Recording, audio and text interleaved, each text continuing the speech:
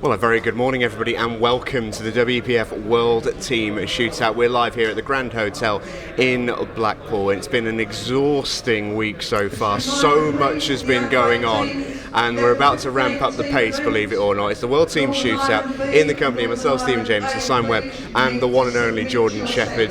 Sheppy, I want to start with you first. The shootout is such a mad event. You are the shootout king. But in a team event, it's such a different experience, and it's even more brilliant, isn't it? Yeah, I watched a little bit the other day. The women's were playing, and then I watched a bit of Wales against South Africa. I think it was South Africa. And it was some crazy stuff going on. Yeah, it's great fun. It really is always fun. You put great players, even Jordan will tell you, when you're in the shootout and it's fast-paced and there's action, it is tough. The pressure's tough. You put the team environment in it as well. You're playing for your country. You've got one frame. You're under it, and watching pool players under it is great fun. It really is, and this is what they're playing for right here. That is the trophy. So let's take a look at what we're dealing with. If you're new to a shootout experience, here is what you need to know. And it's fairly simple. We've got 40-minute matches. We'll play a maximum of 10 frames, which means if we finish 5-all, we go to a 6-red shootout. It is a race to 6. You can stop it there. Once we get to 6, the match is over. 30-second shot clock to begin. 15-second shot clock for the final 10 minutes, and the golden duck and the golden break are in play. We did see last week with the women, we almost saw a strange shootout in a way, because it was fairly it was meandering along, fairly steady pace, and then the final just exploded with all the sort of nonsense that we expect from a shootout. Yeah, absolutely. Obviously, it went right the way down to the wire. There was a little bit of chaos there for the 6-red for the title, but that's everything that you're going to get with the shootout. You are going to get some things out there that you've got to be able to roll with the punches. I think the teams have to be able to just, whatever happens, you've got to kind of try and stay calm and try and just deal with it. It's one of the things that Jordan did well. There was always felt like there's a lot going wrong, like when Jordan was playing in the shootouts, but he was always the man in the middle that stayed the calmest and was just able to enjoy that experience. I guess it was, you always played with a smile on your face in the shootout. I don't know about calm, but you look calm. Yeah, outwardly maybe, but yeah, it was like you say, just keep hold of it, and just I know it's 30 seconds and 15, but you've still got time. If you could think fast enough, then okay. Is it more about sort of just embracing the fact that you will make mistakes on this format? Because when we're playing yesterday, for example, and it's the Masters and it's a race to 10 on a 45-second shot clock, you're trying to play perfect pool. Mistakes are an absolute minimum, and that's the goal. But you're always going to make mistakes on this format because of how it is. Is it just about being able to handle those better? Yeah, well, if you do make a mistake, you've got no time to think about it anyway, because the matches only lasted half an hour, and in them days the rules were the clock never stopped. Yeah. So you literally had no time. So if you did miss, it doesn't matter, just start again. You'll be the first to admit, though, and obviously we've seen you play at an elite level. You'll play plenty of matches without any mistakes. But when you won those 5 shootouts in whatever it was, 7 or 8 tournaments, you probably never really played anywhere near your best level in any of those matches. You just won the moments. You were just always in the position just to dust a mistake off and just go again. And other people were making bigger mistakes around you, and you just held yourself together. Yeah, obviously if you can watch it back on YouTube and stuff, but I have watched quite a lot of them back, and you would, wouldn't you? I probably played. I remember playing McAllister in the final, and I played Immaculate. And a few others. I remember what Fitzsimmons done to me in the final. That was good. I said at the time that's the best thing that could happen to our game. And obviously here we are now, watching everyone run around like headless chickens, which is good fun, obviously. But yeah, it was. It would have been interesting to watch someone like Mick play the shootout to see how he would have gone on, because he's a full-on perfectionist. But yeah, it was good fun. Well, it's a fabulous format, and let's take a look at what we've got coming up for you today. We've already had the last 16 in this competition, so we are straight to the quarterfinals. We'll see all 4 this afternoon. England versus Malta opens things up. We'll then see France versus Mauritius, last year's semi-finalists there, Mauritius. Scotland versus Ireland, and Wales versus Northern Ireland. I want to talk a little bit, before we get on to our first match there, because that is a cracker, about Northern Ireland. They are the defending champions. They are the 2-time defending champions. We've run this event twice. They've won it twice.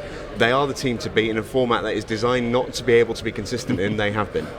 Well, first and foremost, they're the best team in the competition. They're the best team in the World Team Championships. They're unbeaten so far in the World Team Championships, and they're not just unbeaten, they are dismantling teams. Nobody can get close to them.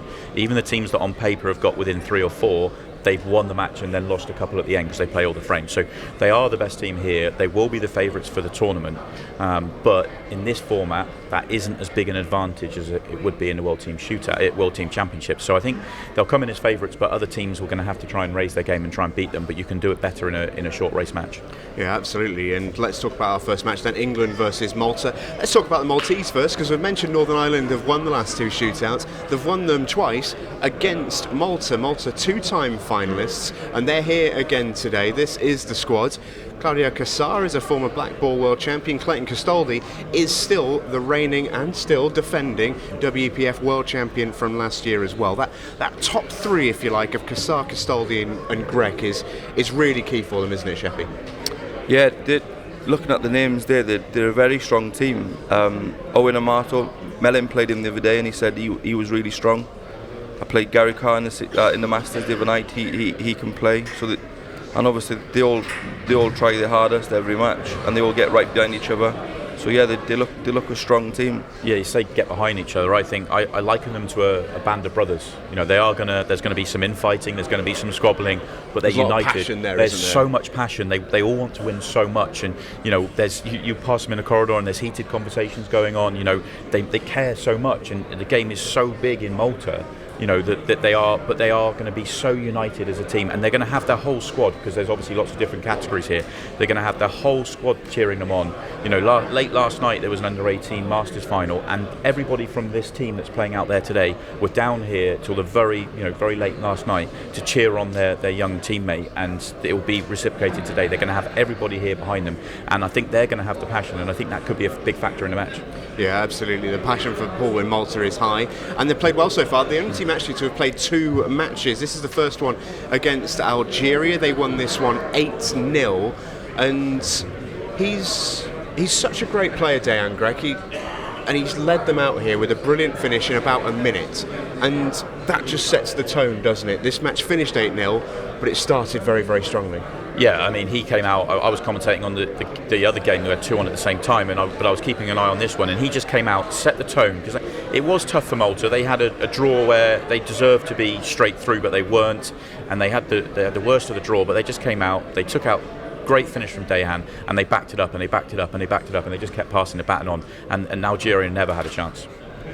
Yeah, this is Gary Carr at the table. We'll hear from him in just a moment, and he's one of them players, I think, Jordan, that he's done so well in Malta. He's winning a lot of sort of Maltese titles, that he's so keen to step onto what he sees as the world stage and really just show how good he is. And I think that's the attitude that quite a few of the Maltese have that maybe haven't done it before, like Dan, like Clayton, like Claudio. Yeah, like I said in an interview the other day, they all seem to play the same way. So if they do make mistakes, then usually they don't win, because there's no B game there. They're all out attack. And obviously one frame pool, I think sometimes you do need to hold back a little bit. Well, it helps in a shootout, I imagine, a little bit. Yeah, just knowing when to tie up, and when just to rein in a little bit and just let the other players make the mistakes. But I think with them, they go hell for leather, and that's their lot. And it's a format that's worked really, really well for them. This is the winning 8-ball, and it was an 8-0 victory. They then went on to complete another victory over Reunion Islands to secure their passage through to the quarterfinal. And they just looked really, really strong. They're a super team, Malta, and Gary Carr is one of the key cogs of it. Before we get going today, I did catch up with the Maltese player. Hey, welcome back to the World Team Shootout. Cannot wait to see you guys in action later. The qualifiers went well for you. You're the only team who's played two matches in the shootout so far, and both on paper were comfortable wins. What was the experience like for you and the team? It was amazing. It's our third time competing in the tournament. We've had two finals in the last couple of years. We lost both times, so maybe it's third time lucky. So far in this tournament, we've had two very, very good wins against Algeria and Reunion Islands. Everyone was on top form, and hopefully we'll continue this run. Well, absolutely. What is it about Malta that loves the shootout? Because we know you guys are a really strong squad, great team spirit. Do you think that helps you in this competition a bit? Yeah, because it's sort of more, it's more of a lively tournament, and you go more for the shots, and it's with the shot clock and everything, and the crowd is even more buzzing, so to speak. So us as Maltese, our culture, we're a bit loud and we're a bit more, let's say, eccentric. So this sort of competition helps us gets going. We get going more, so it's in our favor, eh? For those who haven't seen too much of the Maltese team, what are we looking at? Who are the names to watch out for, aside from yourself, of course? Yeah, it's full of top players. Not to mention, obviously, Clayton Castaldi, reigning world champion. He's in the last 16 this year as well, so he's amazing. We've always known he's an amazing player. And also Ryan Pisani, he's on the Pro Tour as well. And obviously Dejan Grek, everyone knows him, he's a very good player. I like to speak highly of myself as well. I've been doing quite well in Malta, and I'm trying to get those levels on the Ultimate Pool Challenger Tour, and this week hopefully I'll do something big. Well, let's hope so. You've got a fantastic match coming up. I mean, just cannot wait for it, really. And how excited are you for it? Yeah, it's a tough test. So obviously, on paper, maybe they are the better team. We're going to face England. So everyone knows England. They're probably the best team in the world. But as I said, I like to speak highly of myself and my team, and I believe we're as good as anyone. Maybe it's time that we handle the pressure a bit better. And as I said, this sort of event gets us going, and maybe now's the time to get third time lucky and hopefully go all the way. Great to hear from Gary Carr, always such a passionate player, and he speaks really, really well as well. That's enough on Malta for now, because we need to talk about their opponents. Malta are in the place, but so too are England, and they have got a squad that is locked and loaded. It runs deep, just about as deep as any team really in the tournament. They've won the World Team Championship 11 times, but they are yet to make a World Team Shootout final. Back-to-back defeats to Northern Ireland in the last couple of competitions. Lee Kendall is the captain, and I mean, that list of players is pretty special, Si. It's a really good list. I mean, we were just chatting off air there. There's 6 Ultimate Pool professionals in that list, and they've got Kenny, who's obviously the captain, that's been one of the greats of the game. And for me, on paper they look strong. They look like they should be big favourites to win this match. They've got a deep squad, but I think the captain, Lee Kendall's got a big problem. I think he's got some decisions to make, because I think 3 or 4 of their star players are really struggling. I think Shane's really struggling. You've got Luke and Dom, who have not really fired in the tournament so far, and then you've also got Scott Pope, who's come in, and I thought he was going to really fly. I thought this was going to be perfect for him, and he's struggling. So Lee's got some big decisions to make. What does he do? And in particular, what does he do with Shane Thompson, who should be and has been one of their star players for a long time? He's really struggling at the moment. He certainly has been, compared to his usual levels, but a player who's been right at the level that he always has been is Carl Sutton. He's so reliable. He's a 2-time Ultimate Pool champion. He's won a Pro Series, he's won a Pairs Cup, but he is just Mr. England. I mean, take a look at this clip from 2010. That is a rather fresh-faced looking Carl Sutton. He looks a little bit more mature now, Sheppy, doesn't he? But he's already a fantastic player, but he's one of those players, and there are a few that exist, that are just a different player when they represent their country. They almost become a super former themselves. Yeah, and also being one of the main players in the team, he probably feeds off that. Probably gives him confidence. So, yeah, I'd say a lot to do with that is having all his mates behind him, and obviously I know they're all really friendly, whatever, but yeah, that just elevates him that bit higher than probably what he does when he plays singles. Yeah, his one-frame record is terrifying, really, for England. There he is with Dom Cooney and Luke Gilbert ready to rumble. And I wanted to ask you a little bit about Team Blessed there, Dom Cooney and Luke Gilbert, because they're fresh in for this tournament, and this tournament suits them. This tournament suits them, but I thought England, we saw them in Morocco, it didn't go particularly well for them, because they come into every tournament, they've been the strong outfit for the last 30 years, but they've been just gone a downward spiral a little bit. They haven't won for a couple of years now, and I thought adding Dom and Luke to this team was going to be a huge factor for them. But as I said, I don't think they're playing particularly well, and I don't think adding Scott Pope in he's not going particularly well. So I think even though you've got these guys that I thought would really elevate the spirit within the team, get that youth into the team as well, for me, I don't know whether it's really worked. Now, it's early in the team championships, they've still got time to build and turn it around, but you haven't got time here to turn it around. You've just got to get out there and go, and it will be interesting to see how many of those players actually get out onto the table. Cannot wait to get going. Malta versus England is all set for our first game of the tournament to qualify through to the semi-finals. When we return, Malta versus England is live.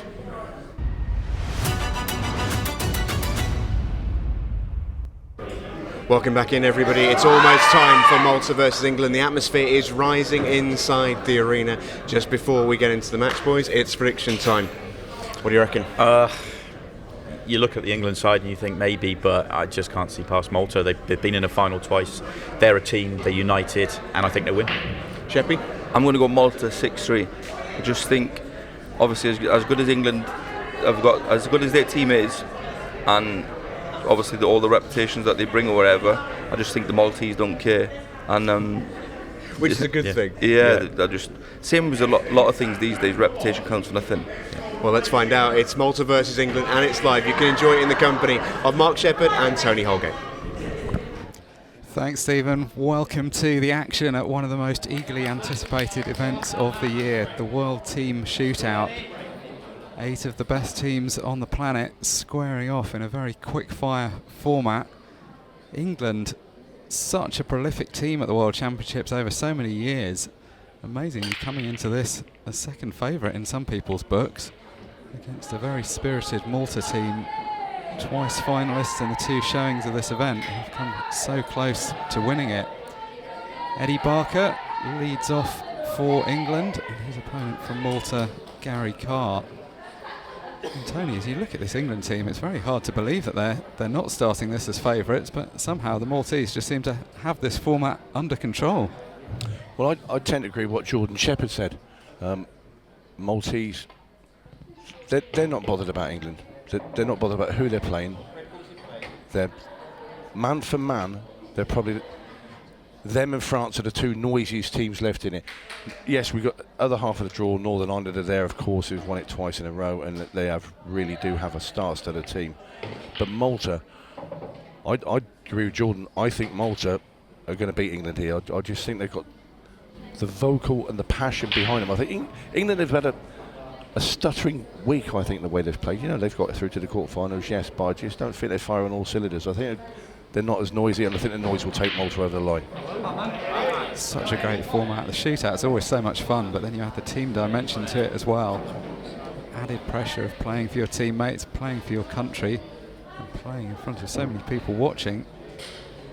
Dry break from Eddie Barker, Malta in first, but he is now back to the table. Would love to have seen that cue ball fall into the corner pocket. Playing with ball in hand here would have been so much easier. As it is, he's playing from a pretty awkward spot.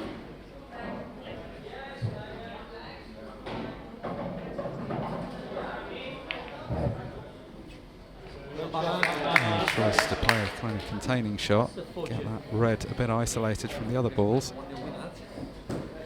This isn't really a format where we're expecting to see a whole lot of safety play, but obviously sometimes that's going to be what the balls dictate.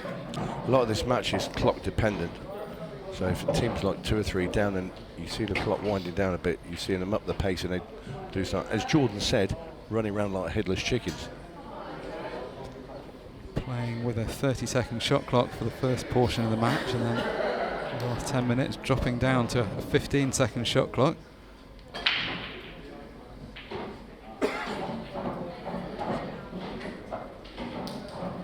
Good chance this for Gary Carr, but obviously got the red on the left-hand side of the table. Can get to it. That yellow isn't quite covering it, but he's going to have to play a precise positional shot. As long as when he pots this red into the centre, he can push the cue ball through. It'll rub off that yellow. It all depends how far he bumps the red up that's to the right of that, how far up the table, because he needs to pot that and get on the other red that's in the centre of the table. And also he wants the angle so he can screw across and play the black, or sorry, the red up the rail and then the black down the bottom. The other thing about this format, the reason there's so much pressure, is that the individual players only get 1 or 2 frames, so their moment in the limelight is pretty limited, and they feel pressure to do well. That's not gone well for Gary Carr. Couldn't avoid that cannon, not the contact he was looking for at all. Ideally he would have just brushed off and left it somewhere in the middle of the table. The thing with the England side, what stands them in good stead, even though I still think Malta will will snatch this. Oh my word, what a shot that is. He snooked himself. He said they're a team that's full of professionals, pretty much. Eddie Barker, Ultimate Pool Pro. Got Luke Gilbert, outstanding player, won a pro event this year. Carl Sutton, as they call him, Mr. England, always steps up to the plate when it's international time. But I'm going with the passion and the noise from Malta. However, this wasn't in the script. He's come with one great shot already to get out of this trouble. He's going to have to come up with a better one. So, first good chance for England. Although, at first glance, he's been a bit fortunate there because I don't think he's left an easy starting ball. If Eddie can just get through to the ball to the top right corner. Strange things happen out here in this one-frame format. The other night, even some of the world's top players were, with the clock coming down, were starting to miss balls that they'd never miss in a long, drawn-out match. Don't forget, you've got all your hopes and dreams of your teammates as well, sat there, sort of with their eyes burning into the back of your head. You just don't want to let your teammates down. No pot available for Eddie, but easy snooker. Yellows all over the table. The problem here is not hitting the red, it's hitting the red and not leaving a yellow, because there's so many yellows spread around the table. Not hitting a red was also a problem, so ball in hand for England. And this is a glorious chance for Eddie Barker. Eddie is one of the most experienced players in the team. He's been a top-line professional for a long time. It's only the pressure of this situation that could possibly stop him making this clearance. The most difficult ball on the table is going to be the 8 ball, so just needs to pick which ball he wants to use to get back for that. The rest of the yellows he can take in pretty much any order.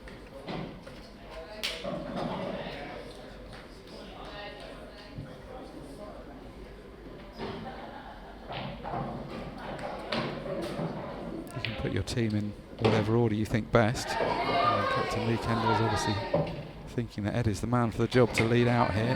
Been in good form throughout the week.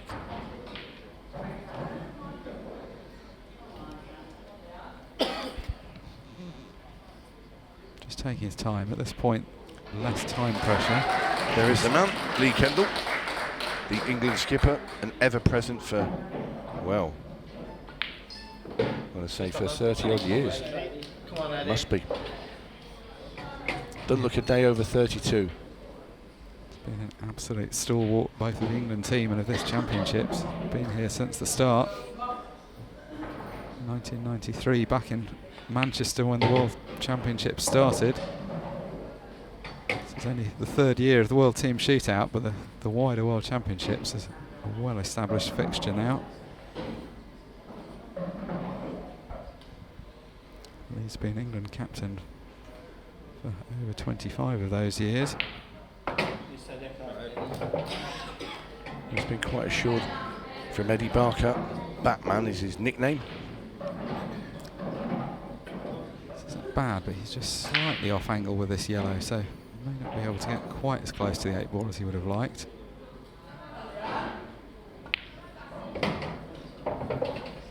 So now he's leaving this in a position where this ball is missable. You still fancy him to get it, but this is a pressure shot.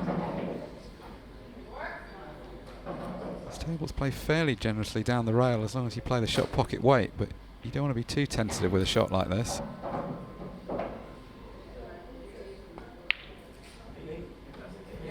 Oh my word. Well, that's tightened up a bit. I thought that was in, even though it did sort of catch the jaw. I think the pace has just stopped it.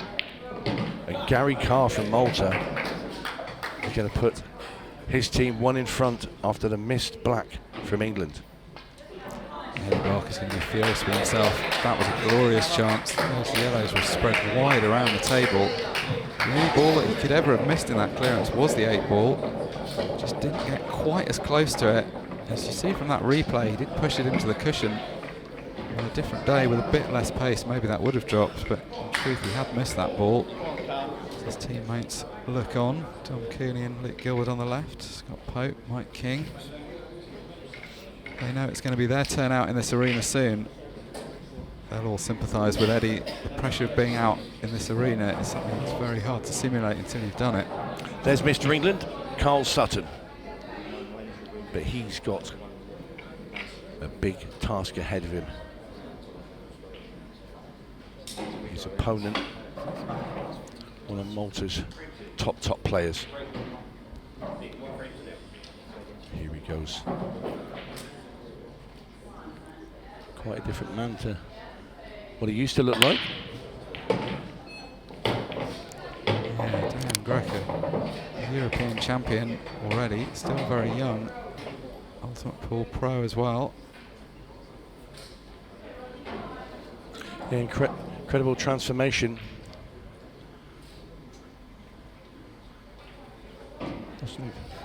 Lost an incredible amount of weight. He's a very natural player, very much like the whole Maltese team. They all have this fast, fluent style, but Dale really leads from the front. See how quickly he's getting about this. It's been told it's 15 stone Dale's lost. I'll tell you what he hasn't lost is his playing ability. Mind you, he's made itself a bit tricky from here.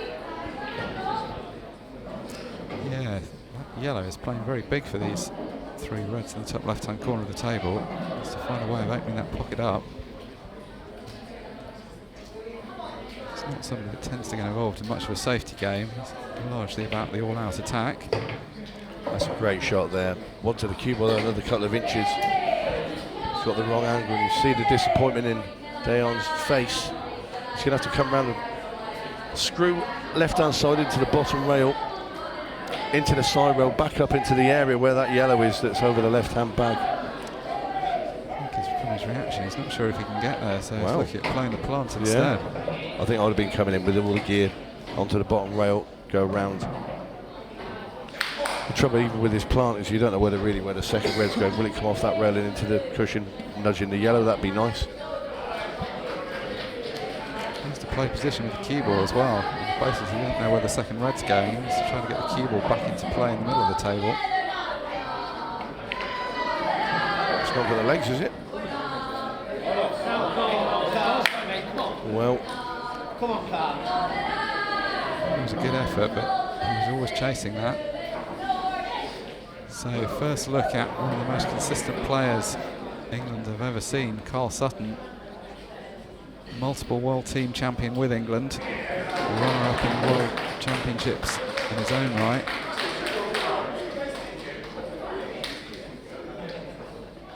Not just a good player, but also a very good player under pressure. Make no mistake, he's under pressure here because he should have won that first frame. It's not as intended. He was trying to drop around the back of that yellow for the opposite centre. it's not a good shot by Carl there. He's got to play that ball into the centre. Cue ball's going to be sailing towards that red on the left of the table.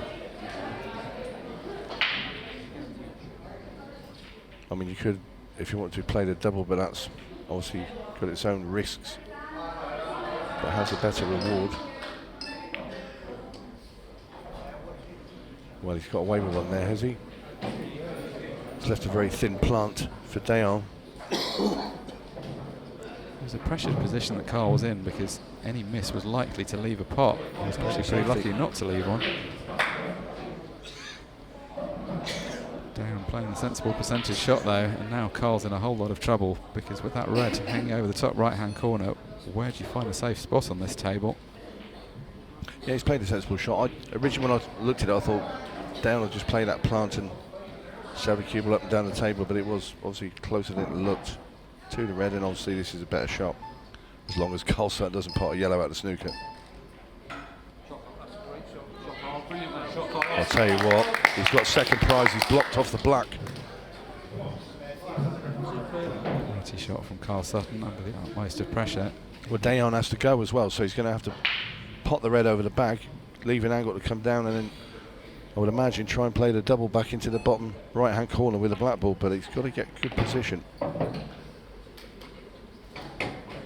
I'd have rather been shorter than too far on that one.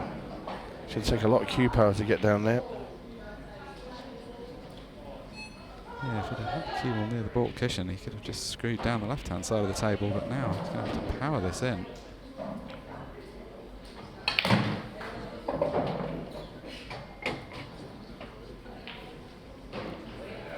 Well, he's just got that. Yeah, but I think, I'll tell you what, if you try and play the double, the cue ball could get in the way. You can't pinch it and with enough side to play it a straight double and hold the cue ball. So it's like a cross double. I don't think he can make it. He's going to have to hit this hard if he's going to make it. He needs to straighten this up. And straightening it up he has. What an incredible shot from Dan Grech. I'd have had money on, well, I'd have lost money. I'd have had money on that nut going. I did not think he could have the angle and play with enough side. Just look at the pace he's hit it with. That's an incredible shot. He had to hit it with that pace. That wasn't showboating. He needed to straighten that ball up to get the cue ball out of the way. What a great shot from Dan Grech. Yeah, I just thought if he could straighten it up, the cue ball would be too far down the table. It would be in the way. So what do I know? For the second frame in a row, an experienced England player has come to the table with the balls at their mercy and has fallen short of the clearance. That time, on the second ball, he just didn't get good position. Now we've got Dom Cooney for England. Man from Cambridgeshire. Also on the side is his best buddy, Luke Gilbert. Go on, Looney. Go on, Looney, please.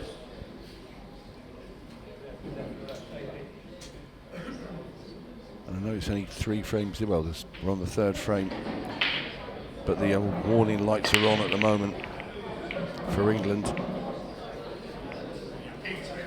And a dry break. And just look at the reaction there from Cooney. Wasn't the greatest split in the world. Sort of came off the side of the front ball.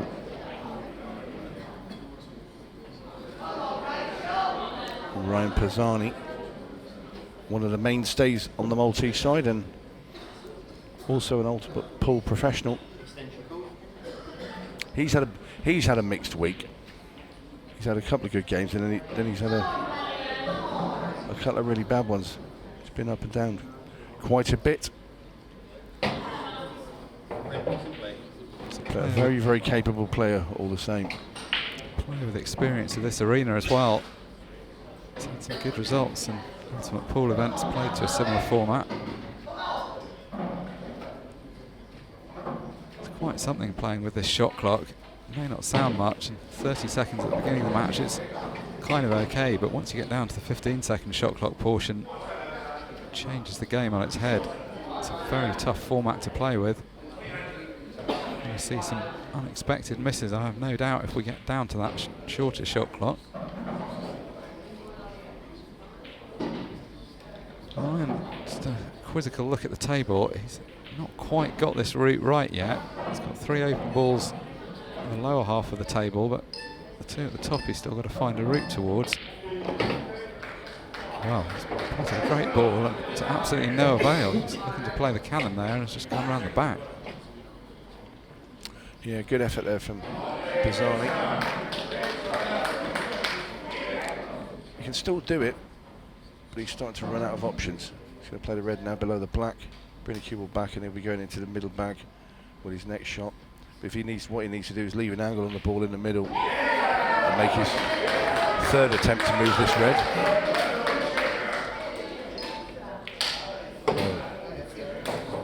I don't understand that shot. I thought he would have stopped the white dead, or even trying to get it to the other side where he could just come off, put the one in the middle and come off the side rail, bottom rail, and try and keep that yellow away from the red. But he's obviously got other ideas. Feels like a clearance more, and I hope than expectation at the moment. He seems to be putting himself into trouble. Had to bail out of the clearance, but didn't really make much of a job of it. I don't really see how he can pot a few balls and then try and play safe against Dom Cooney, who's got a full set of yellows there to go at. Not only that, Cooney's one of the best players in the country. Former World Championship finalist. Last time we were in Blackpool 5 years ago. Ultimate Pool Pro Series winner as well. Dom's had a go to try and move those 2 balls. Can he screw straight back into the red and yellow now? If he can push that yellow below the red, he's got to finish on, and England do really need this frame. Once you start getting 3s and 4s behind, I know there's plenty of time left on the clock, but really, you've got to stay within sight of Malta. So that's 2 goes each trying to move those 2 balls apart. None successful. Bit tentative, that one. He had the right line, but he was never really going to get anywhere with that pace. A very important frame. If England can get it back to 2-1, given the start they've had, they'll be quite relieved and can go on from there. But as you say, 3-0 down is going to be a tough ask. Tom giving this plenty of thought. He's called for his extension. Each player has 1 15-second extension per frame. He's got a couple of other balls he can use. That's the advantage of having more yellows left on the table. Still not got quite the right angle. It's a very similar scenario coming from Pisani's visit, where now Dom's potting his balls and those 2 still lodged together at the top. You get in a position where you think, well, do you know what, I'd rather be on reds because at least the red ball's in front of the yellow. This is the kind of thing that happens in a shootout that wouldn't happen in a longer format singles match. You feel obliged to go for things, and sometimes it's not the right option. Dom has wisely bailed out before it's too late. Very important for Ryan to hit a red here. Ball in hand would be massive from this situation. Just got to make sure you don't give the foul away. Mind you've got to make contact with your ball and then with a cushion afterwards, which he has done, but has he opened the yellow up? Yes, can the yellow slide past the red? It might go into the left-hand jaw and just dribble in. I don't think he wants to hit it at pace. But by the quickness in his step, I think he fancies it, does Dom Cooney. If this yellow goes, this is a glorious chance. Yes, it does.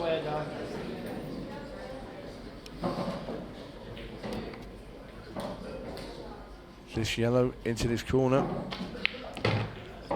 Both yellows go into that middle bag, and the black in the bottom left. So this is just roll the balls in now for Dom Cooney, and England will have their first frame on the board, hanging on to Malta's coattails.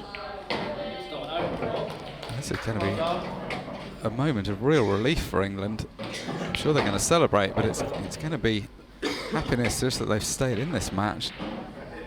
They could so easily have won all 3 of the first frames. Let the first 2 slip, but no mistake that time from Dom Cooney. He opens England's account. Malta now leads by 2 frames to 1.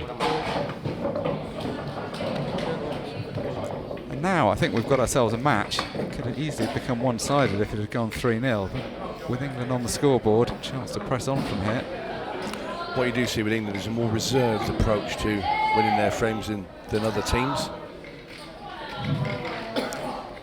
Which I understand, and that has served them well. They've won the world team title 20 times, so you can't complain about the way they've played, but the emotion that the Maltese are playing with and some of the other teams in this shootout are playing seems to just suit this format. I'll tell you what, France, they were rapturous when they beat India. I don't think I've heard as much noise in that arena. And they'll be up next as well. Against Mauritius. So Malta to break in frame 4. And that is a nice split.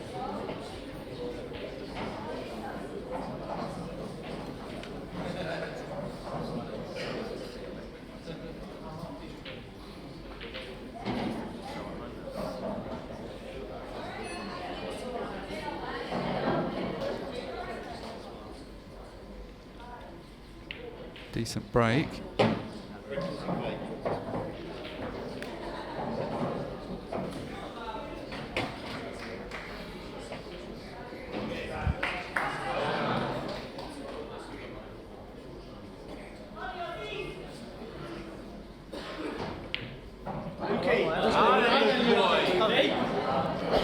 This has been good from Claudio Cassar up until that point, but hanging that red isn't going to do him any favours. So first look at Luke Gilbert, under 23 world champion, under 23 world team champion. Now 1 year too old to be in that competition. He's forced his way straight into the main England team. One of the best young players England's produced in a long time. Very exciting prospect.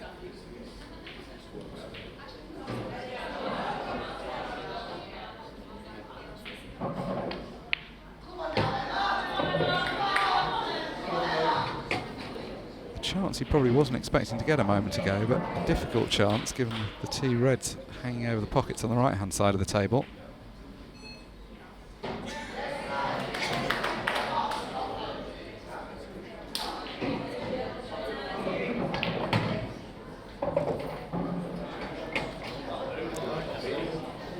There's a joke about Luke and Dom Cooney being part of Team Bless because they have good rub of the green sometimes. That's a cannon that's turned out surprisingly well.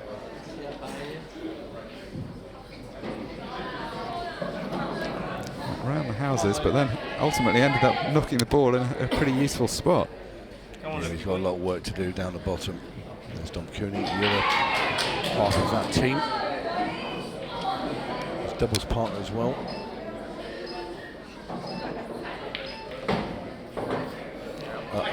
What's he done with the cue boys? He's gone to play the loss of turn.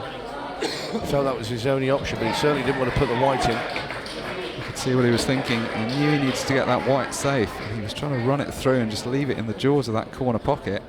And had it stayed on the table, he would have been in a great spot. But ball in hand. What a great result. Claudio Cassar races to the table with a good chance. The fact that that yellow has gone over the top right-hand corner pocket is the only thing that creates any difficulty. You would imagine he's going to want to leave the ball over the right centre. That's the best way of linking up to the 8-ball.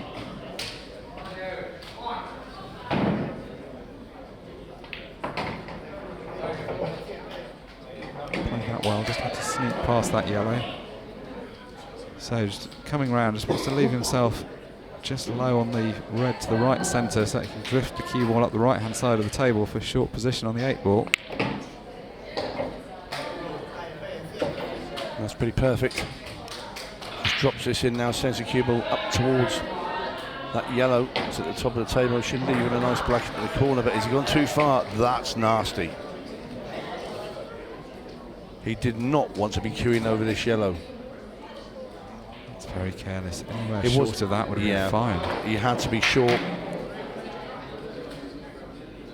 Well, is there another twist? And will Luke Gilbert get let off?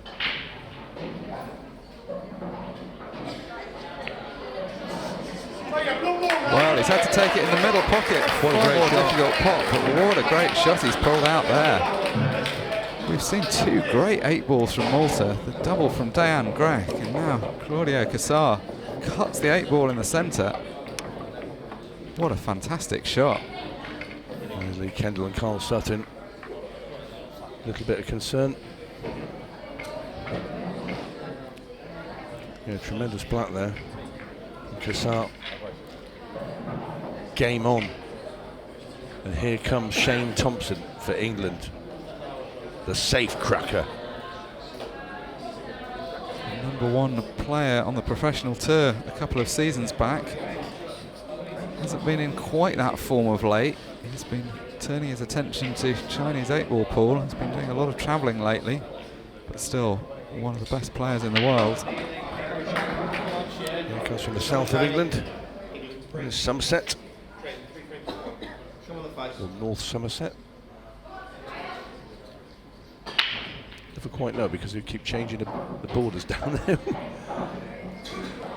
Normally has a very powerful break very smooth cueist.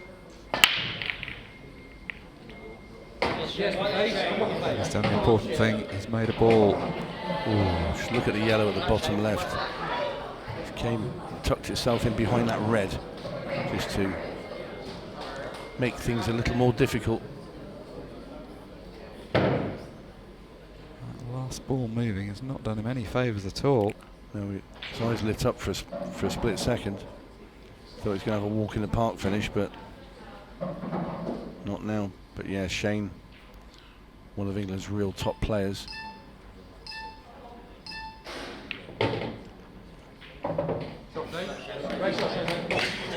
He's going to need to be here because having got themselves back into this match, England has slipped 2 frames behind again.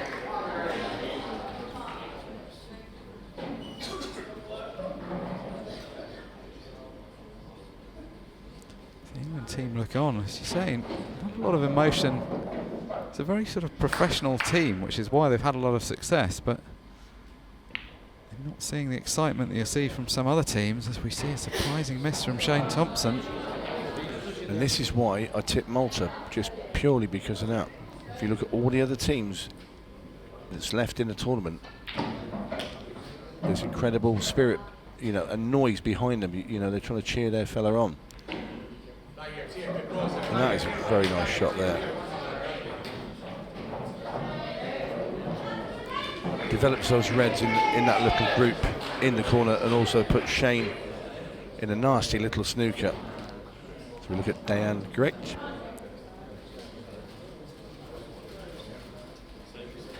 Obviously played that amazing double black earlier. I didn't think he could manufacture, but he did.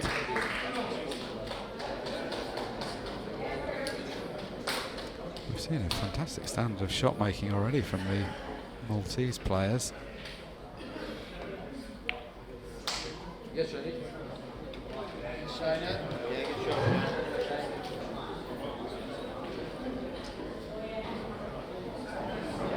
I'm wondering now if the attacking way that Malta like to play, will he have a go at these? I know there's red stuck down at the bottom. I wonder if he's just having a little look now to see what red he could get an angle on to maybe send the cue ball down a manoeuvre. He's just seeing now. Just used his extension. Wants to make sure he's worked it out properly. He's going to wait. He's going to wait. Problem is, I won't wait too long because it's easier for Shane Thompson to get his yellows into position because he's got a couple of balls down there to use to break that ball out. There's always that danger mark. If you wait too long against a top player, you end up paying the price. Shane Thompson's a very experienced player, and he's also a very good player under pressure. But that has not been the best start to this match. He's got a double kiss that he didn't want there. Well, he has an angle here now. I mean, it's low percentage, but he does have an angle red into the top left-hand corner. He can screw the cue ball down into the side rail and kick those balls apart. So if he's digging down here, we know he's going for it. There he goes. He's made it worse. That was a tough ask, but he's pulled out a brilliant pot to get into that. Whatever happened to fortune favours the brave? Yeah, he got into it so well. The cue ball was still fizzing with spin, which had turned into top spin at that point, and just kind of pushed the red the wrong direction.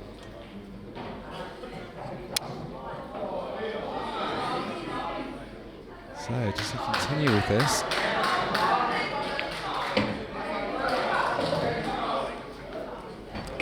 Well, I think it's like a game of poker now. He's all in. You know, he's completely committed to this finish. There's nowhere where he can play any safety. But red's in a really awkward spot because unless you come into it from the right-hand side, you're unlikely to knock it towards the pocket. But how do you get over there?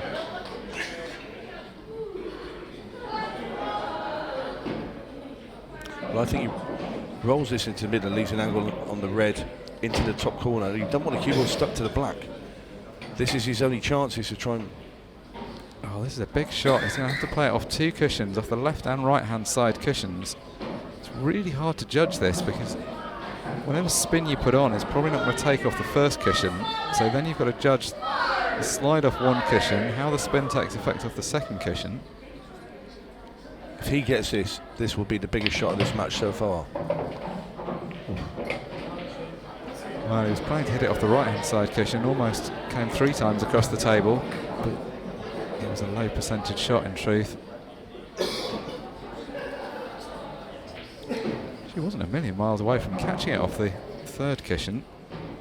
He feels he can just sneak through here. He could.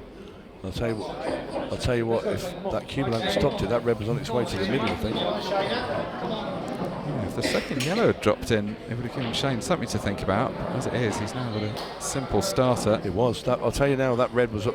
If the cube hadn't stopped that, that red was in the left-hand middle. Well, early moments of drama in this match. And now Shane Thompson's just got to put that out of his mind. This is a routine finish for a player of his calibre. Yeah, you wouldn't expect Shane Thompson to miss from here. And again, it's England hanging on to Malta's coattails. Right now, Malta are bringing all the drama to this match. England seem to be left these counter clearances, which normally they're so good at.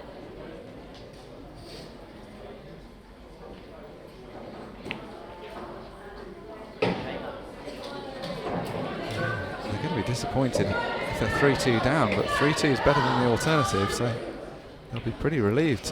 Well, I'm going to tell you this. England have set off with their big 5, their top 5 players.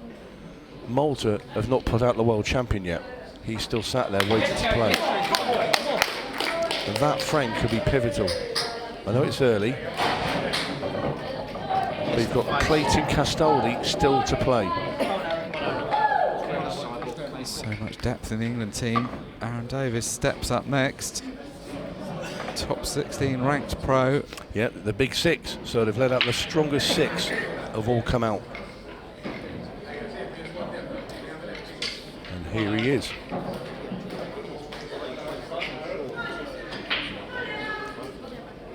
Clayton Castaldi. The world champion 12 months ago in Morocco. He's back here this year to defend his title. Right now, what he's focused on is getting his team through to another team shootout final if he can. They've reached the final in the last 2 years. 2 more matches required to get to that point. This is the quarterfinal stages. So Clayton Castaldi of Malta breaks off in frame 6. 2 balls made. Well, trying to look around the table to see where's his easiest first pot is. It's a funny one. I think you can take up. For me, you've got to choose yellows for a start. 1, it's the easiest first pot, but you've only got. Now, do you have to move that one in the left-hand centre? That's where the. If there is a problem, I think you can put it clean. You know, if you can, then yellows are there. Yeah, it's tight. If you're in the right position, you may just be able to roll it in, which You notice he walked round and had a little look at that, Mark, didn't he?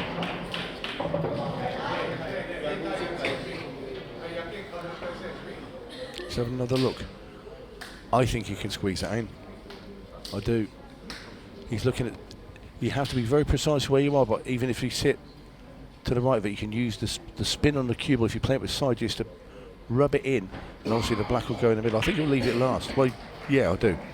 So he places red up here, cube into this other red that's yellow at the top. Cube rolls into the red here, just the whole position, like that. This into the middle, yellow down the bottom. He wants to screw the cube. I'll tell you where he wants to sit, is right on the break spot where the front ball goes. If he sits there, then he's having a cue there. He can put right hand spin, rub into that yellow, and the spin on the cube will push that yellow into that pocket, and it will also rub the red away, and then have the black in the middle.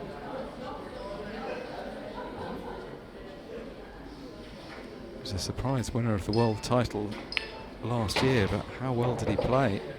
Well, he's going to go now. And this is inch perfect. I don't blame him. Before you look at it, you think if you play the one that's down on the bottom first, because of the speed of the table, you might not get there. And he's probably thought, do you know what? I can get there now. I trust myself to pot that last yellow and get to the middle of the table. So this. Yeah, that's great. That previous shot was a great one because he landed in such good position. He didn't have to play with a load of spin there. He could just get through to the perfect potting angle.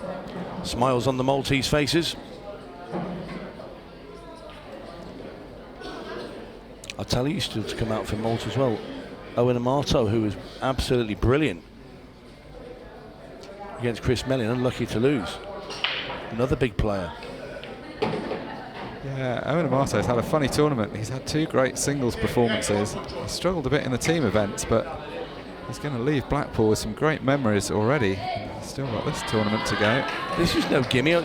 He was a bit tentative there, Castoldi. He didn't want to sail too close to those reds on the left in case he's sneaking himself, but he's pulled it short. It looks like he's refusing to take it in the top corner. He's going for the thin cut into the middle. Maybe a slightly bigger pocket because of that red. Well, he needs the red, but the 8 ball is down. Loud cheers from the Maltese team. Played with such passion. You can see what it means to all of them. The world champion turns up and brings a world championship performance just when he needs it. This has been very entertaining stuff from the Maltese. Absolutely. The England team don't look like they're enjoying the entertainment right now. Manager Steve Mills on the right-hand side looks a bit disgusted with what he's seeing. Aaron Davis takes his seat, having had no chance to do anything. Well, another well-known player for England, Giuseppe D'Imperio. It's been a stalwart of these World Championships for a good few years now. Doesn't play as much in between, hasn't been playing so much on the pro circuit, but every year he turns up for the World Championships, and every year he seems to play some big frames.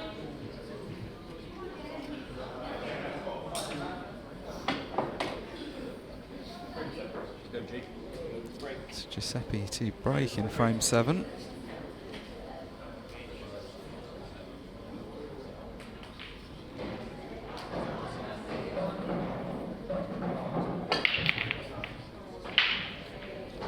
Goes for the cut break. Doesn't have any friends though, so Malta straight back into play.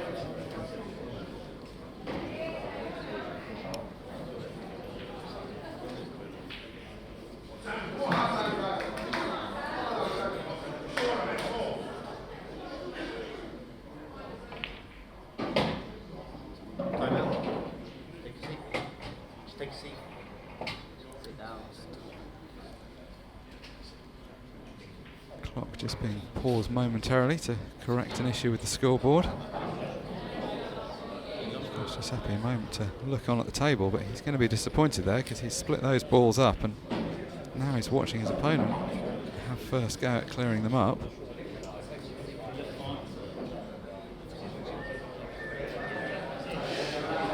Just not gone the way that England would have liked it to have done so far. I think they're going to be particularly disappointed because they've had good chances for counter clearances from relatively straightforward positions.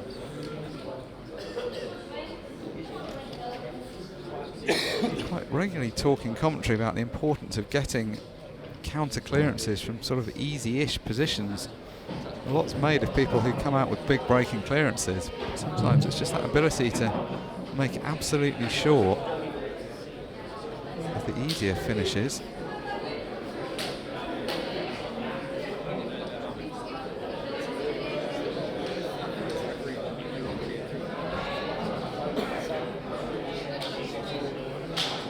Referee just having a look at that first shot from Wayne Pace just to check that there hadn't been a foul, but everyone's happy that there wasn't one. Just had a little VAR check, if you like. But play will continue now with the man from Malta, and he is on reds.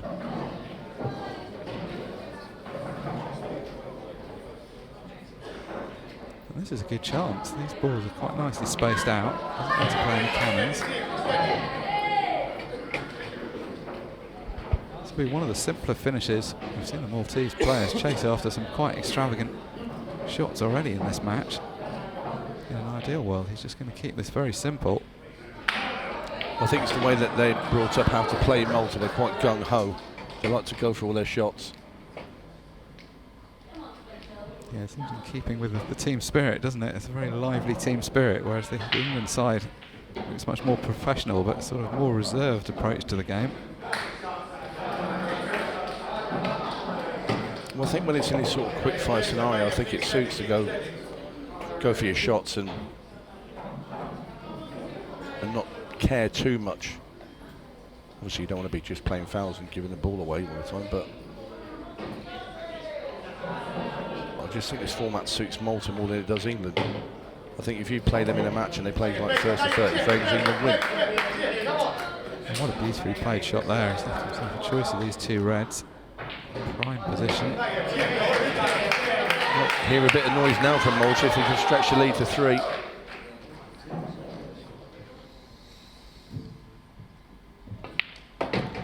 Be a bit mindful of the clock now. We're going into the last 40 minutes. When it goes down to 10, we go to 15 seconds of shot.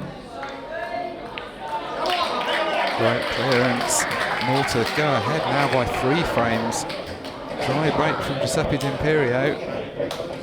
Gratefully accepted. Of course, don't forget you've got the golden breaks in play, but also the golden ducks. So if the 8 ball goes down off the break, you win the frame, unless you also pot the cue ball, in which case you lose it. Well, the England team, sort of combination of nerves, pensive looks. Feels like they need to G themselves up, get something going out there. That's the first set of 7 players out. Now the team's re-nominating their second set of 7 players. They can change the order if they want to. Mark Goff does the honours, gets the balls racked up.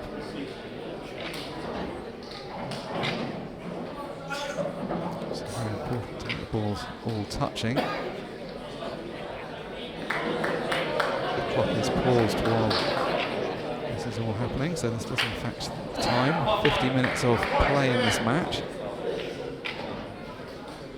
It is a race to 8, so Malta not so far away from that winning post now.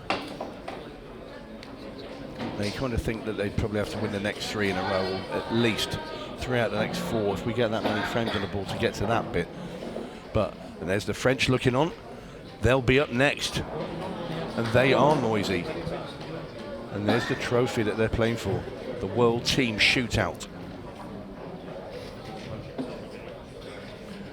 France are ready, they're excited. I mean, how noisy were they against India? It was, they took the roof off.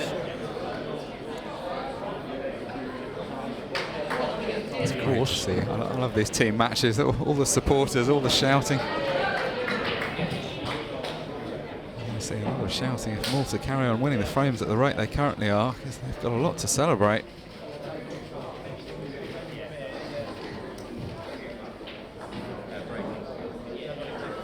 Enjoying this slight break in proceedings. So, change to the order. It's Shane Thompson out for the first frame of the second set. One of the big guns returns.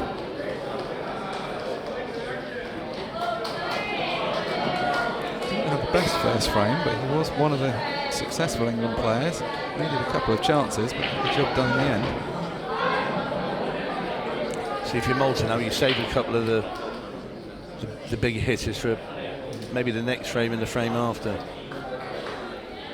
Good strength and depth on both sides. I'm not really seeing any weak links, even once we get down to number 7 on the batting order. Don't forget, there is a tactical decision to be made with a 6-red shootout should it arise, because you get your nominated player, but also the next player that was going to come onto the table. So you've got to try it. If you thought you might go to 6-red, you'd want to lay out your team. So you've got one of your faster players as well playing. 6-red shootout would come into play if the scores were level when the match clock got down to 0. But anyway, Malta still led off with one of their top players. Very nicely controlled cue ball there by Dayan.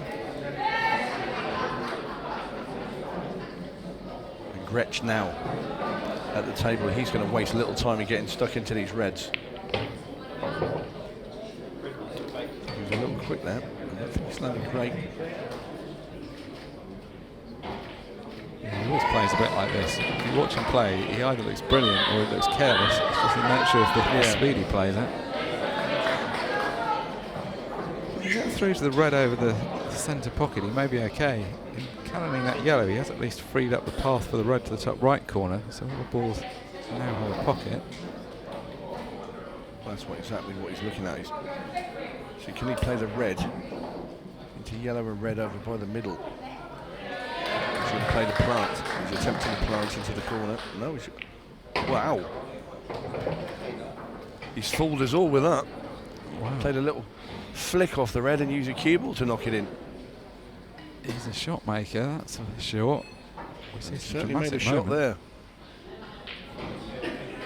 Wants to cut this in and get the cue ball behind the 8 ball.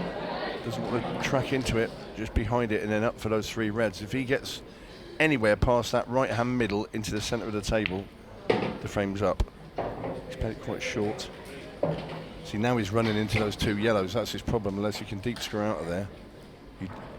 If he hits them,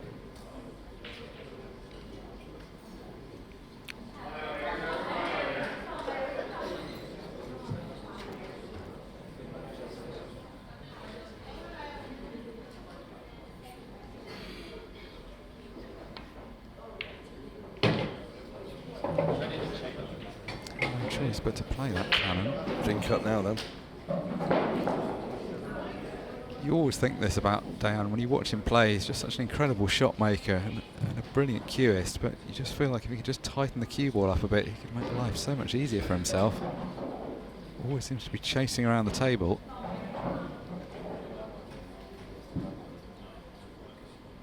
Such a prolific winner though, you can hardly criticise him. He also loves the game. That's an obscene shot to play. Big double, and he's still at the wrong angle on this red. Now does he just drop it in and play the black in the bottom corner, or does he pump this out with a lower side and try and get a bit nearer to it? He's fired up full of adrenaline, that's for sure. So the percentage answer is just to roll it in, but I don't think he's going to do that somehow.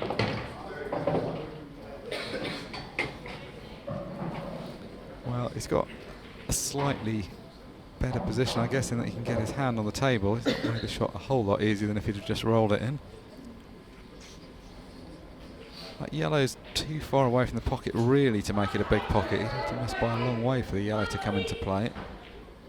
Just going to try and play through the middle of the pocket, and the middle of the pocket he finds at pace. Great celebrations again from the Maltese guys. Another one nearer. Well, looking a bit deflated there. The England skipper, Steve Mills there, the manager. It just hasn't gone the way they wanted. I think it's a difficult position for them. I mean, Steve Mills and Lee Kendall have presided over a period of absolute dominance from the England team over the world title. To come into a match arguably as the second favourite is just a very unfamiliar position for them. So, Carl Sutton for England. 6-2 down now. It's just going the way that myself and Jordan Shepherd both thought. And it's purely, for me, in my opinion only, and it's because of the team spirit. I'm going to say it. England looked flat from the offset. Malta are right up for it. It's just that, you know, the whole demeanour. Malta can see the finish line, and we're about to head into 15 seconds of shot, and that's not going to suit England either. 15-second shot clock. This could be 7-2 here. So Maltese skipper Gary Carr. This is turning into a bit of a rout. We saw in his pre-match interview how much this means to Gary. So happy just to be here. He's going to be very happy the way his morning started. He's playing some good stuff as well. And that's where they've had the balance exactly right. There's been a lot of emotion between frames and in celebrating good shots, but when they've been at the table, they've been fully focused on the job. Absolutely. I mean, they're fired up from the start, Malta. This is big for them. This is huge. They really want it, and I think, they want it more. Well, rubbing England's noses in it now as well. At times it's not worth celebrating before you pop the 8-ball, but that one was literally unmissable. Great performance there from Gary Carr. Gets his team onto the hill. They just want it more, Mark. Simple as that. 7 frames of the 8 that they need. Look how happy they all look. Look at the energy in that team. But it filters out to your players. I've played in all these teams. I played for Ireland for 14 years. We had a great team spirit. It filters out into the players. You're out there, your buddies are there behind you shouting. If you're out there and your team's just sat there sort of looking like they're reading the paper, it doesn't really fire you up. It's, yes, Malta have cleared up, but then are they going to do it consistently if the match is tighter? Are they going to, you need to transfer some pressure onto the other team, and England simply haven't done it. So, frame 10, Dom Cooney for England, Claudio Cassar for Malta. It's Malta to break. Oh, finds a ball but finds the cue ball.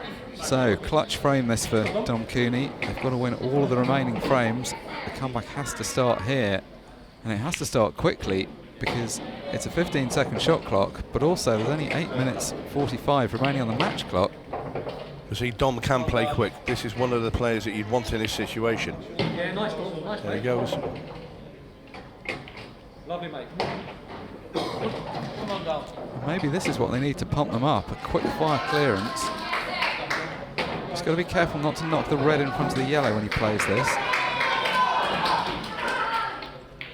Yes, well, I'll tell you what, it could be an audition at Strictly for Dom Cooney. That was a good shot. Has he gone too far? Has he gone too far? He's going to have to double this 8-ball. Just a bit too much adrenaline there. Got into the cue ball. Oof. Has he got it in the other middle? No.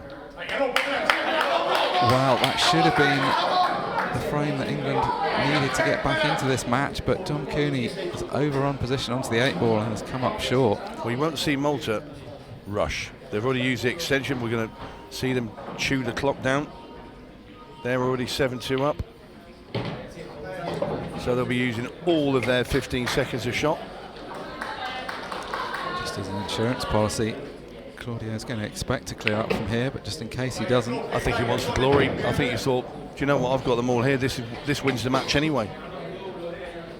Get an extra bit of time to go and have lunch. Chill out. You'll be in the semi-finals tonight. Well, this day is planned out beautifully for them. On the first of the 4 quarterfinals. As you say, you can go out, enjoy the rest of the day, watch a bit of the action. And it's a lovely sunny day out there. You can go for a nice wander. Look forward to the evening's matches.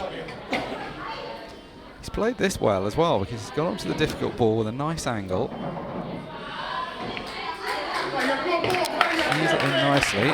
Just this red. Well, this red, the black's dead over the pocket. So this is for the match for Malta, and an incredible performance. Absolutely brilliant. Starting already. What a dominant win from Malta. The team that's twice reached the team shootout final turns up against 20 times world champion England and blows them off the table. Such enthusiasm from the Maltese team. Look how happy they are to be there. They're playing as a team, they want to be there, and they've been there. They are going through to the semi-finals. 8-2 over England. We'll take a quick break. Back with more after this.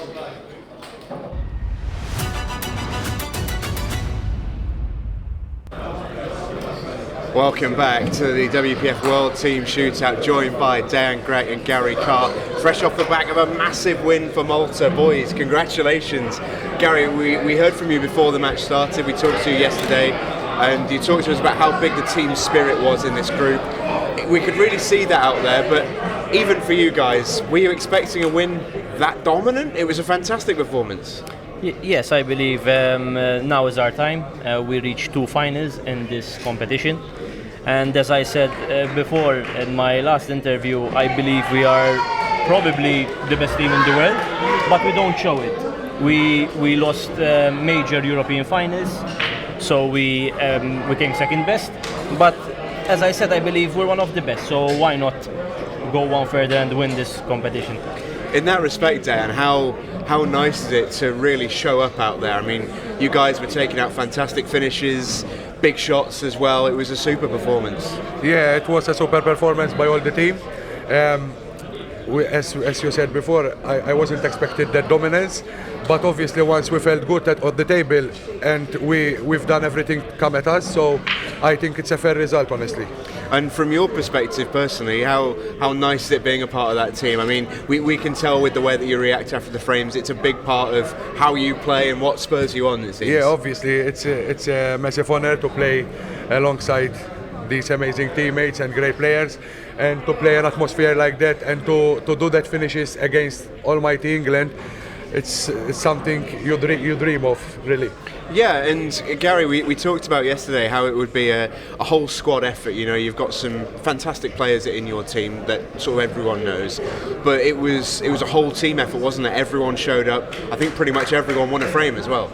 Yeah, of course. We are 8 really high-level players. Some of us are already popular on the Ultimate Pool Pro circuit, like Leighton Castaldi, Dejan Greg, Ryan Pisani, and the others, obviously, like myself, Claudio Cassar, Wayne Gilmore. They're all top players, but obviously they're new to the Ultimate circuit. Sorry. So it's a whole team effort, and we all played at a very high level. And how pleased were you to make that quick start? That felt important. A mistake in frame 1. I think it was you at the table, Dan.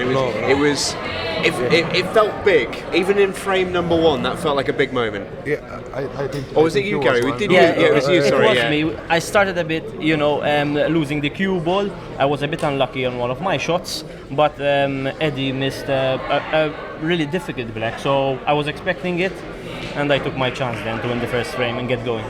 And how about those breaks, Dan? Because you're flushing those, mate. Yeah. I just bought a break yesterday, so today I tried it out, and it worked. Yeah, and it worked perfectly. Thanks, Tom, because it's your cue. And look, you've reached the final twice in this event. You've never not been to the final. What has to change, do you think, for your team to go one better? Honestly, I think the attitude has to be that even if we are going to play the final, it has to be like any other match. We don't have to put pressure on ourselves like that we're saying we're going to play a final, you know what I'm saying? It's just another match. We have to enjoy it, have fun and see what we can do. I'm sure we can win it, but without that thing in our mind that it's a final, you know, it's another game. And for you, Gary, you've obviously reached 2 finals, but at least in my view, I don't know if you guys share it, that for me was the best I've seen you guys play in a shootout. Was that your best performance so far? Yes, what I can say, although the result is very dominant. We lost the cue ball many times. Back in our country, we play nearly perfect, so we rarely lose the cue ball, we miss few shots. So that still isn't our best performance. I believe we can go 2 gears more. So maybe you can see that in the semis and finals, and maybe we can lift that trophy. I love this, guys. I love the confidence. I love the energy. What would it mean to you, Dan, to lift this trophy later on tonight? It's a good-looking one, right? I'm just looking at you, baby. Hopefully you sleep with me tonight. Eh? That's all I have to say. Well, look, lads, thank you so much for joining us. We'll wish you very best of luck later on in the semi-finals. We'll see you then. We'll be back after the break as the WEPF World Team Shootout continues. Going to keep this away from you.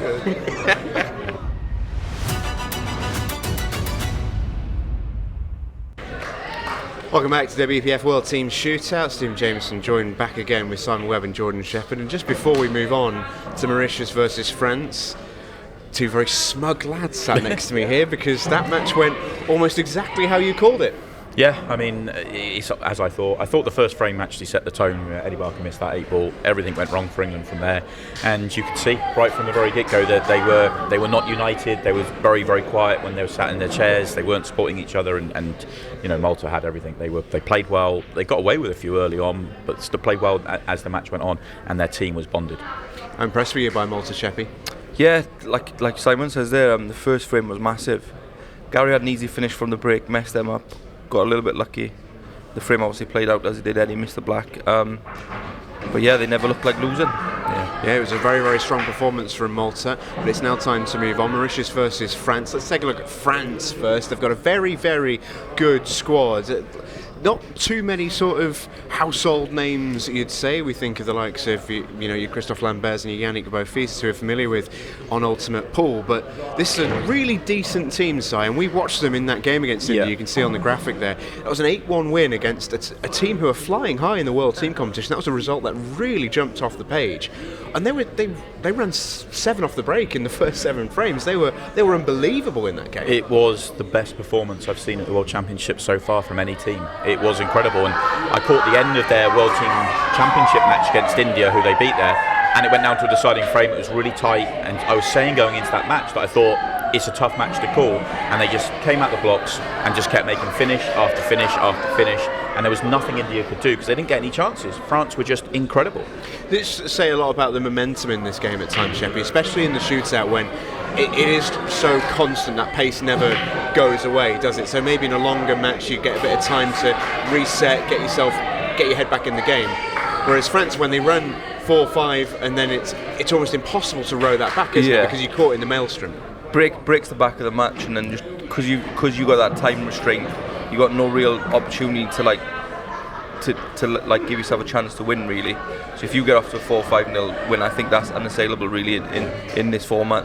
Yeah, the France team have disappointed a little in the 2 shootouts that we've had so far in 22 and 23, and they look like they're on course to challenge a little bit closer and maybe repeat the tricks of their women's team who won the event last week. Their opponents in the quarterfinal are Mauritius, who ran to the semi-final last year, and they are back. They beat New Zealand in the last 16, and they too have themselves a strong squad. This is a group that's a small group. They're a very, very tight-knit group as well. They come a long, long way to these championships. They play every single year, and there are some players there who are really, really capable. Oh, absolutely. I mean, I think what happens with Mauritius, for whatever reason, people are expecting it to be, teams take them on and think, oh, could be a comfortable win here, but they've got players that can really play, and if you're not on your game, they will punish you. And we saw, they came through so comfortably against New Zealand. This is a tough match to call because these two are so evenly matched on paper, but Mauritius have the experience of making it through to the semi-finals last year. And if France played so well last time round, you'd have to give them the edge, but Mauritius have the experience, so it's a really tough match to call. Yeah, it should be a lot of fun, this one, Mauritius versus France. And speaking of the long journey, I caught up with one of the Mauritians. It's Shabir Japor, who talked to me yesterday. Shabir, welcome to the World Team Shootout. Once again, Mauritius are into the quarterfinals. Talk to me first about the last 16 match against New Zealand, though, because 6-3 on the scoreboard doesn't even remotely begin to tell the story of what was actually a crazy match. It actually was, indeed. Well, basically, I just told everyone before the match, just go out there and enjoy yourselves. It's the shootout. It's not actually something you need to concentrate on. It's just pot the balls as fast as you can. Go for the crazy shots if they are crazy shots. We've got one player who's usually a tactical player, Kevin. I think he's the one who cleared with the 2 doubles and the crazy shot at the end. So, we basically just went out to enjoy ourselves. And was that the strategy last year as well? Because obviously you reached the semi-finals, so you've got a little bit of experience in this event, and it seems to be an event that you guys go really well in. Yeah, I mean, like I said, we're not here really with any expectation, even on the main event. It's a long way to come for us. It always has been. And I think the most valuable thing for us is to enjoy the trip, enjoy all the moments that we spend, all the relationships that we make. And the Shootout is a brand new event, I think started only a couple of years ago.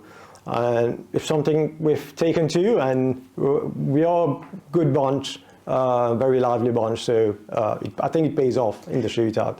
Yeah, you can really see that team spirit in the group as well. And being such a small nation and having to come such a long way, do you think that brings you even closer together? Yeah, true. So we try to stick together at all times, have our meals together. We've been playing till pretty late all of the night, so before going to bed we actually try to share a meal.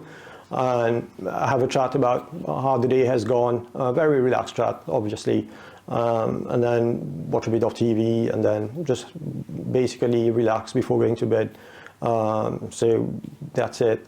I think the only thing that's changed this year, if we've not traveled together, the whole team, everyone has basically tried to sort their way out. But we've made it to the tournament. We're grateful for that.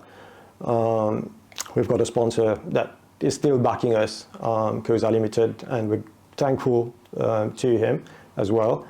So yeah, basically it's enjoy the trip. It's 2 long weeks away from family, kids, wives, girlfriends, parents, so make the most of it. And you guys really have been as well. What's the excitement levels like for tomorrow as you speak tonight? I'd imagine pretty high with a matchup against France. Yes.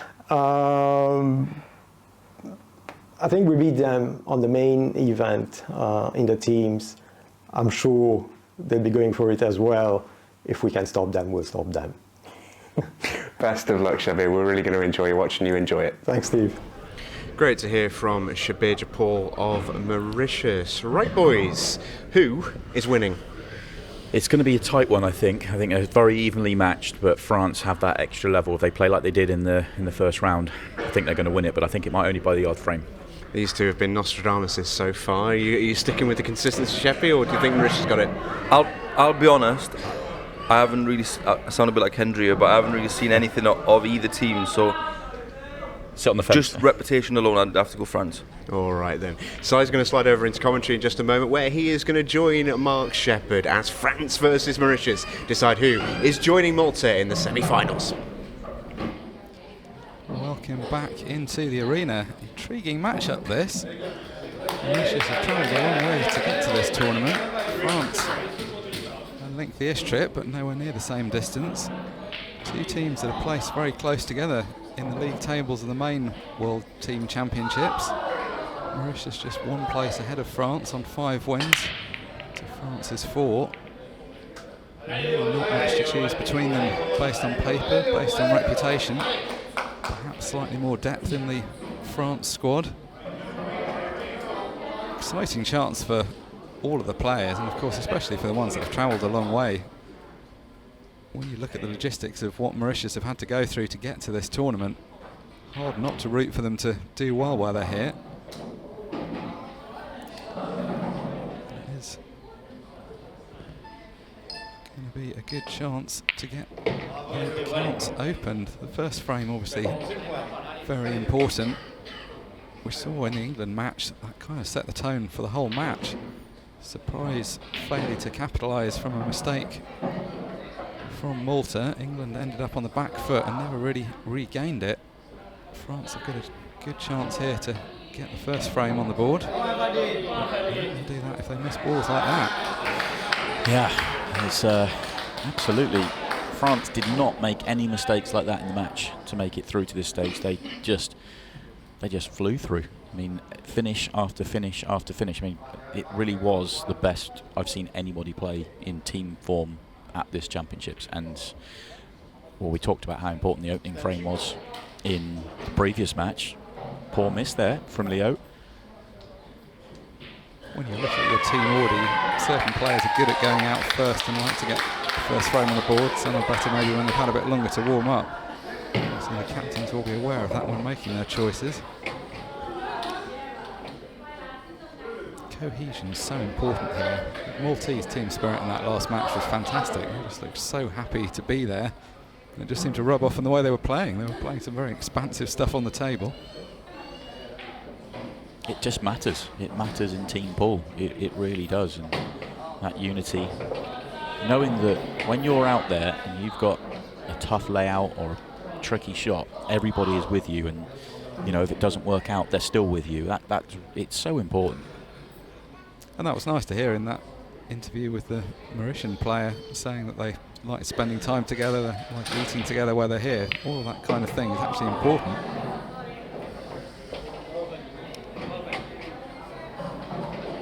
Good chance on the counter-attack. Worked these well. Has left a yellow up the table, which could become a problem ball.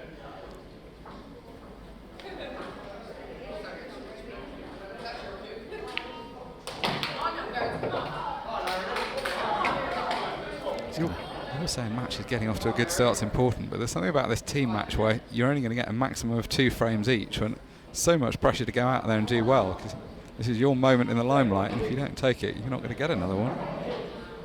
Yeah, all the more reason that you need a full team, don't you? You need to really be, because you don't know who's going to get the opportunities as well, so you've just all got to be ready. Interesting decision for me to go up there, and that's not worked. It was going to be easier to connect the one at the top of the table to the 8 ball than the yellow at the bottom of the table. So for me, it was either take it 2 shots ago, or it was leave it last ball. And now he's landed awkward. The red on the left-hand side cushion's actually playing quite large here, even though it looks like it's way out the way. He wants to try and swing this round 2 cushions. And trying to force inside of that red, he's missing the pot. Very close, but refuses to fall. This is how you associate team pool, isn't it? These sort of nervous moments, balls being jawed. It's a great atmosphere. It's a kind of pressure you just can't simulate in any other way. All your teammates looking on, you don't want to let them down.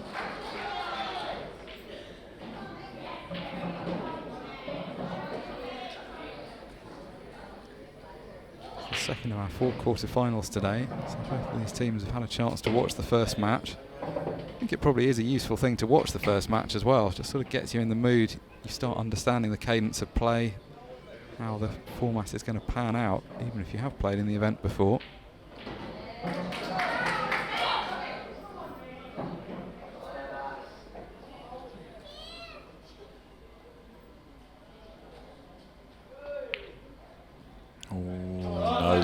Two chances for France have gone, and this is not the team and not the way they started against India. Has the tone been set? Really important for Fardeen here to make sure, get this first frame on the board now, give Mauritius that start. Interesting, trying to get a little bit further up and left there. Another 6 to 8 inches of roll on that one, and this would have been routine. Now it's slightly iffy, and you might have to just go dead weight here, which is not ideal. Every chance to decelerate on this shot. Oh, it looks like he might be loading up to stop that happening. Don't know about that one. Loading that up with right-hand side made that pot a lot harder. I agree with you, you don't want to get too tentative and decelerate, but that was a tough way of playing it.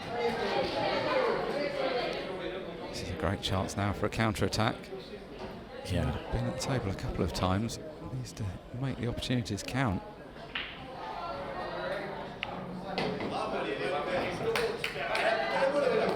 Not sure that Leo Ostroka could actually believe he's going to get 3 chances in this frame, but that's what he's got.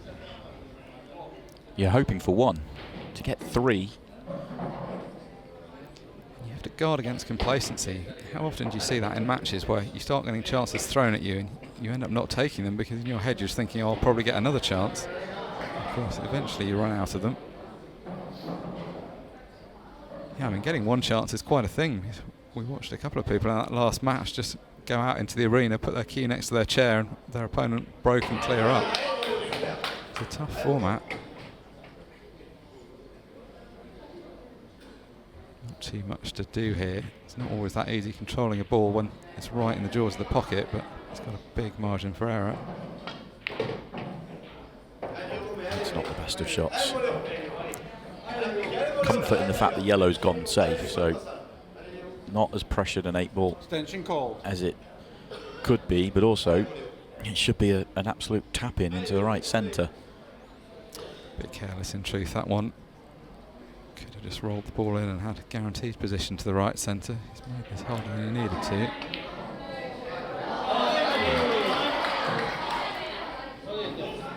Honestly, I can't stress how different this is. Maybe it's the fact that we've reached the TV stages. Maybe it's the quarterfinals, or maybe it's just natural pull, but Leo really struggling out there.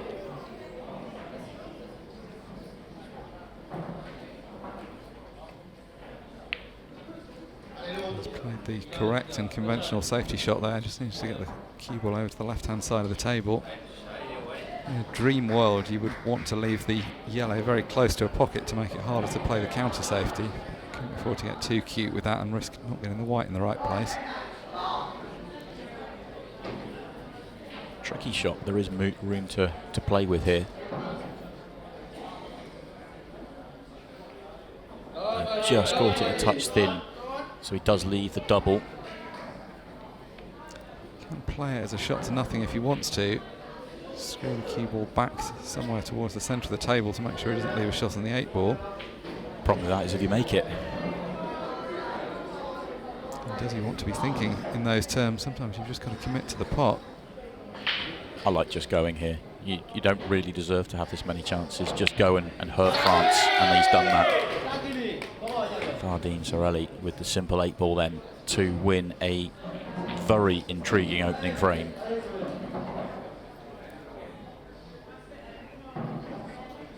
It's a frame that's going to hurt France. It's not like it was a clearance from the break where they didn't have a chance. They won multiple times there. I wouldn't be able to believe they didn't get that chance put away. Let's see what it means to the Mauritians. Yeah, we were talking in the studio at the start of the show about not really being able to play your best game out there, not being able to play your best level. I think we saw that in the previous match as well. You know, we're talking about phenomenal pool players struggling, and it doesn't matter. It doesn't matter the level you play at, it just matters whether you can hold the nerve to win the frames. And, well, a little bit of a let-off for Mauritius, but they have got that opening frame, and that's all that really matters. They can build on it. Yeah, the scoreboard doesn't say how you got it. It doesn't say you needed 5 chances to get over the line. Exactly. Mauritius will send out Simon Jaffou, Simon Pellissier for France. Try and, well, forget what's gone and try and rediscover the form they showed against India.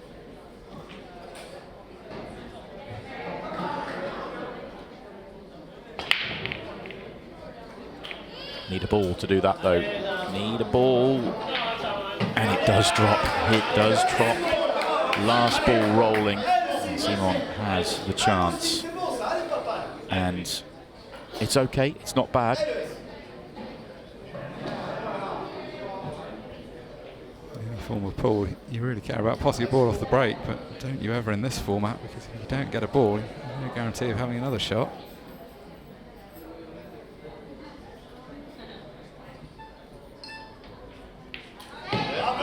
Interesting choice of first ball. I kind of thought that might be his penultimate ball and then leave the one next to the 8 ball to then play onto the 8 ball.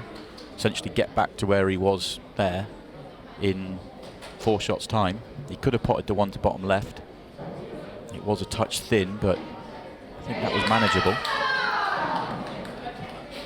So now he's going to take this, and he's fairly straight, so use the one right centre to come down the table, so you need to leave a good angle to get back up for the 8 ball. Well, he's not going. I'm also surprised by that, but you have to say, balance of everything, that's a really good decision. Yeah, I think the fact that it was such a guaranteed snooker, you could promote the yellow. Maybe that yellow was slightly tighter than it looked. I think that is a good percentage decision, isn't it? Because if you look at where the balls are spread around the table, easy to hit a red here, but hard not to leave some kind of shot at a yellow. How do you like this for your first outing in the team shootout? Awkward snooker. It's come up a long way short. But they hit a cushion after contact, so it's no good even if it had rolled into the ones at the bottom of the table. So I was trying to play the ones at the top that slipped past. And now that he's got cue ball in hand, the decision making from Simon there was phenomenal, because I think he knew exactly what he was. It wasn't as though he potted the first ball to then see what he had. He was exactly what he did was absolutely what he was trying to do, and now he has the perfect layout with a very good ball for the 8 ball. And it's hard sometimes to have that presence of mind. It's easy for us sitting here watching it, but when you're out in the cauldron of battle, and I think a lot of people end up rushing. If you're not used to that 30-second shot clock, you can sometimes get in your head that you've got less time than you actually have. Simon looking very composed so far. He's made a good decision. He's going about these in a sensible, measured way.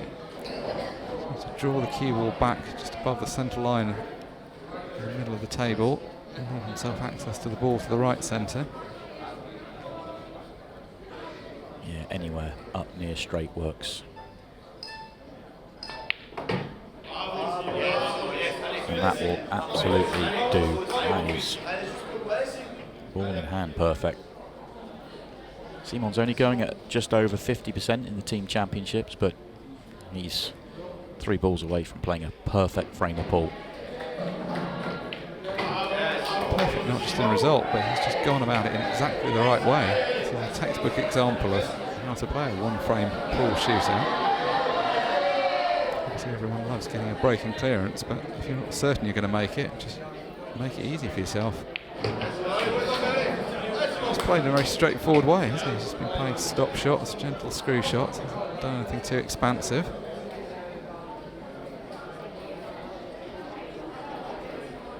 And it is 1-1, France on the board. And you're right, he didn't play a difficult shot in the frame, just very smart ball from Pellissier, and he's got his team going.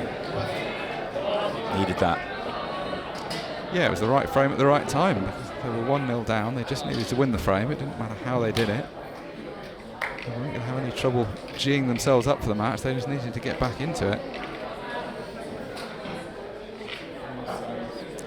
So Victorien Labar for France takes his seat. One of the more experienced French players. Will be Mauritius to break though. See if they can give themselves an opportunity to play a frame as good as the one that Simon's just played. As he elite with the break for Mauritius.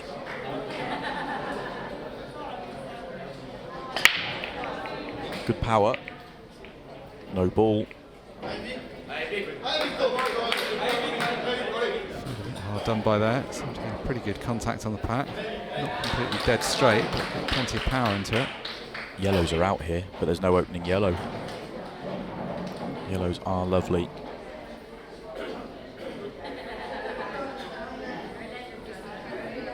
If they're going to break dry, it's not the worst leave. I don't think the red, I don't know if you can squeeze the plant on reds. He's obviously got the straight pot on the reds to start. But about the 2 reds together on the top left, it looks like they're not set. They look like they're a long way off. Also had the one on the right-hand cushion that was awkward. And I still like yellows here. Expect Rosine to go and get these yellows now. Yeah, Victorien didn't really want to have to take reds, but forced into it because there wasn't a better shot on. And in a way, that was probably going through his mind. It wasn't a particularly difficult shot, he just missed, but he almost didn't want to have to take it on. Only thing with the yellows, just be careful with the 3 in a line. Just had to play half a shot there just to deal with it.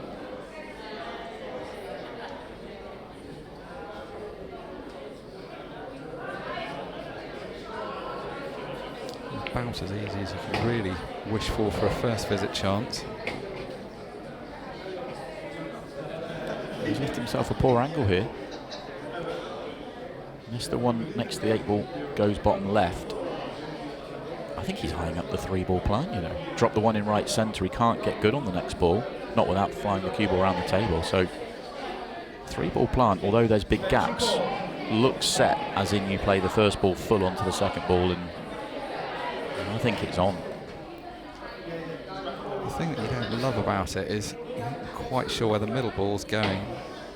Does he want to play this dead weight and try and keep the balls over that side, or does he have to put a bit more pace in and trust to luck with where the other ones go? I think he's so straight on this, if he just screws it back, the middle one might spit away, but I don't expect it to. I expect it to stay where it is. So that, well, as in not the middle one, the one he's playing rather will stay and he'll be on that one. So yeah, the middle one could go a little bit. Oh, he's played that well. He actually had to move it just a little bit more than I thought. It wasn't straight in, but he'll take that outcome. Yeah, and actually that's turned out better probably than having to get tight position on all of them, which he wasn't guaranteed to do.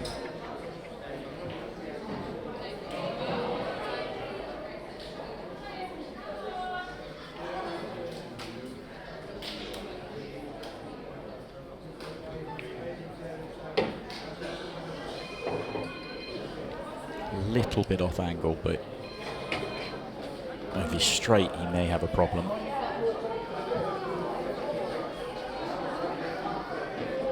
I think he might be just off the wrong way as well. If he's straight. Yeah, use the cushion or just drop it in.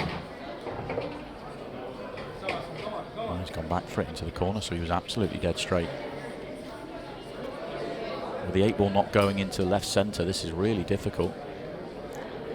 He's finished up taking these quite a difficult way around. I feel like he might have been better taking the ball that he's just taken in the previous shot, the one before. Yeah, the angle he had, if he dropped it in the centre from where he was, he would have then had the shot he played just to go one cushion and get onto the yellow in such a clean way. It's a good pot, but no position. To come out with a trick shot now. It was a good pot on that yellow. That wasn't a gimme that he's just potted, but never any guarantee of position. Just slip past the 8 for the same pocket. This is awkward. He's so close to it. It's very hard to change the angle. It's not really pointing in a great direction. I'm not entirely sure where he's going here. Surely he can't. I mean, he's going to have to hammer this. Play the table length double. It's a great effort, but it's not going to fall. And it's not even going to cover the ball, the pocket rather. Yeah, if you'd have got it tight over that left corner pocket, that would at least have given France something to think about. Mixrin's got the one difficult ball near the right centre. It's fairly tight to the jaw. An easy starter at least.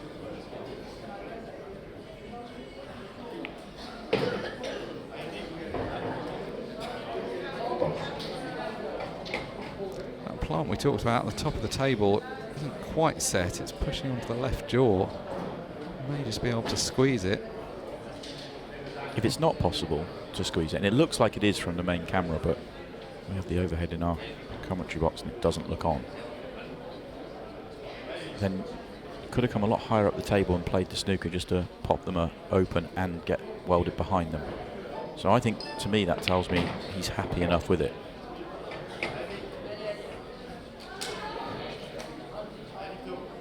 It was quite a long way away from trying to move that red off the cushion. Yeah, it's turned into a bit of a nothingy shot. That's not helped the position. Still got a ball on, but it just feels like he's just slipped out of prime position, starting to chase a little bit. The plant's going to be a reverse plant if he wants to make it. He's going to have to hit the left-hand side of the front one, even though you'd think instinctively it would be the right-hand side. That made it easy. Squeezed it comfortably. Actually, that going makes the Reds a really good first chance for him as well. He really wanted to move that ball that was near the right centre, because then it would have made it really comfortable. He's not loving the idea of having to play it down the rail. There's really no chances that would be an easy cannon into it, though. I think you've just got to play onto it now, haven't you? Had an opportunity to play onto it there and has chosen not to. He's got an angle to play onto it again.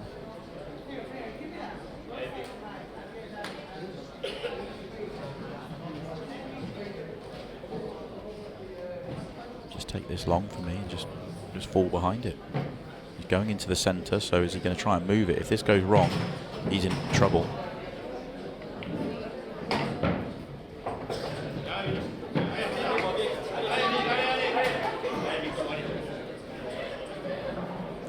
Feels like he's hoping that something's good's going to happen, that some miracle angle's going to present. He's actually got quite a good angle here. It's quite versatile in terms of he can get over to the right hand side. He's had 2 or 3 chances to land on it and hasn't really tried to, and now he's having to take it up the table, which is a harder shot. Unless he thinks he can chip it into the middle, but if he's playing for it long up the rail, that's a very missable shot. Yeah, this doesn't go in the middle. I've been fooled before, but this does not go in the middle. I'm really surprised by Babar's choices here, but this will be frame ball. You can end up looking really silly with these shots. You can even hit the jaw in the middle pocket.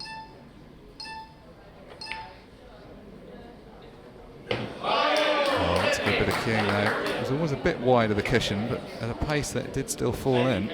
I suspect he held his breath, his teammates held his breath. I certainly did. I didn't think that was going to fall. It was always on the jaw, and it just caught enough of it.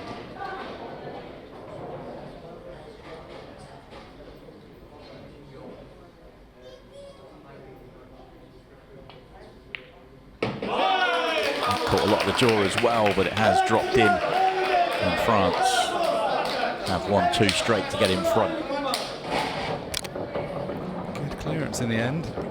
He looked completely comfortable as he was going about that. To be fair to him, he played every shot pretty well in the end, but just sort of felt like he was making life a bit hard. Yeah, it's good to see some of the French ladies squad there supporting on. I think they'll have the full squad as the day goes on if they make it through. I think there's some other doubles matches and things happening at the moment, so they're not all there. And I thought one of the really nice things when France won the title a week ago was that they had the full squad. Every section that was in the place was there cheering them on, united as a full squad. And what made that even more amazing is that France were playing in the Euros and they were still there watching their team rather than watching France in the Euros. And yeah, great scenes. Great scenes when they won the World Team Championships as well in Morocco. Everyone there very vocal. It's a big thing in team pool, having that support. You don't exactly get any points for it, but you kind of do, because it urges your team on and often makes them play better.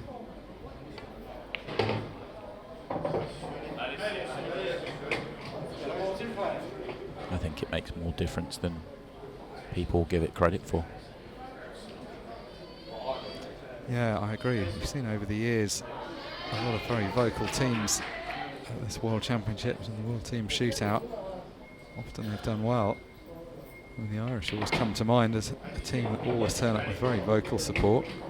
I always feel they just play like a couple of frames better than their level on paper would be, just because of that team spirit.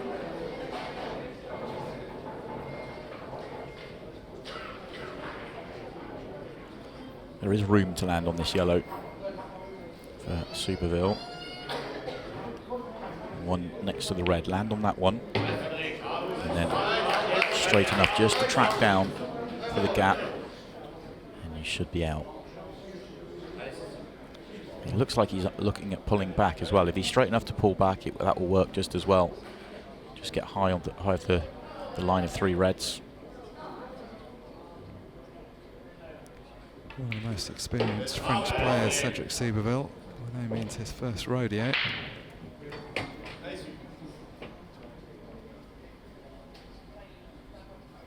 Team pool is very good practice. It puts you under a level of pressure that it's very hard to get in a singles match. And often the people that are good at it do then go on to have good singles careers. Sets you up well. Came a bit close to that red than he wanted to, but could still get through to the bottom angle. This has been good stuff. A bit like Simon a couple of frames ago. Very measured performance there from Cedric Superville. Just did what he needed to do. Yeah, they feel released, don't they? Feel as though just getting that lead and getting themselves in front has now just released them to play some better stuff like they did in the previous round against India.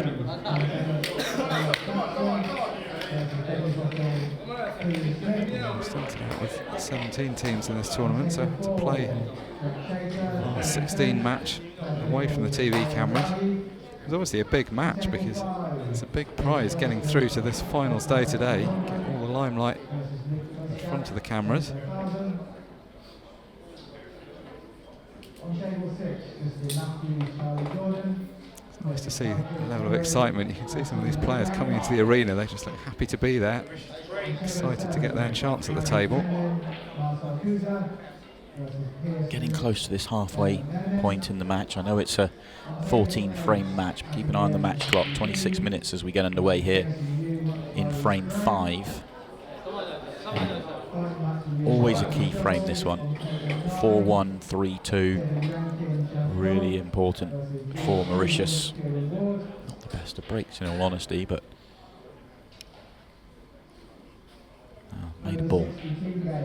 very tight. Extension call. On many levels, you'd say it would be a culture shock coming over from Mauritius to an event held in Blackpool. Turns out the weather here is pretty hot today, so the hot, humid conditions at least won't be a surprise. Yeah, I picked a bad day to wear a jacket. It's it's very hot, so very hot in the venue. A lot of people in the venue. We say that slightly tongue-in-cheek. It is actually a factor. Being out in hot, humid conditions is not always ideal for a pool match, particularly when you're already feeling a bit of pressure. Just adds a few extra degrees.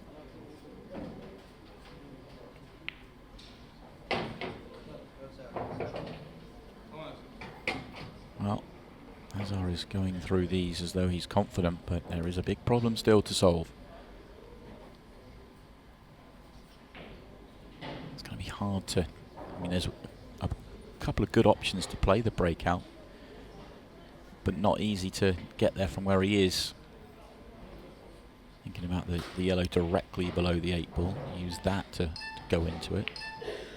No, I tried to go into it there, took his eye off the pot. Not sure if that line was quite available for him. The only thing is, it has left a tricky layout for France. Yeah, that's why we always say if you're going to break a ball out, you're often better to do it early on. So if it does go wrong like that, at least you're not just handing the frame over guaranteed.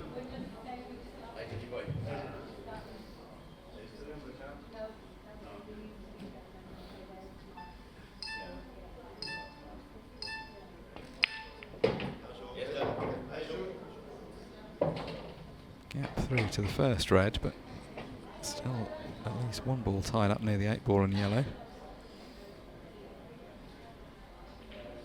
It would go right centre once other reds are out the way. I mean, he's just looking at that now, but there's a lot to work to get there, and I'm not sure that's going to really pan out. You always feel the pressure to go for a clearance in this kind of format, but this isn't a position where you necessarily love chasing after these. I think Mauritius are actually probably looking on, almost willing Jonathan to go after these.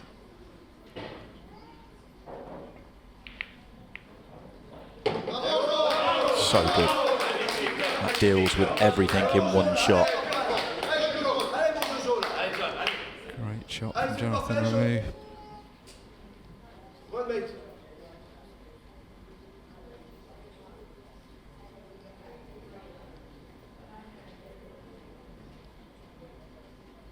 Suddenly that's completely changed the complexion of the frame. France can now start dreaming about opening up a 3-frame lead. Just overdone that one though. If you get straight and drop it in to leave straight, then you just track between the furthest red up the table and the 8 ball, and you're sort of, it's really, well, not easy because you've got to cue him in, but as good as it can be. Now he might end up with a bad angle, which he has. Yeah, he was trying to hold that. He thought he could hit it just gently enough, but a bit too much adrenaline. Now he's got an angle where he can't just drop the ball in dead weight and leave a straight shot on the second red.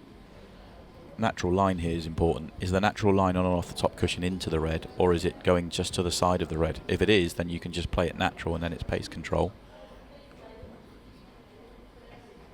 To get some spin on, just needs it to pull up. It's okay. Played that relatively well, but obviously just being a little bit further away adds to the tariff of this shot. If he gets the first shot after the breakout right, then he's half the distance here, and half the distance makes the shot almost unmissable. Collective holding of breath in the arena as that ball tracked down towards the 8 ball.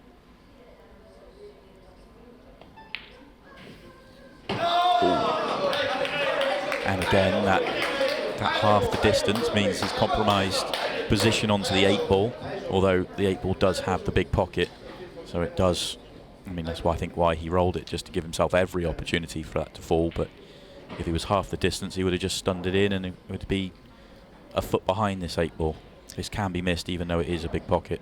This would be a pressure shot if that yellow wasn't there. It makes it an awful lot easier having that available, but he has gone between cushion and yellow, and he hit that too hard. That looked a very nervy one.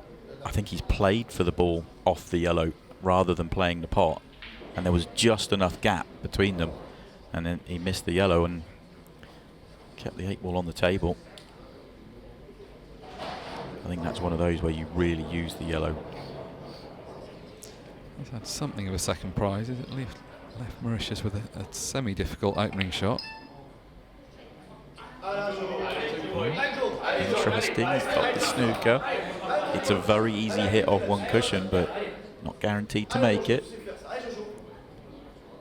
And if he comes down the left-hand side and catches the 8 ball full and leaves the cue ball there, he's knocking the 8 ball away from the pocket, just making life a little bit easier for Jonathan.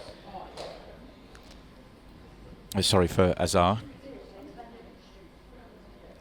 Doing the right thing for me, coming down the other side. Yeah, slightly more difficult hit, but way more likely to pot the ball from this side. Not an easy enough hit though. That was quite a big target where the 8 ball is. Yeah, because the second cushion still plays well for him. Bottom cushion and flick into it rather than straight would have still been okay, but he missed it by a long way. So ball in hand, chance to get on probably the most difficult ball. The only other missable ball is the one on the right rail, but it's close enough to the pocket, that shouldn't be an issue.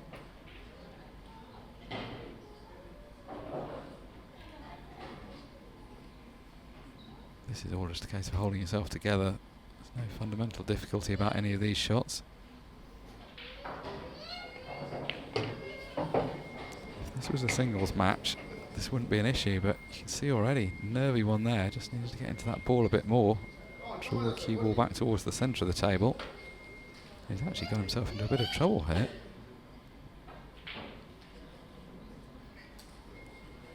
This was not the place you expected him to fall out of position.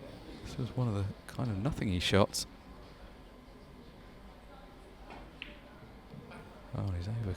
Well, hit that way too full. And Jonathan is going to be delighted to come back to the table here with a clear sight at this 8 ball. It feels like one each in one of those frames, doesn't it, in the match now? The first one for Mauritius, now one for France. France have shown more quality in the other frames, but 2 very big frames that, well, should have been won multiple times both ways around. And France have a commanding lead all of a sudden. That was a big let-off. Once he had ball in hand there, couldn't really see how he was going to fail. He certainly didn't expect a failure at that point in the clearance. And now for Mauritius, suddenly it feels like they're having to chase this game. Time also becoming a factor. Going to have to chase it quickly, near that shorter 15-second shot clock. Time wasn't really much of a factor in the first match because Malta was so dominant. Yeah, difficult for Mauritius, and they send out Kevin Malaya, who's been struggling the most from their squad in the championship so far. Not playing his best stuff and hasn't won too many frames, so need a big performance here, and he's going to get a chance. Big moment here for Kevin. All the struggles in the championships will be forgotten if he finds the reverse finish here, and it is very much on.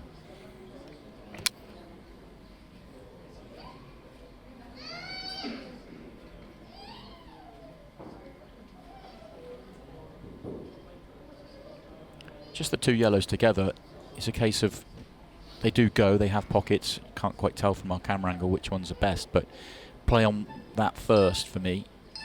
If one goes in the middle, great. Does the left-hand one go in the middle? And then that would really be nice. Yeah, he's eyeing it up, so this is good.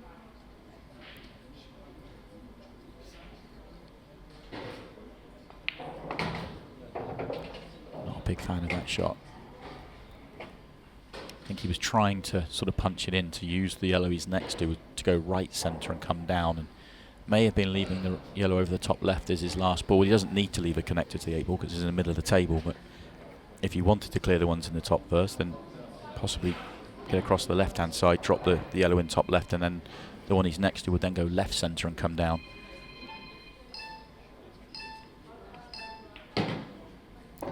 odd shot, wasn't it? It just felt like he could have just rolled the previous one in and wouldn't have had a problem. Now he's slipped out of position. Suddenly having to travel around way more with the cue ball. If he could have just gone right centre with the ball to the left of the 8 ball, then it would all have been dot to dot without much travel involved.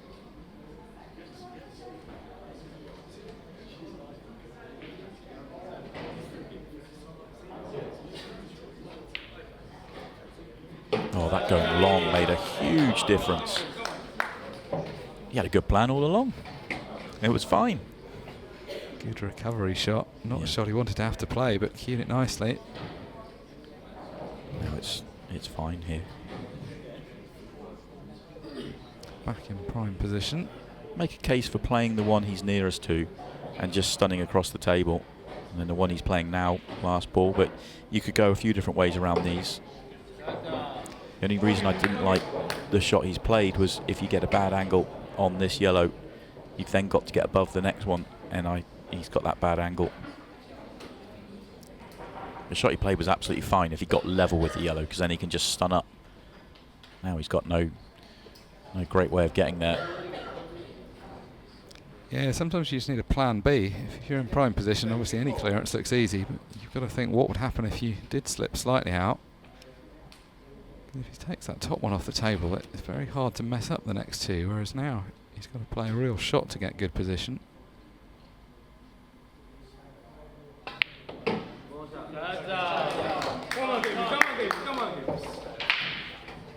Good shot.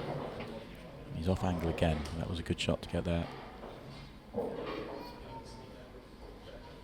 Goes without saying, this is an important frame. 4-2 rather than 5-1. Coming up to the 15-minute mark.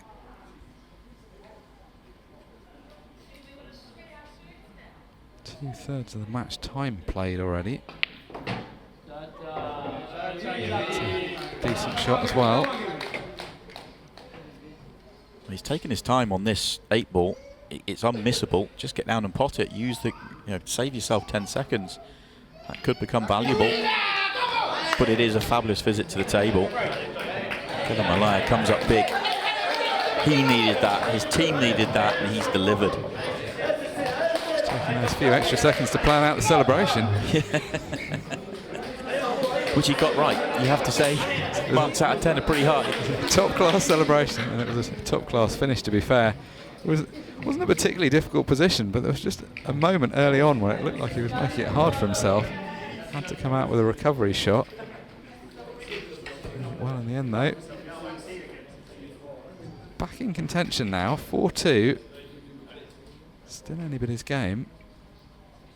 But the fact that that match clock is ticking away means that every frame becomes very big, because if France can just get to 5, it's going to be a very long way back. Well, we're back in that 3-frame or 1-frame mark, aren't we? That 4-3 or 5-2 would be huge with, let's say, just over 10 minutes left. But it is Mauritius with the break. Oh dear. That's hard. That is a tough one for Kevin Estilly. Felt like he was optimising more for control than power. Didn't hit that particularly hard. I can't believe he's potted the cue ball bottom left, given where it started. Yeah, the realisation as it hits him. It's a tough one.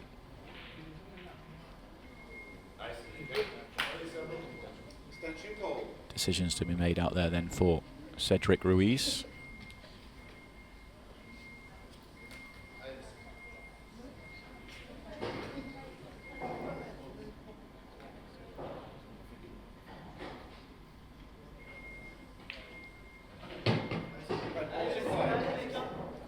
Ball in hand, so could have created an angle to play for something more expansive off the first ball, but decides just to tidy up at the top of the table.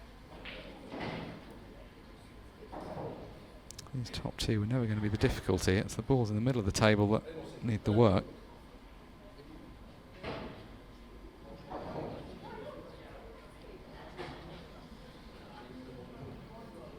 Even though they're 4-2 up, this is actually a very big frame. This is effectively going to be the match, you would feel. If he can get it on the board, we're nearing 10 minutes left. It's going to be a very long way back for Mauritius.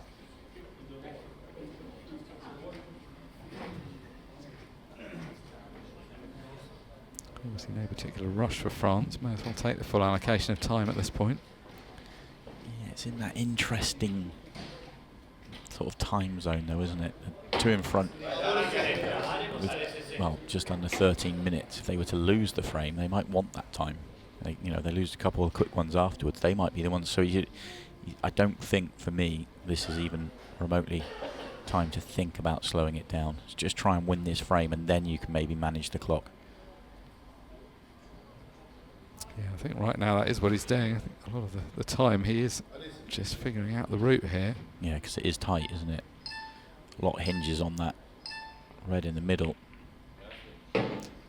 He's fairly untroubled by the red in the middle, which looks like it might be the difficult one. I don't think it's got a natural home, but he can play the red off the yellow, I think. But I don't think he can play it with pace, as in the other red that's sort of middle of the 3 in a line. Would that little nudge do the job? Okay, he's come to the other side of it to try and play into them, I think. Does he think it goes long to the corner? He's gone about this in a way where he just seems very untroubled about that ball, which looks like it's in an awkward spot. Yeah, it doesn't go anywhere. It's just completely tied up. Strangely, the only place it might go bottom right, but I'm not sure how you get there. I mean, surely this isn't the first time he's looking at this.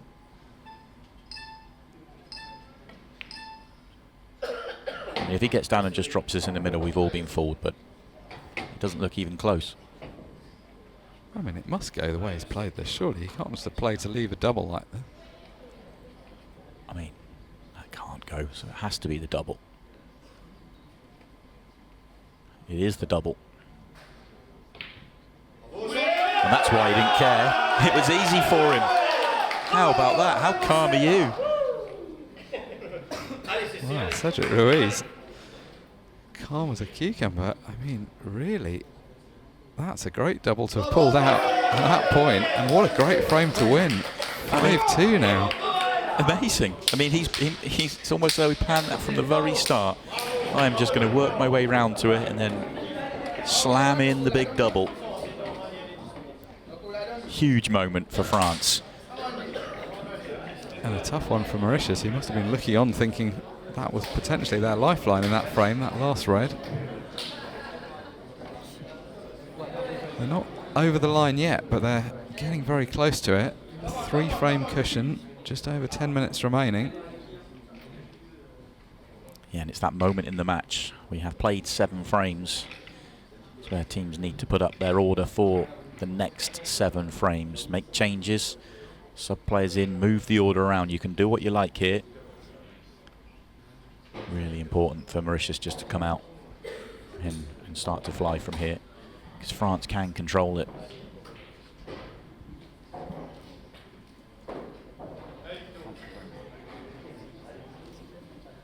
Going to see at least 2 frames played under the 15-second shot clock. It's always the entertaining moment, not so much for the players, but for the viewers. That's when the mistakes creep in. So France to break in this 8th frame. If they can make a ball off the break and spend a bit of time at the table, that's going to be a lot of the job done. And these have come out nicely. Ball down. The yellows split very well.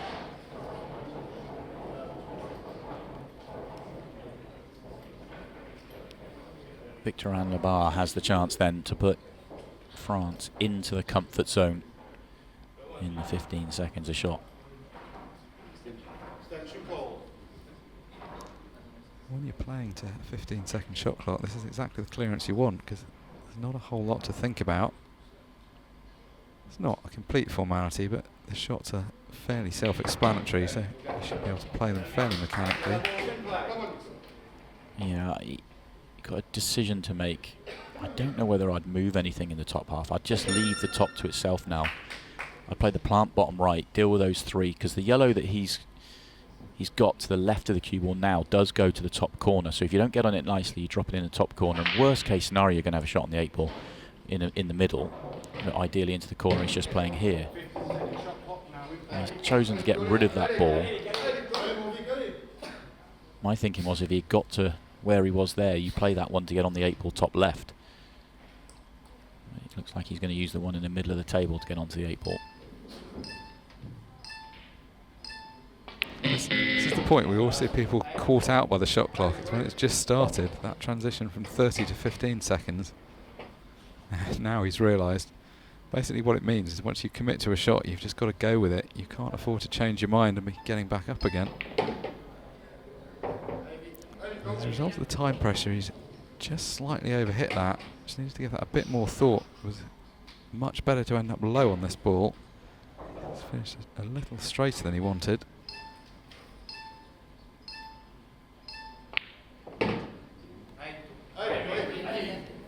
So having to commit to taking it long now, just couldn't get a good position on it into the left centre.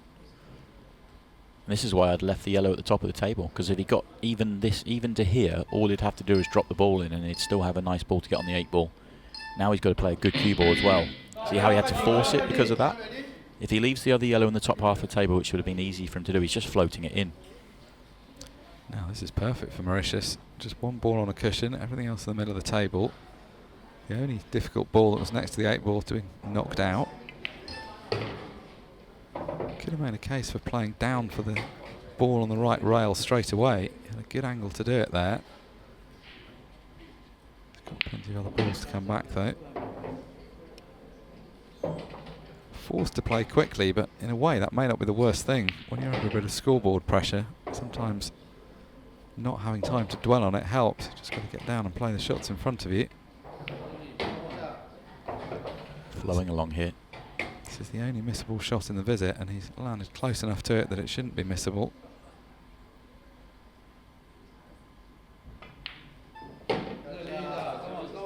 Very nicely taken. This wasn't a difficult clearance by any means, but they are 5-2 down.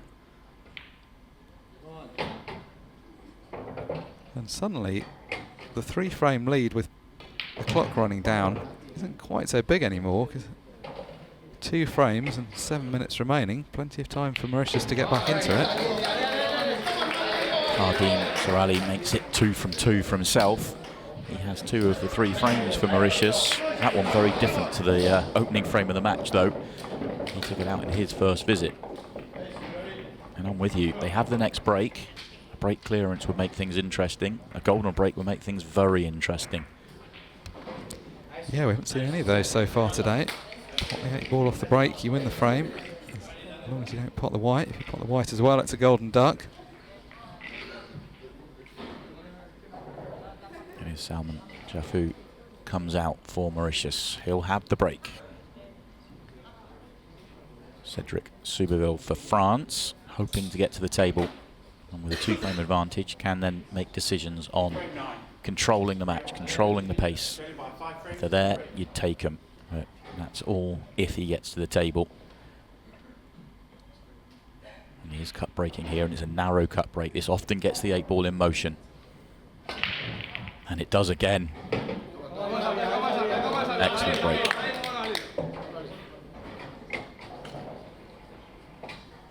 I tell you what, if this red goes through the gap, then reds would be pretty quick here. A red to bottom left. I think he might have a good starter on yellows.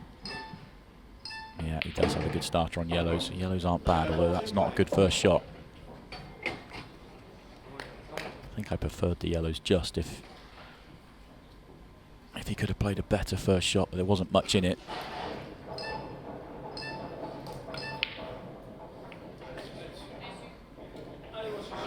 Just felt a little bit rushed. I know it's 15 seconds a shot, but some players can play at 15 seconds a shot and not look rushed. Someone there definitely was. Yeah, and that felt like the kind of shot he didn't really want to have to take on. It was a shot that under no pressure he'd probably have got with no trouble. Just a bit more difficult. Cedric Soubeville for France looks very measured in his first frame.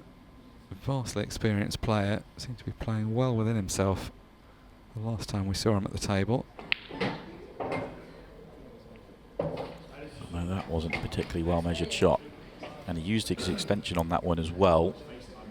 And therefore it is 15 a shot from here on in. So he's got to make a decision. It's about time foul. He's going to get down and play this.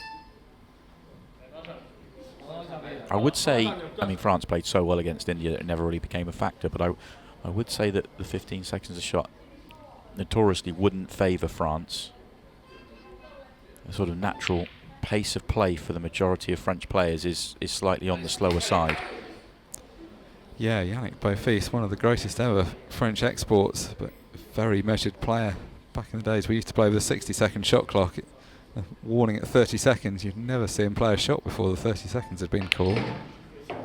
I don't think he's alone. I think that's just a kind of, you watch quite a bit of French ball, and it is like that across the board, really.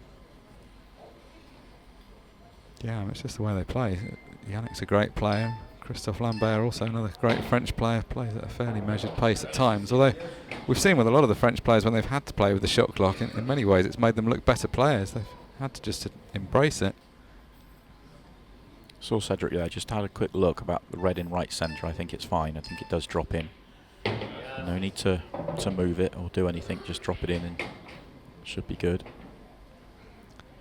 So the second chance he's maybe been a bit fortunate to have, because he slipped out of position very early on in his last attempt at this clearance. Can't imagine him making the same mistake again.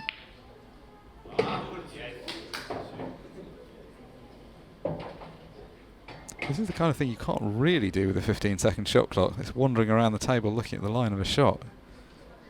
You get yourself a bit rushed if you do that.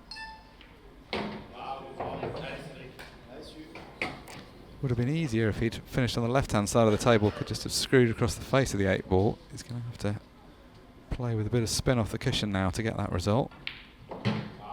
Well, though.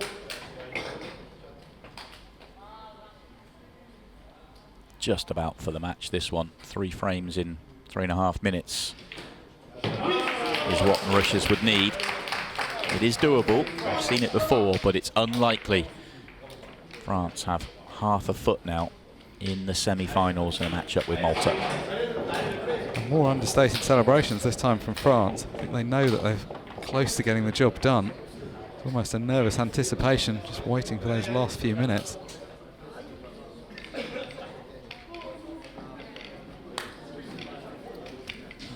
I think they played really well. I know there's been some mistakes. You're never going to see perfect ball in this format. I mean, they did nearly play perfectly in their last round. We talked about that quite in depth, but they've been very good. And the man at the table now, Simon Pellissier, I think the calm nature, the frame he played at 1-0 down after, and it's only 1-0, let's not get too carried away, but it was a 9-minute scratchy, horrible frame that they lost. And Simon just came out and played the perfect frame. It wasn't a break clearance, it won't go down in the books as a break clearance, but it was so measured. Great tactical shot, and then made such a simple clearance. Yeah, I agree. It may seem strange to call that out as the highlight of the match. That would have been a different highlight had that 8-ball gone down. So close. I thought he was in. Bang. His eyes are fixed on it. No doubt he knew what was going on. Big difference, because it was a dry break otherwise. And this is where Simon just needs to keep doing the right things, do what he did in the previous frame in terms of calm and composed. Do not take a finish on here, just keep making it horrible. Well, he is going to take a finish on. I suppose it's a different way of achieving the same thing, because he can use up a minute and a half by just going about the loose yellows, even if he doesn't get nicely onto the 8-ball. Even then, for me, if he uses up a minute and a half and then doesn't take the 8-ball, leaves a really simple counter clearance that takes 45 seconds, and then the next frame's a golden break, all of a sudden you've got 45 seconds of panic at the end. Whereas if he just doesn't pop balls here, turns the table over, makes a mess, Mauritius aren't going to make a clearance the way these balls are lined up. It would be a miracle finish. Well, you've got a plan for the 8-ball. I mean, he's obviously going to try and get it out, but I think the key thing, if you're going to adopt this tactic, is just to spend a bit of time at the table.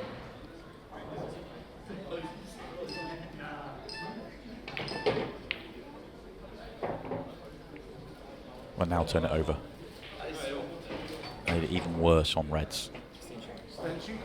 Best of both worlds. You've used up a minute and you can turn the table over and leave it messy. I think he's still playing the plant here. Or he's got the gap.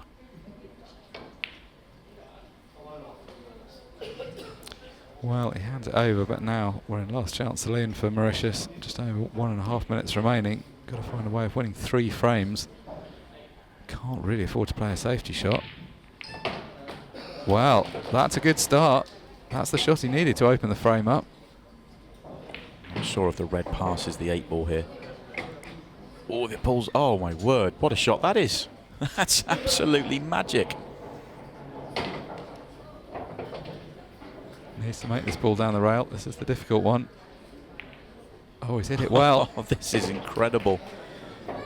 This will be finish of the day by a mile. That'll do. He's needed a few nudges. That will do. Oh, he's gone for the double. I thought he was going to cut that in the middle. What a shame. What a shame. This shot here. I'm not sure he was playing for this ball into the centre pocket, but it landed nicely enough. I can't believe he's missed the 8 ball after all of that. No, I can't. But that will be that in the match. There is no way back from here now. It was a tall order anyway. You'd had to have made that 8 ball, then have a golden break, and then probably break the world record for the fastest ever reverse clearance. But it is going to be game, set and match for France here. If it makes the 8 ball, we will see another break.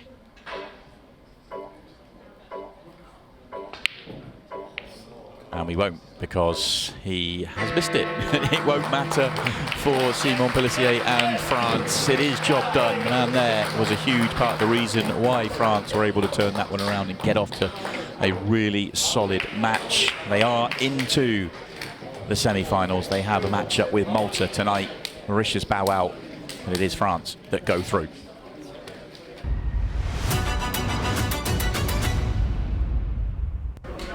Welcome back to the Grand Hotel in Blackpool, where France are into the semi-finals, and a big congratulations to them, and joined by 2 of the players, Cedric Leclerc and Simon Pellissier as well. Guys, congratulations first of all. Thank you very much. It looked like you guys are really enjoying it out there. We've not really seen much of a run from you in the 2 shootouts previously, but on Thursday against India you were amazing, and then today as well, a couple of nervy moments, but overall pretty happy? Yeah, we are very happy, for sure. Because the last time we play, we lose in the first round. It's not easy for us because it's close time not to play. Very quick. Very quick. You are not used to play at this rhythm. Yeah, you know? we are slowly playing. but it does look like we are seeing that improvement from you, because I mean, talk to me a little bit about the match against India, because 7-0 up, I think 6 were off the break. The whole team just felt like it was on fire. Yeah. We are in positive vibes, I think. We have not a really good week in the group stages, so this is the thing. We say just be focused on the shootout and go straight on and just go forward. It's our last chance to make a result here, so we are 100%. And how important is it for you, because we saw the ladies win last week, and we saw you guys in the crowd supporting them, and they're here as well supporting you. It feels like it's not just the men's and the ladies, it feels like one France team, right? We are a good crew. We all have a good friendship. We support each other every time, because it's really hard to beat all the nation here, because they are very, very great. So we stay together and try to do the things together all the time. And in terms of what you've got coming up, you're into a semi-final, which of course is very, very exciting. Yeah. Up against Malta, did you see their match earlier? Yeah, they play very well. Yeah, not in the beginning, I guess. They missed 2 in the beginning of the match against England. So yeah. It's going to be a high standard, we think, don't you? Yeah. It's going to be a good game. Do you think you have more gears to go to? More gears? Yeah. Do you think there's room to improve on that performance? To improve our level. Because for sure. Do you think you can? Yeah. Of course. We beat them many times in Europeans in the world before. So yeah, we can do it for sure. Well, we're looking forward to watching, guys, and hey, you never know, maybe come Yeah, the end of the night, it's no bad luck, don't touch it. Don't touch it. But yeah, we'll see you later on in the semi-final. Thank guys. you very much. Congratulations. And in the meantime, our next quarterfinal is up for you. It's Ireland versus Scotland. Now, these guys had a brilliant night on Thursday with a very, very comfortable win over India. They played amazingly well. Scotland's experience was a little bit different. It was one of the highlights of the entire fortnight here in Blackpool, with a crazy close match against Australia. Here's how it went down. Gone with experience. Gone with the experience of Paul. I'm putting Jake out if I'm captain there, and I need one frame. I need someone to break dish. But Paul is obviously another fantastic player. Leads the ball, gets the ball. He's got a ball. Come on, Well, a little Lacking. work to do. Plenty of time to roll these in. Yeah, the 8 ball's horrible. The 8 ball is horrible. Using the extension now, if you get to the 8 ball, you've eaten enough of the clock of the way to know if you miss it, they're not going to be able to finish in time, I would have thought. I'm not so sure. 15 seconds. Well, he can only eat a minute, and they're going to have a minute at these. He has to, if he goes for these, he's got to get them. He's got to get them. They will have right to reply here. They'll have a minute. They'll have just over a minute, I think. Even if he clears to the 8 and misses. Especially he's leaving 5 seconds on the clock. Well, he's missed it. And Fraser Allen. What do you do if you're Fraser? Do you go game? Do you go game here? Though? Absolutely go game. Yellows all day long. There's no way I'm losing this match playing safety shots. There's Lisa Dart, Andy's beloved. Look at that on the right hand side of Teresa Samuels. Teresa Samuels. Well, he's got the blackout. It's a great shot there from Fraser. I didn't realise Teresa was here this weekend. She's been with the England ladies for many years. From Somerset.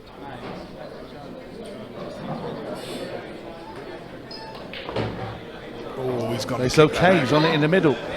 Didn't need to kick that out, though. No, he didn't. But he's got a shot. He's still got over 2 minutes. This is horrible. Oh, it is. This is a. I don't think either have taken this frame out. I think it's too edgy. I think we're heading for 6 red. This is a 1 I'm going to call it now. This is a 1 in 10 finish for me, if that. Maybe 1 in 20. Well, that one's gone. He's got 3 yellows and a black. And if he makes them, Scotland win the match. There is time, though, if he misses this yellow, for Australia to nick this match. We just don't know what's going to happen. Huge shot, though, this. What a shot from Fraser Allen. My word. That is absolutely massive. I just said this was a 1 in 10, possibly a 1 in 20 finish, and he is in prime position. Our fellow commentators from Table 2 have now turned their attention to this. Oh no! Oh my word. Why? I don't know. He didn't get enough check side on it, and well, you think now he's just going to, well, the chance has gone. Did he need to check below it though? Well, there's not enough time, I don't think. 47 seconds. Definitely enough time for Paul Clack here if he can make. Oh, it's a balance, isn't it? Like, to take on a really, really tough clearance. Well, I'll tell you what about if he misses it? That's what I'm saying. Do you give your opponent? Oh, I thought it would keep on the hand. Well, I'll tell you what. He's got 30 seconds. Fraser Allen wants to get a move on. He's got 30 seconds. This is boring, isn't it?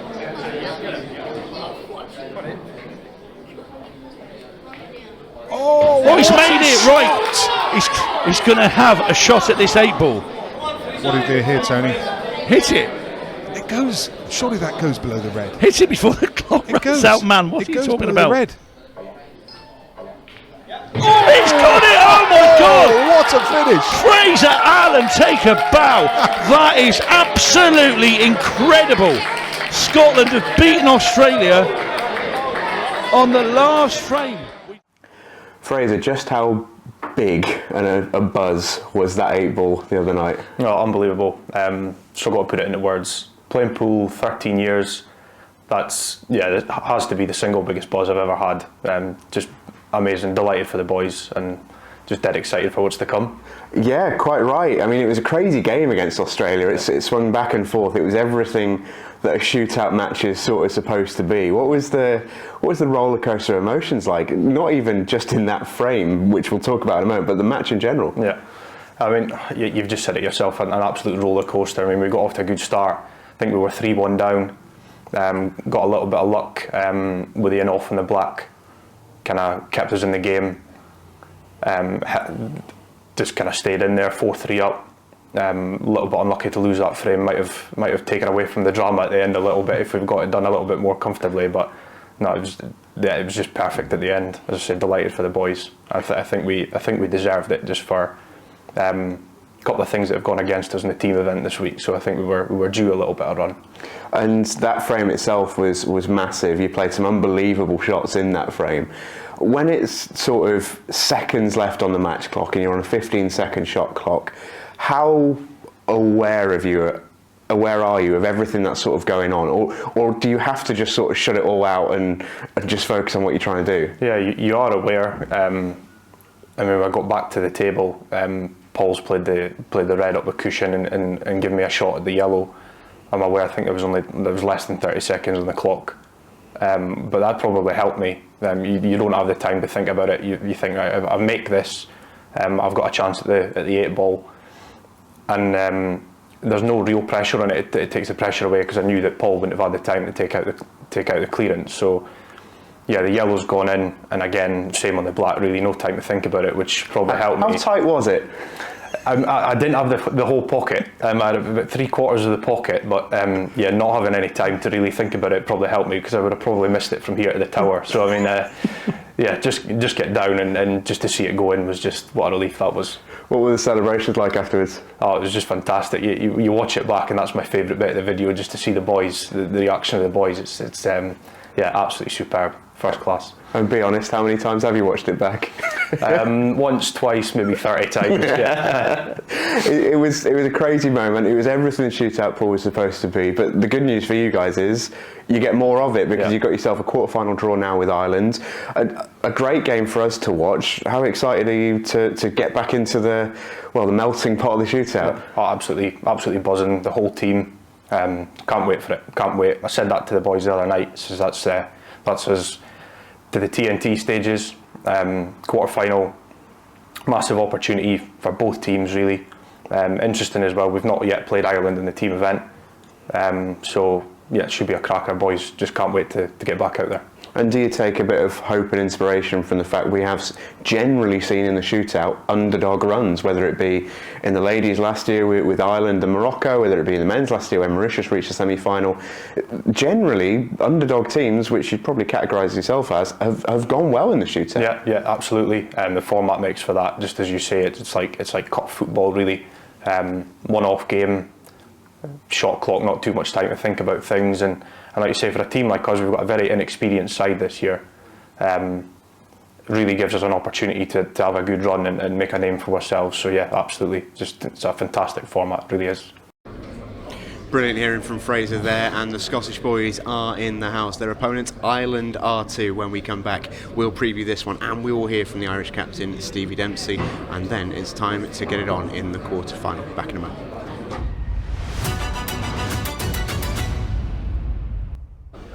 Alright, welcome back into the studio. Scotland v Ireland only moments away, and just before we talk about Ireland, how good was that win for Scotland? We'll take a look at their squad right now, but that victory over Australia was insane. It was. I mean, it was just incredible scenes, really. It was everything that we love about the shootout. It just didn't feel like it was going to happen. They stole it away at the end, but the manner of the way of stealing it away was absolutely spectacular, and the spirit amongst the team on the back of that was amazing to see. It really was, and it was great to hear in such depth there from Fraser Allen. The finish that he took out in that final frame was one that I'm sure will live long in the memory. But as for Ireland, Sheppy, their opponents, there's a few names on that team which safe to say very, very familiar, and it feels like they'll probably have to lean quite hard on the likes of Stevie Dempsey, Sean Sharkey to get themselves over the line here. Yeah, the same as Northern Ireland team, they look like a tight unit, and that always bodes well for team pool.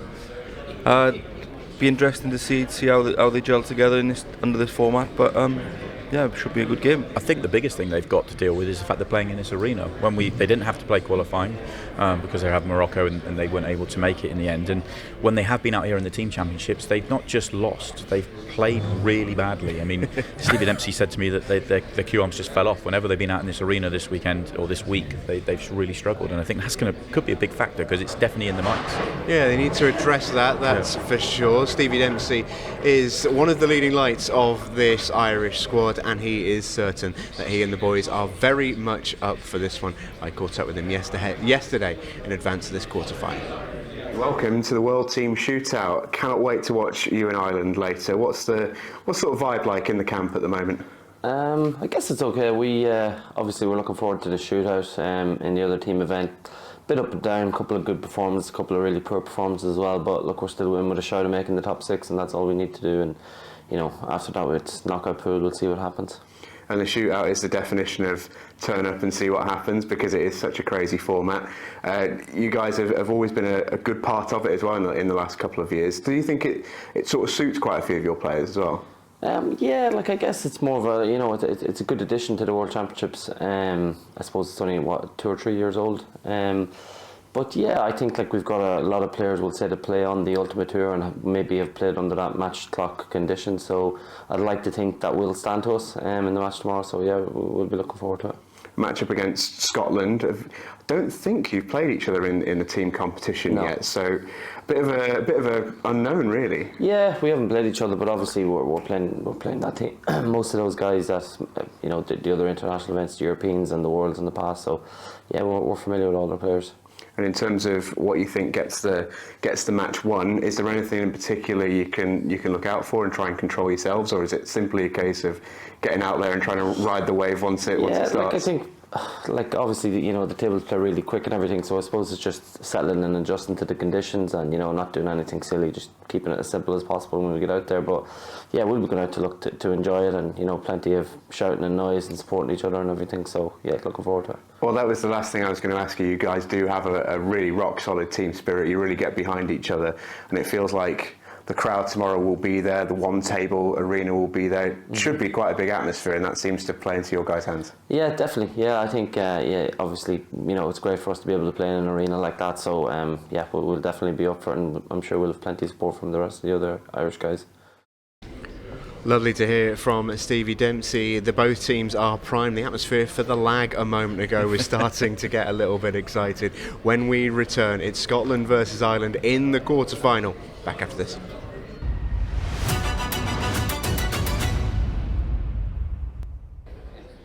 There is the hero from their last round. Fraser Allen comes forward to get this match underway. Scotland and Ireland in the quarterfinals of the World Team Shootout.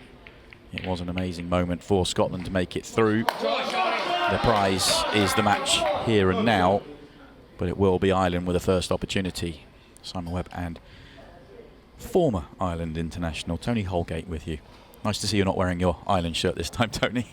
No, it's quite warm in that Ireland shirt actually. It's, with the temperature picking up here in Blackpool, I've got for something a little bit thinner. Yeah, this will be an intriguing encounter. This has been Ireland's graveyard, this table, so far in the last couple of weeks. They've not won a match out there.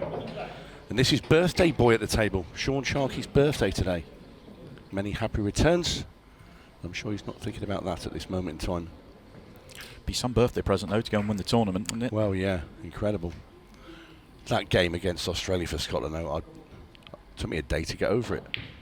It's just, it was phenomenal, and it's everything about this competition is moments like that.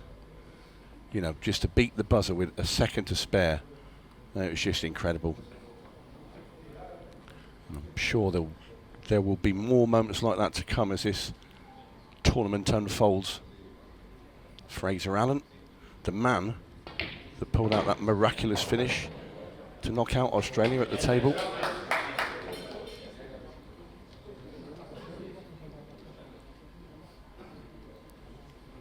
It's going to be a big few days for Ireland. Obviously this is just massive in its own right, but they've not started well in the team championships, and as you said, this has been their graveyard, isn't it? They just struggled on this table, and that's put them outside looking in the World Team Championships, and I think might be a factor here.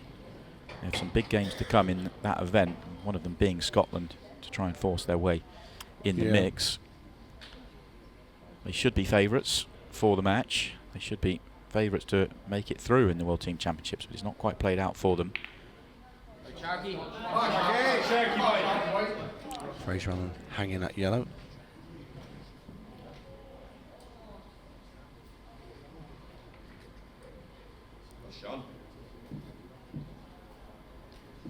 Of course, Sean Sharkey, one of Ultimate Pool's new professionals this season. Superb player. And they've got a lot of stars on their side. Stevie Dempsey, of course, multiple tournament winner and so experienced. A couple of young lads on the team. But you make Ireland the slight favourites for me, but Scotland have a great camaraderie. I've got to know them as the week's gone on. I was just up in a bar earlier this week, and they were watching Scotland in the football, and they're a cracking bunch of guys. Good fun to be around. That's a nice shot there from Sharkey. I think it's important that they remain bonded and they bring the noise when they have good moments in this match, because you know Ireland are going to, and I do agree, I think Ireland are good favourites for the match, although as you can be in such a short format match. Well, Australia were probably slight favourites to beat Scotland in the last round, so I agree. Form counts for nothing in this sort of environment. Sean's landed bad here. That's not a good angle. Well, it's no angle. In the two matches that I've seen when Ireland have been in that main arena, their first one was against England, and they were stripped apart very quickly, but they came off the back of a defeat to Malta, and they lost a lot of early frames, and it sapped away at their confidence once again. And then when they lost to New Zealand, I mean, they were all over the place there. They lost early frames, got behind, couldn't pick themselves up off the ground. So I think it's important that Sean Sharkey and a couple of others get frames on the board right from the outset, because it could be a case of deja vu if they lose the opening frames, and it will feel like it's happening all over again. Yeah, and I think their lineup shows that. They're obviously starting with Sean Sharkey. He's missed a poor one here. I said it was the previous shot. He left himself too straight and couldn't get across the table, and therefore made that trickier. You can see on the overhead how awkward this is. Is he having to turn it as well, or has he got the angle? It was tight, but it was the previous shot that really hurt for them. But I do think Ireland have really know how important the early frames are, and that's why they're going with Sean Sharkey going out first, hoping to get that opening frame on the board. They're going to put the guy that's going the best for them, the youngster Ben Doyle, just come through from the end of 23s over the last year or so, and then obviously their big gun in Stevie Dempsey going out 3. So Ireland really are going out with strength, which I think has got to be the right play in the World Team Shootout. He's played that perfectly.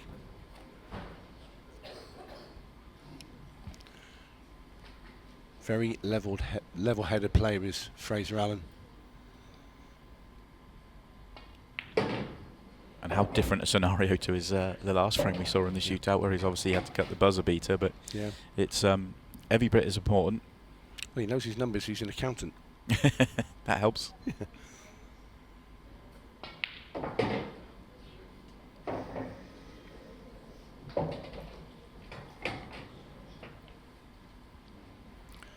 Hails from the Aberdeen area of Scotland. I was just thinking about the merits of having a Scottish accountant. I think that must be a pretty good bonus. Yeah. Yeah. Got himself a poor angle on that last yellow, and it means he can't get close to this one here. It looks so simple, but he would have liked to have been able to get a lot closer to it. Big shot here for Fraser. Take that. Nothing fancy. Get yourself a nice shot on the black. Just sat on the cushion though, just to add to the tariff here. If this was middle of the match and he's up and running, you would say it's no fear. But first frame of the shootout. Oh, right in the heart of the pocket, cued beautifully, and a big mistake from Sean Sharkey, duly punished by Fraser Allen. Scotland make the brighter start. I'll tell you this, all weekend, you know, like I say, I've been knocking about with a few of those Scottish boys. So we have a look at the Irish. Sat there. Not quite glum faced yet, they're okay, it's very early. But yeah, when I was talking to them, the excitement for this competition was immense from every one of them. They're all together. Every day they've spent all their time together, they've eaten together, they've been around obviously watching the football together. And I look at them, I think, this looks a proper team. Yes. Forget that there might not be the couple of players, might not be the most talented players, you know, that aren't professionals, but this is a team with spirit. And they will fight for each other throughout this match. Big frame coming up here for Ben Doyle. He has been Ireland's leading light in the championships. And well, they need him. Sorry, when it went 6-2 down to Ireland, it was Ben Doyle that won the 2 frames. Yes. Well, it's a cut break from Ben Doyle. Has a massive front wall break on it. He's going with a cut break. I thought it was going to be dry for a few minutes there, or for a few seconds there. It does make a ball, but that top right-hand corner is tricky. I wonder if you take reds, play the loss of turn, get the cue ball on the cushion behind the 8 ball. Reds would look very nice here, but he's going to go yellows and attack. It is definitely an aggressive player. Oh, that looks good now. Excellent opening shot, and all of a sudden these yellows look primed, so can't argue with going aggressive when you play shots like that. No, it's a wonderful talent, Ben Doyle. He's the one player that looked to me like he really relished as being in the main spotlight. Of course, they've got Robert Brady yet to come. He's been out there many a year in front of the cameras playing for Ireland. Well, I don't think they're going to send him out in the first 7 Really? frames. Yeah. Wow. Which is an interesting decision. Yeah, he's the only remaining player that I played with. I mean, he played with me for quite a few years. It's possibly why. Yeah, very good point. But a big fan of Ben Doyle. Saw him playing for Ireland under 23 a couple of years ago, and he just looked the real deal, and moved up to the main side in Morocco last year and was fantastic.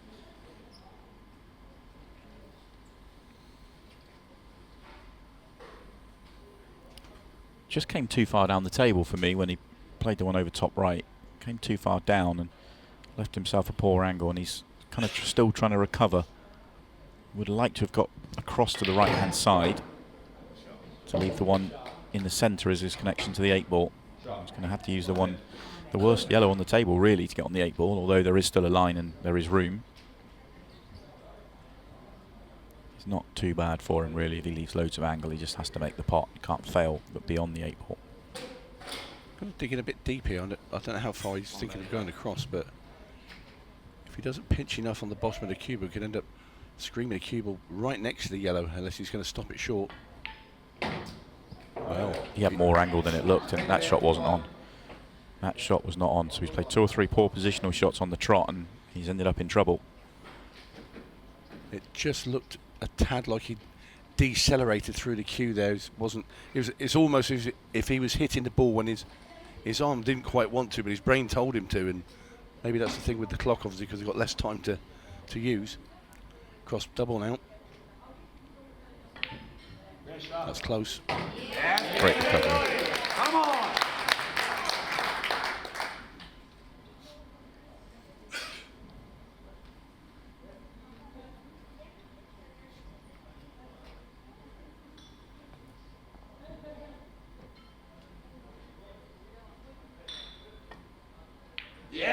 Brilliant stuff from the young man. Put himself in trouble, but Ben Doyle digs himself out, and it's a beautiful break clearance really when you consider the lay of the table when he came to it. It was awkward, it was horrible, but he has found the finish. And they send out their big gun now, Stevie Dempsey, number 2 player on the pro ranks with Ultimate Pool. having a disappointing championships individually, and of course we already talked about the team just struggling a touch as well. Still time to put that right though. That could be here and now for Stevie Dempsey. He's playing against Gary Southern of Scotland. It's going to be Gary to break, I think. I think they'll be disappointed that Ireland will be that they lost the lag, because they set their team up in such a way that Stevie going out 3, you know, he's called the hammer for a reason, and he's not got the break. So you take away one of his weapons by losing the lag. What happened there? I think he caught the trim of the table. Do you remember when Jake McCartney did it earlier last week? Yeah. It was almost like watching Tiger Woods on the downswing, stopping himself. Yeah. It's still a very impressive break here. Wasn't sure if we're going to see a replay of the of the break or the non-break then. Well, what an opportunity Scotland and Gary has here to take the cue out of Ireland's top player, take it out of his hands. Break finish here would do them wonders.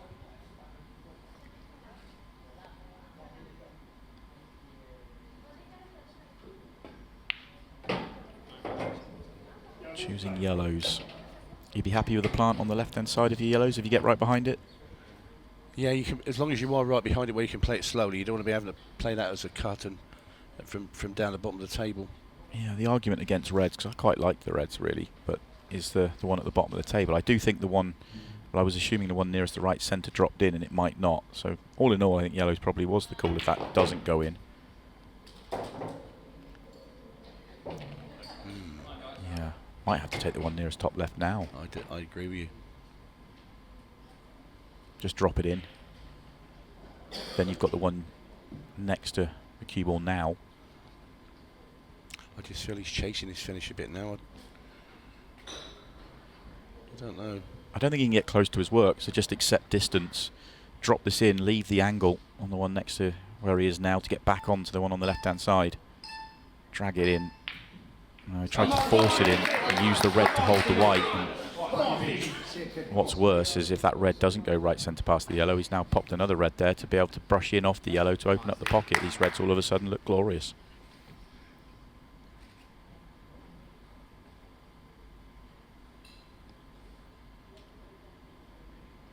Yeah, Stevie's had a bit of an up and down week as well.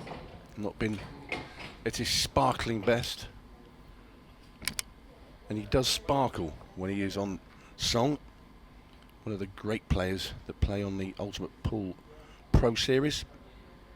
Yeah, got a very tough draw in the World Championships. Drew our studio guest this afternoon, Jordan Shepherd.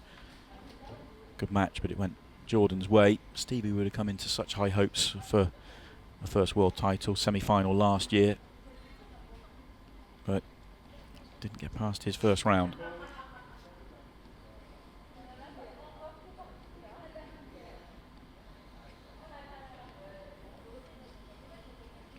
Stevie just trying to work it out. I don't think the red he's nearest to passes the other red to right centre, so I don't think he can take the one on the left-hand side now. Which is why he's coming down the table. Doesn't want to be straight. He's got a bit of angle. Yeah. Might take the red top left now, the one on the left-hand side.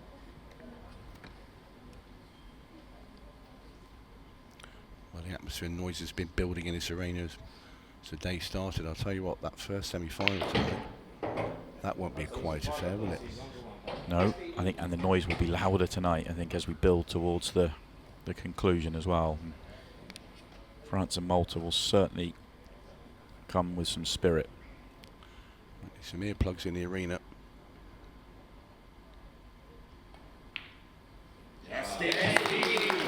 Shot from Stevie Dempsey. Simple task left to put Ireland in front. Yeah, it's been very solid from Stevie out there. That's what Ireland need, is a few steady heads. And this black ball now to give the Emerald Isle a 2-1 lead. very solid. Never felt in doubt really. Stevie Dempsey out there and just comfortable for him. It wasn't as easy as he made it look coming down the table. The reroute was awkward, but very, very efficient. Come on, boys.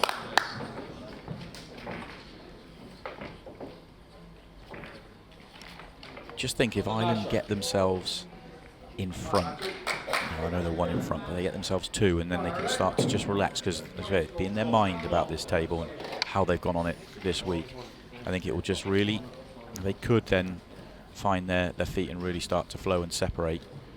But also, it's worth bearing in mind, as Scott Kennedy and Matthew O'Hara come out for Ireland and Scotland, that Ireland have sent out their three biggest guns first 3 frames. So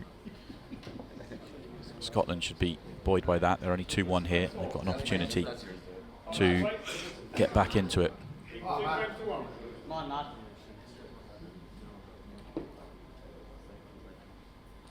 But it is Ireland and Matthew O'Hara with the break.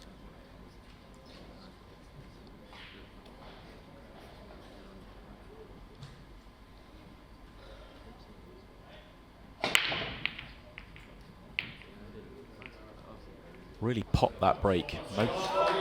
More control than power, but the strike was excellent. Just nothing refusing to fall. Yeah, had a good cue ball. But he didn't quite force that enough.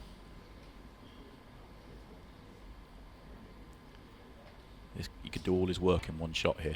No, it's not gone well. Overhit that one for me.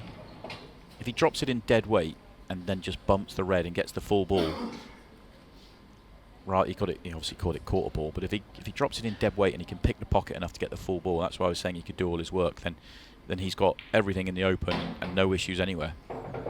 Yeah, I thought, just wondered, does Scott now take this red that's on the black spot at the bottom, then play that little combo shot, red onto yellow in the left-hand corner, pot them both, just screw the cue ball up into the 2 in the middle of the table, and then Frank would be dead. Don't know if he spotted it. I think you need to do it. I think you'd either have to play the combination, or you come back round and try and move that red, or play short position on it. I wouldn't be leaving it late.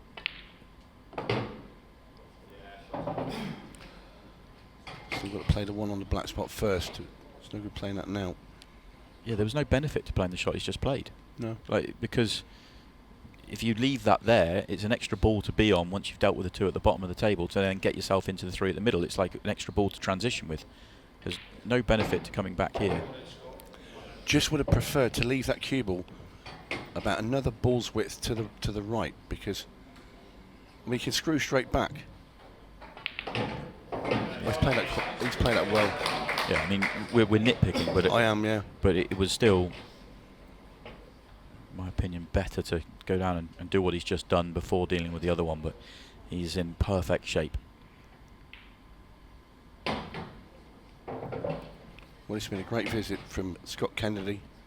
Just these last 2 balls to wrap it up and bring Scotland level. Yeah, this has been brilliant, isn't it? Really confident. Yep.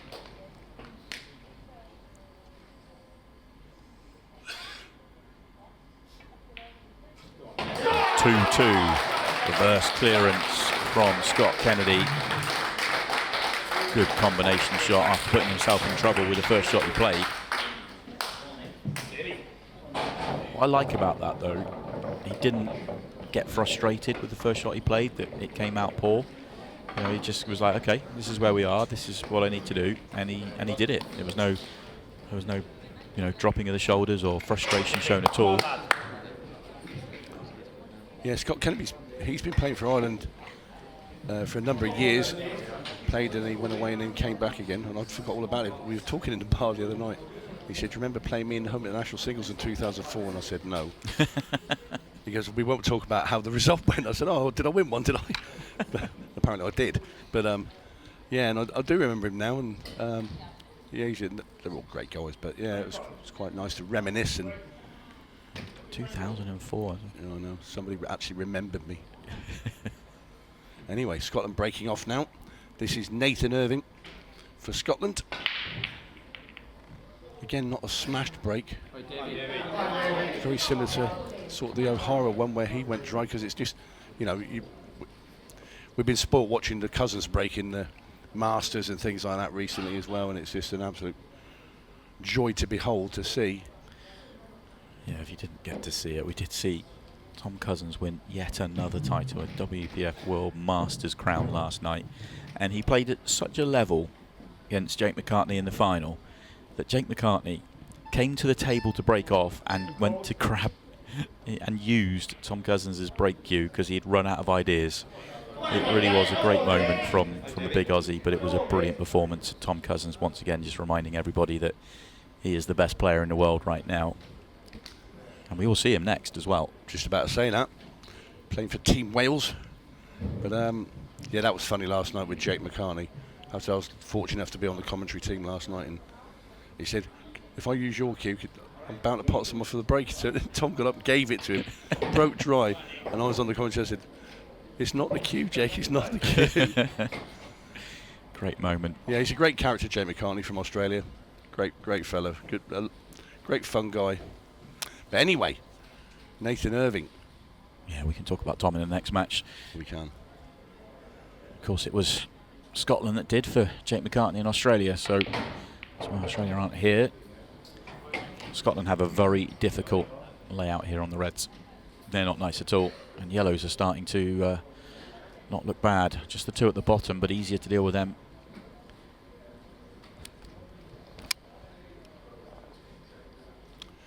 Yeah, for me, I think this is going to be the tightest match thus far. Rampant Malta did for England 8-2.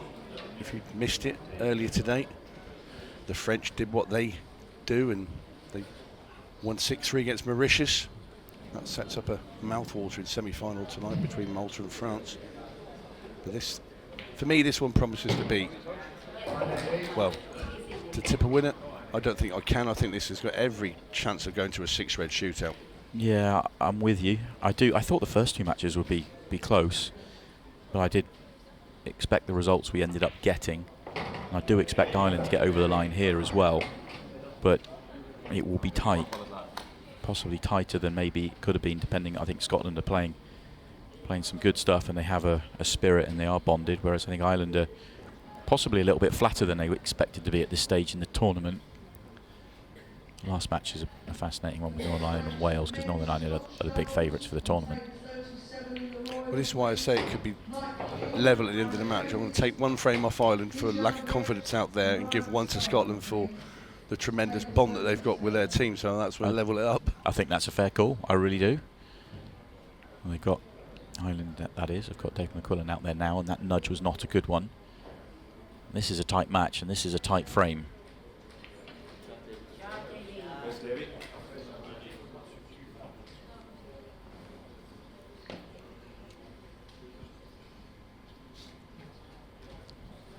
Two of the more experienced players out there now for their countries.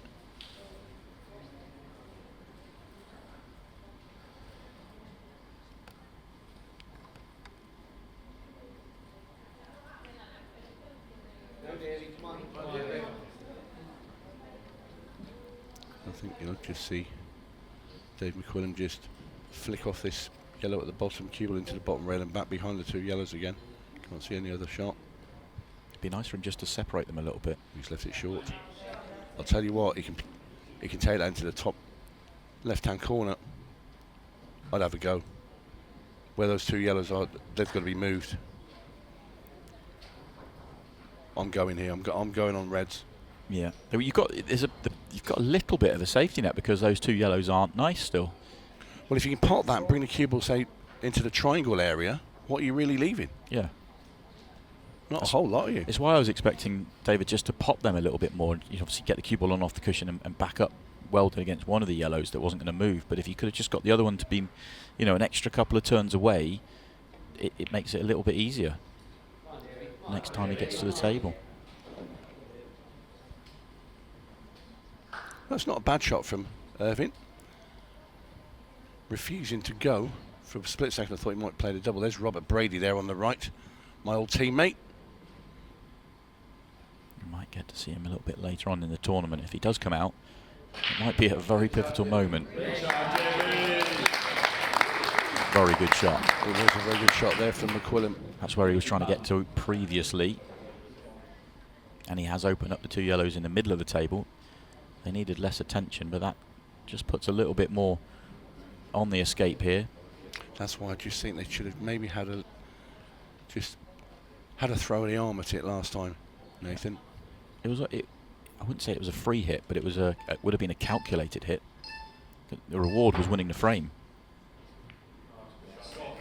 Good hit and great result. Oh. Well, if it's touching ball, it's huge for Ireland because it's very simple just to put the cue ball back where it is now. Shouldn't be too tricky, even if it isn't touching. Got to be a little bit careful with it as well.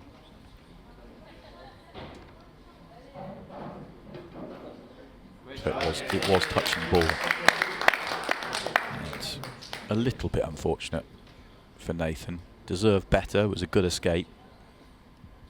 I play off the 2 jaws here. I played a far jaw on the knuckle, left hand side, hit these 2 jaws of the corner and shoot over towards them reds. Always been unlucky. The problem with that is whenever you go to the jaws from the cushion, it tends to hug the top cushion, and if he was going to get the underside hit, the pocket was big.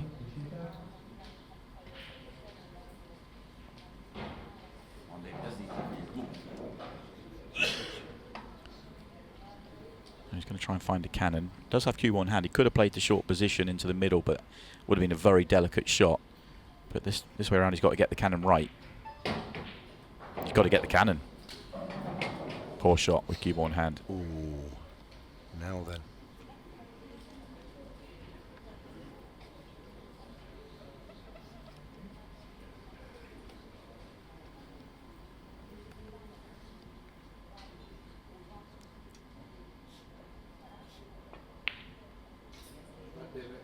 This time he gets those yellows separated. Well, he couldn't leave him any longer, whatever he did. 2 choices, right hand middle. Or even play it off the cushion into the top left hand corner. Or neither. Oh my word. Oh, what a result. Great shot, brilliant result.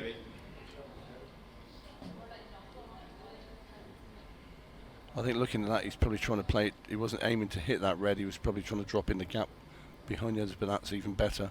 I think he overhit the shot of touch as well.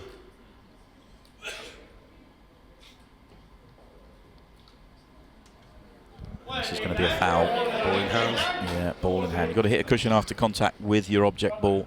And for me, David McQuillan is on the verge of losing this frame on the back of not getting those balls separated when he had an opportunity 4 or 5 shots ago, and he just played the very containing shot rather than just trying to pop one and get the snooker. I know he's had cue ball in hand and he should have got the cannon and he would have had an opportunity to win it, but it would have been so much easier and not needed the cannon if he'd played the safety shot 2 or 3 before better.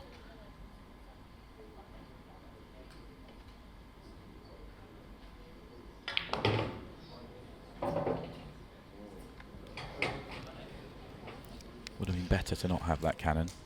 For me, just when he had ball in hand and he placed it and played that red in the corner, you've got to make sure you leave that angle on the next ball. You know, it's imperative. It stops all this. Purely, that ball in hand, where he placed it, just rolled it straight and left himself straight on the next red. That's where that nightmare was born. Yeah. Completely agree. So much of Paul is decision making, and that is just a decision. It's not an execution, it's a poor decision. And this frame should have been won both ways now. Such a big frame, frame 5.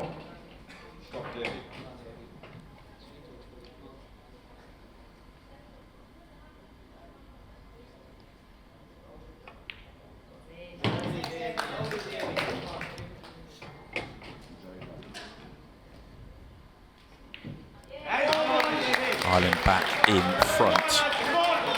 A pivotal 5th frame. And Scotland have thrown away a golden chance to take the lead. Although at the start of the match, Scotland, and I know this all sounds strange, but if you'd offered Scotland 1 frame either way, as we get to the halfway point in the match. I think they'll take it. You know, the deeper they take this, the closer they keep it, the better. I never really saw Scotland running away with this match. I felt if Scotland are going to win it, it was going to be a tight one. I thought the only side that would run away, potentially Ireland, if they got off to that quick start, and they haven't. So I think Scotland should be happy. They're right in this match, right where they want to be.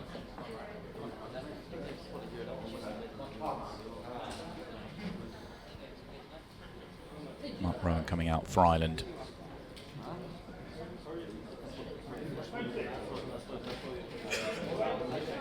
He has the break. Cut break for him. Haven't seen a golden break yet. No, nor a golden duck. Nor a golden duck, which I'm not surprised at, but the golden break. You can see one. Hello.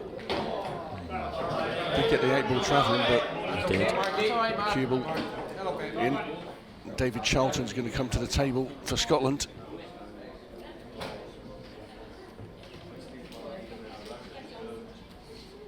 Great reaction. Tough reaction.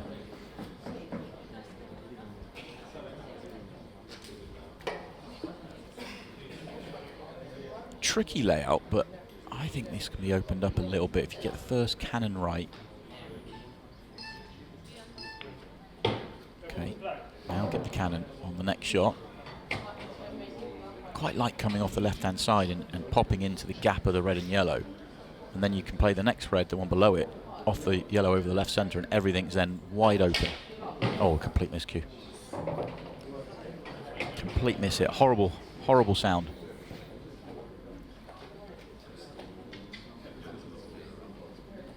Can you get that thin enough, that red, and clip it into the yellow that's just over the bag and I don't think so. Roll it in? No. I think double might be on, or the treble. The double is. That'll do.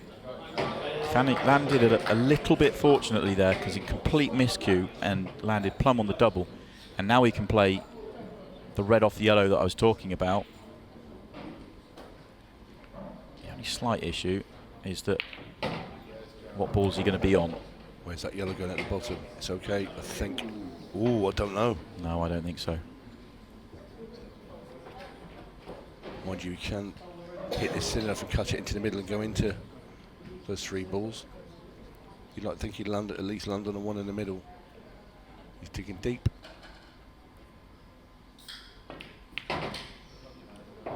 Uh-oh. Digging a big hole. Yep. And it all stems from the miscue. And okay, he had half a recovery with the double, but you took away the ball that was going to connect yourself down the table because of it.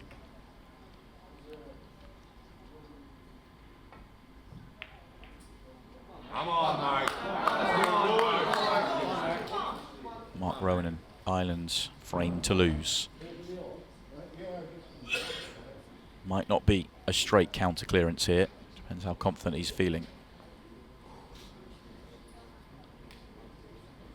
Come on, Mark. No bother. Come on. Easy snooker.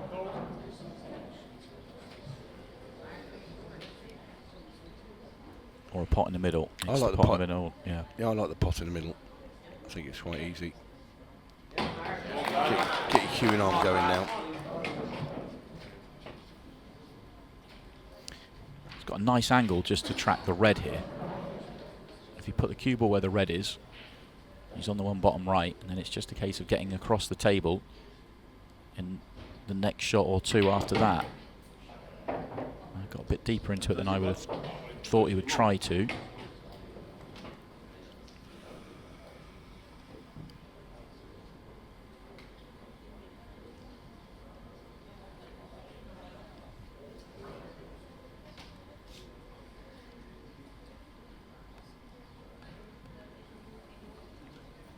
Leaving that yellow below the red in the bottom half is a mistake. After he made his opening shot, that is a ball that can come back to bite him. I think I still would have taken it even though he was thin on it. If he can pot it now, I'd be tempted.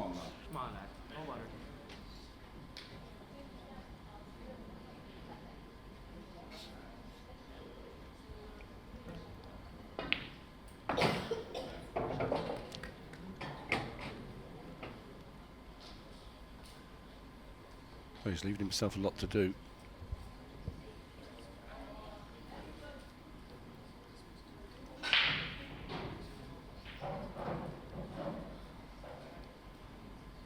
I think there's a bit of mileage left in this frame, yep. Huge pot here. Huge shot. Oh, that's a great shot. But white's going to be short. Got to take this yellow into the black ball bag. Have to. A little thin cut in the middle. Not for me. It doesn't help you at all. No. You can nip this top right and still hold enough for the yellow. I mean, you could get all the way to the middle of the table and still have a shot. And if you did miss it, you've still got half a chance of covering the bag, or at least putting the yellow in the way of the black. That's close. Brilliant shot. His teammates knew straight away, didn't they? They did, sat behind there. He's just made 2 big pots there, under pressure.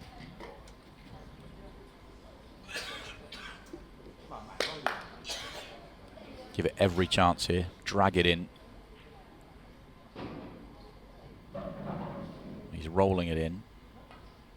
Yes, Mark. Made very simple that it may not have been a pretty pattern, but it still counts as a frame on the board.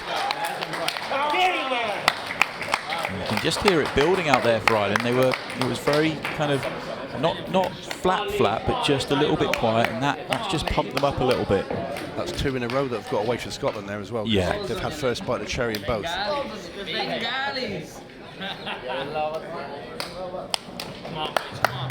Here comes Andy Dart for Scotland. What was interesting for me, obviously we've seen a few different teams out there now and how they go about it, and we talked about how important it is for teams to be behind their teams. When Ireland were, it was quiet early on. Every time Ireland had a chance, every single member of the team was still, come on. You still heard every single member of the team. It wasn't loud, it wasn't huge, but it was enough just to know that your teammates are behind you. Shari out for Ireland. Has looked a little bit nervy when he's been out there. Forgotten his socks as well. I just saw that, yeah. Oh, he's going to get a chance. That is tough for Andy Dart.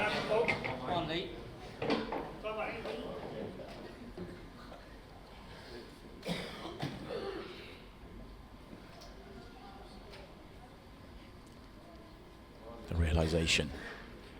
Then he's scanning the table. How much damage is done? Well, it's a good chance. Stop short of saying it's a great chance, but only 1 ball to really work out if you go yellows. Reds, you've got the 2 in the triangle area and just below that. You get underneath them, you could certainly deal with them. You thinking reds? Yep, exactly.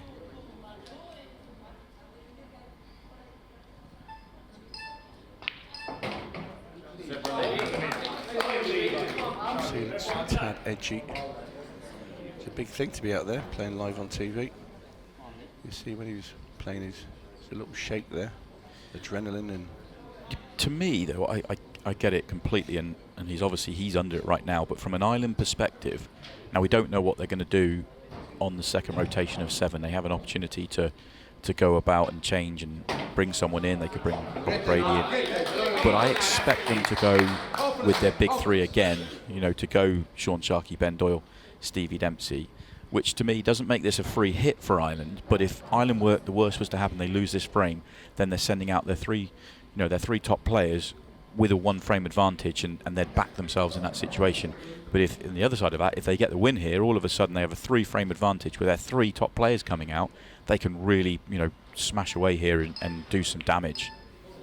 And when you say it like that, it's the realisation that Scotland, when losing those last 2 frames, what a big thing that was. But for me, huge for Scotland losing it. But for me, if I was Sean Sharkey and I was the Irish skipper, I would have been chatting to Lee and just sat there saying, look, if we get this frame on the board, you're going out there and you can really help us separate. But the pressure isn't off you. Look at the guys that are coming behind you. This is great for you. You can do some really good stuff for us. But the match isn't resting on your shoulders. No, that's exactly right. You should have been a captain, Simon. I was once. Didn't last very long. Was that the local golf club? Yeah.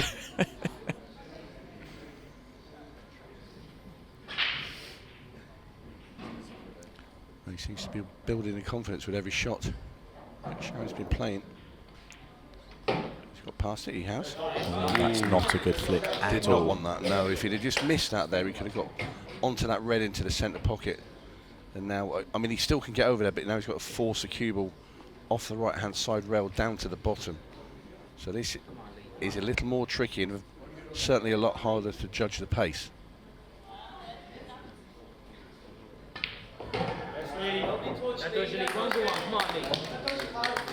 Come on, lad.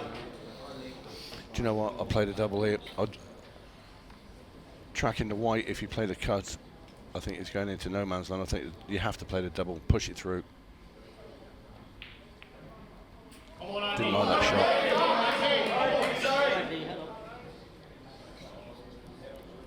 Everything I just said about Ireland and what they have to come, for me, so important now that Scotland win this frame. Now that Andy Dart's got to the table, get this frame on the board, get back within one, keep it as tight and as deep as possible. The 2 yellows at the bottom, you can see now a plant, so they're no problem. Can play it now? No. That's a very good snooker, but I wish we had a telestrator. I'd like to see you draw a line for this one, Tony. Well, he's got to go into straight away the left-hand side rail. That's the only way he can get. He's got to come past the black, just to the right of it, and through the gap of those 2 yellows, and hit that side cushion on the right, bottom rail, and into the back of the red. Never get in there with that shot. Never in a million years. So difficult to even get in the right half of the table, let alone get close to the 8 ball. It's way too narrow. That was, you know, never ever was that going that way. It had to come wide to the other side. That's the only way. And still, it was like ridiculously tough. So ball in hand now for Andy Dart. Which you feel is a must-win frame for Scotland.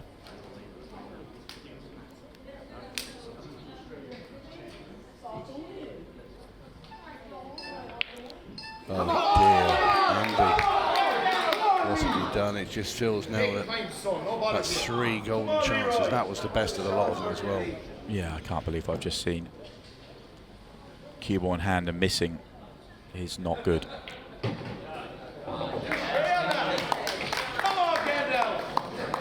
Big moment in this match. Huge, huge, huge moment in this match. Ireland 3 in front. Pure nerves, that's all it was. Pure pressure. Shake of the head as he goes back. Don't worry. World Team Shootout isn't about playing perfect pool, it's about winning frames. He has won the frame, that's all that matters. And Ireland are now in an excellent position to make the semi-finals tonight. Yeah, 7 frames played. And this is the moment where captains can change their order up. I'll have to fill in the team sheet for frames 8 to 14. And, yeah, kind of on the shoulder there for Andy Dart. He knows he's made a big error.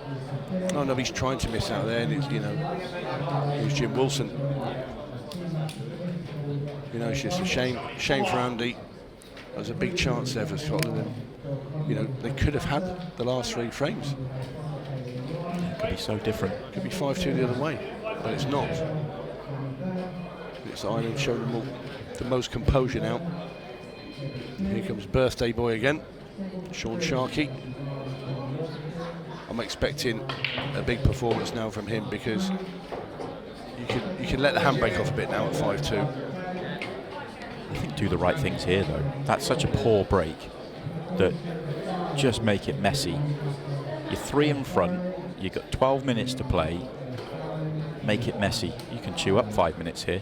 But if he goes for a 1 in, I don't know, what is it, 1 in 5, 1 in 10 clearance, probably 1 in 5, because he's only got 1 cannon really to play, and you don't get it, then are you letting Scotland back in? But then the counter of that is he gets his cannon right. They're all there. I can tell you Jim won't play any safety shots. Might not get to the table after that. Yeah, it was actually a slightly better layout than I first thought. When I was saying go really negative, I was thinking they're all in the same half. They can't be a good layout. The layout's not bad. It just had that one cannon, which was easy to get the perfect angle, and the cannon was very likely to come out well, and it's come out very well. That hasn't though. Of course, if Ireland do get through to the semi-finals tonight, a possible date with Northern Ireland. They're always quite raucous affairs, but then Wales are going to have something to say about that yet. Yeah, it's going to be a tough task for Wales, but I feel this format, every chance for me, Northern Ireland came in as the big favourites of the tournament and nothing has changed. So if you're a gambling man, Simon, you're going to say the final, which will be later tonight, will be Malta versus Northern Ireland. Would you say that? Yeah, the three-peat. 3 straight years. Yeah. If I was a gambling man. Fortunately, I'm not. Very wise too. Yeah. Well, Jim Wilson now.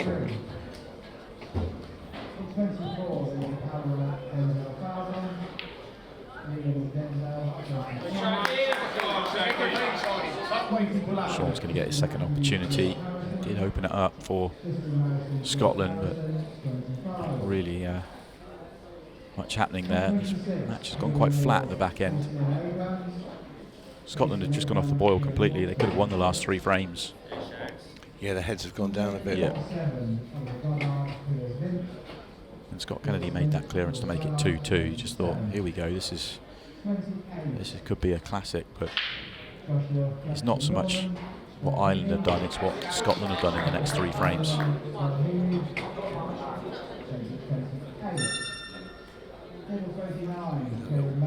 Bell in the background. That now tells you after this shot will be 15 seconds of shot for the rest of this match.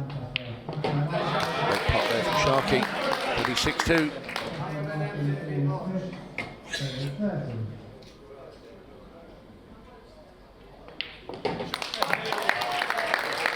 Cued that in nicely, the last yellow. And then sing happy birthday.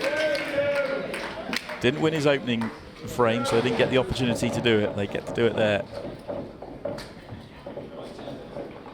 As you can hear, they're saying, come on, Benji. And Doyle coming out for Ireland. So it looks like Ireland are keeping the same order. I think it should be Fraser Allen for Scotland, the hero of the last round. In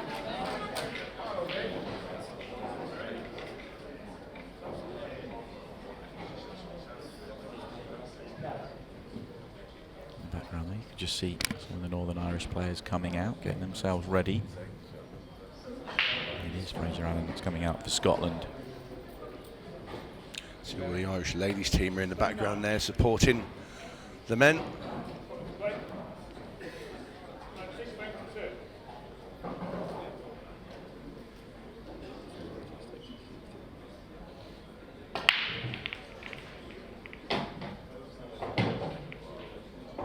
It's a very good break. Just the way those 2 balls at the top of the table have landed, awkward.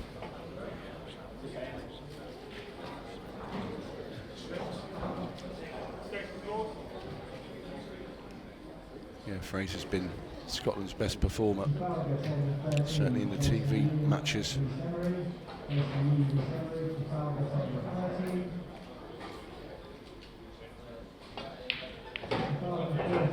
Always looks positive. Cues very straight and hits every ball with conviction.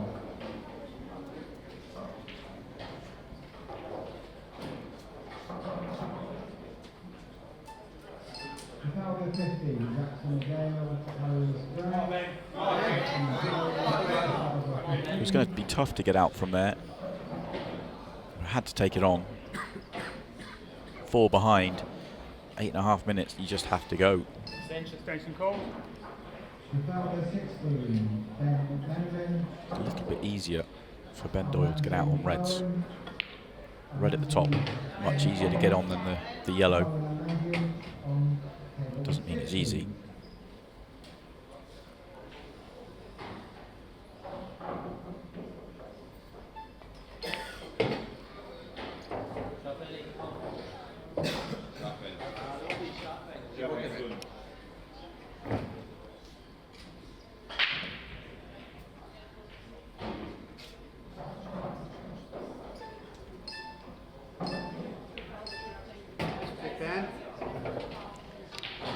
Been surprised he's going to leave the red at the top of the table.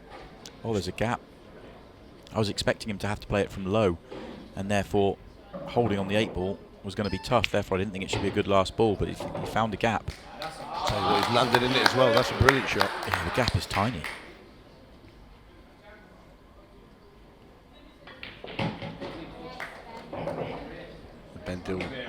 Ben Doyle has been quality, absolute quality today. Yeah, a very good visit to the table for Ben Doyle. He won both his frames in Ireland on the brink. They are 1 away officially.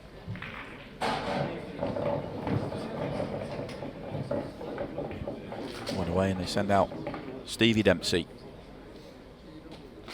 Not a bad place to be if you're Ireland. I think the realisation now from Scotland is the tournament is now done. Apart from an absolute miracle of golden breaks and golden ducks and all sorts need to happen, I think, here now for Scotland to get back into this. It felt like it went with that Andy Dart missed, and I know that they lost the previous 2 frames as well, but that Andy Dart miss seemed to be the final blow. Made it a 3-frame separation when they probably should have been 3 in front. They were 3 behind. Ireland erasing all the memories of their past defeats out there in this arena this week. They can pretty much start turning their attention to tonight's semi-final. I still feel that they're going to have to perform at a better level if they've got any intentions of making the final, because you think it probably will be Northern Ireland, but Wales have got a very good side as well. As long as you're still in the tournament, you can always improve. That is very true indeed. Scott Kennedy played a brilliant frame earlier. He actually made the game 2-2 and they haven't won a frame since. Come on, Stevie. Yeah, it was a good finish to make it 2-2 as well. It's just the next 3 after that. 2-2 to 5-2. Scotland should have won all 3 frames, and it just didn't happen for them. What's Stevie Dempsey doing there? I don't know, that was an odd looking shot. Be fairly happy it's happening at 7-2 in front with 6 minutes to play. Strange one. Pottle 5 yellows in the same pocket. No. Not now. Should take them out though. Yeah, should absolutely take them out. Should all go in middle bags as well.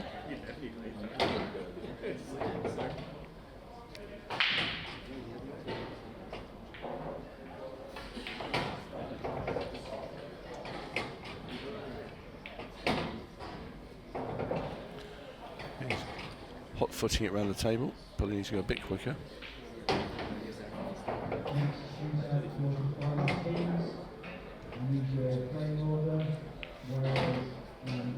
Yeah, little skip.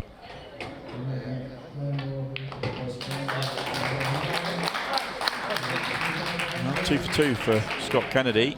A bit of a nutcracker sweep there at the end as he came around the table.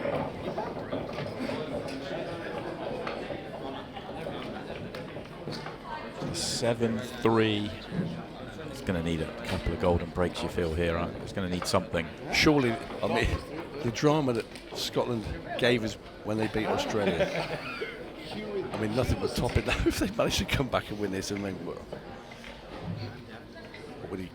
what would the odds be? 100, 200 to 1, more than that maybe? Well, we've already discussed I'm not a gambling man, but it'd be long. Very long odds.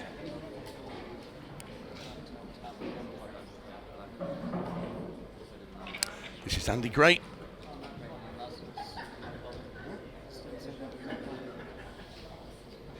He does have the break, so get the 8 ball moving, give it a chance.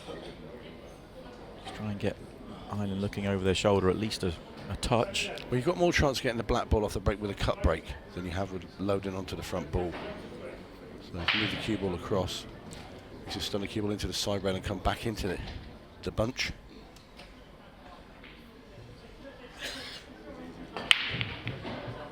It's moving. Not enough.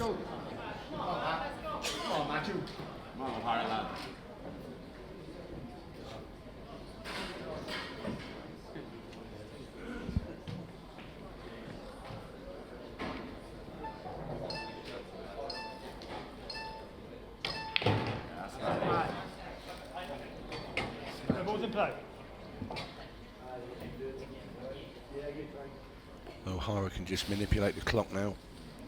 Use his full 15 seconds on every shot. Surprised he's not using his extension. Just chuck a few more seconds off it.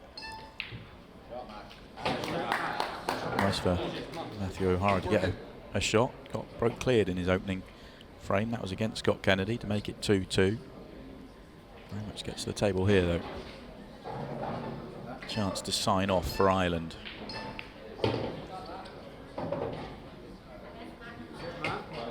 He's just thinking about winning the frame, because obviously if he does get this frame, the match will be over anyway.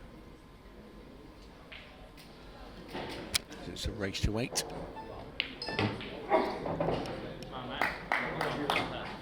Didn't want the flick on the yellow, but can still work from there. It's just a much tougher pot.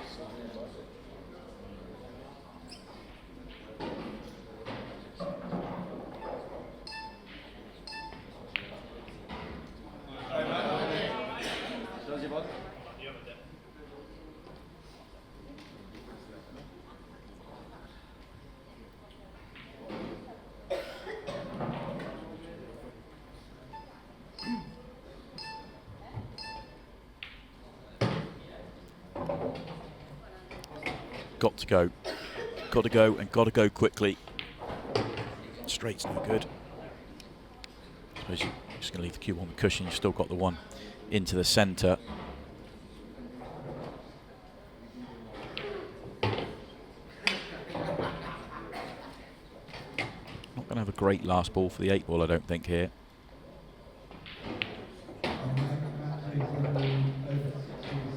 There's a yellow just next to the red, goes in the bottom right hand corner.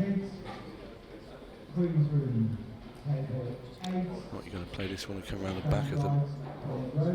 That'd be the yellow that's on the black spot now. He's going to go this way. He's putting a bit of check side in. That's not going to help there. Doesn't take on these tables. No, it doesn't. Has to go at the top left.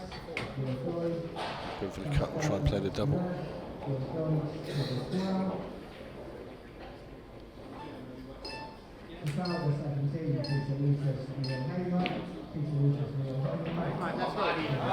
Not particularly close. Well, the balls are there now for Ireland to complete their victory. They can head off into the evening semi-finals. They will play either Wales or Northern Ireland in it.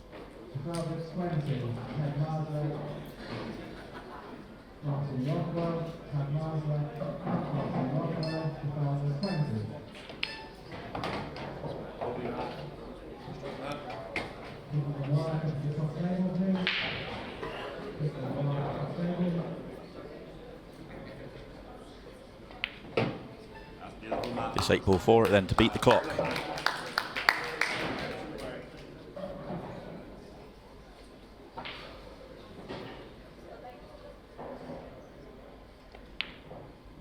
And it goes. Ireland are through.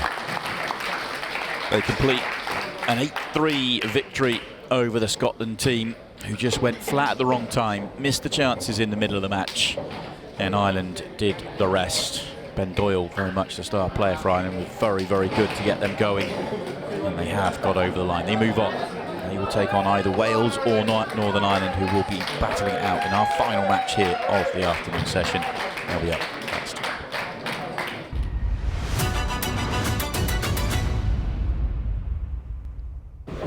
Welcome back, everybody, to the World Team Shootout, joined by a couple of very happy Irishmen. Number one, happy birthday, Shootout. Thank you. And congratulations on a big win. Yourself and Ben there played a big part in it. How pleased are you to get over the line? Yeah, very pleased. The boys are very clinical. After going 1-0 down, everyone played a part. And Scotland's not an easy team to beat. They proved that a great one over Australia in the prelim, so very happy to get the one. Yeah, and Ben, you were a part of the team last year in Morocco, and I think it's safe to say that whilst the world teams went well, you probably had a bit of a dodgy result in the shootout. Was there an element of you guys wanting to prove a point and get yourselves going a little bit today?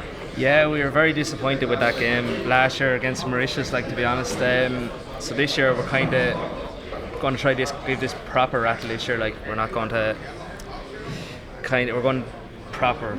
We're going for it properly this time. Yeah, and it's Steve. We spoke to Stevie ahead of the game, and he said, you guys have had a bit of a sort of a mixed tournament so far in the world teams.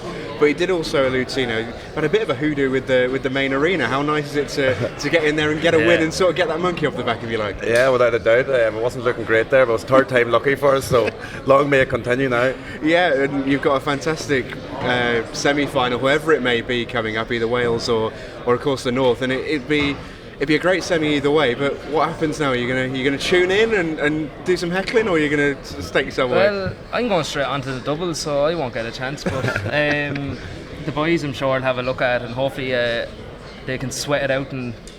But we'll be nice and fresh for it anyway. Yeah, and it's a fantastic format, Sean.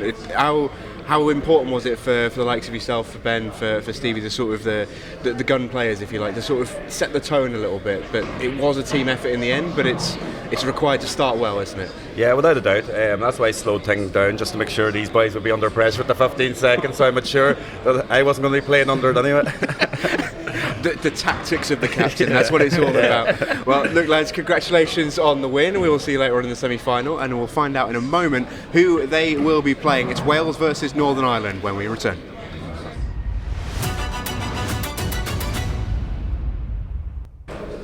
Welcome back, everybody, live at the Grand Hotel here in Blackpool as the World Team Shootout continues. Wales versus Ireland coming up for you next.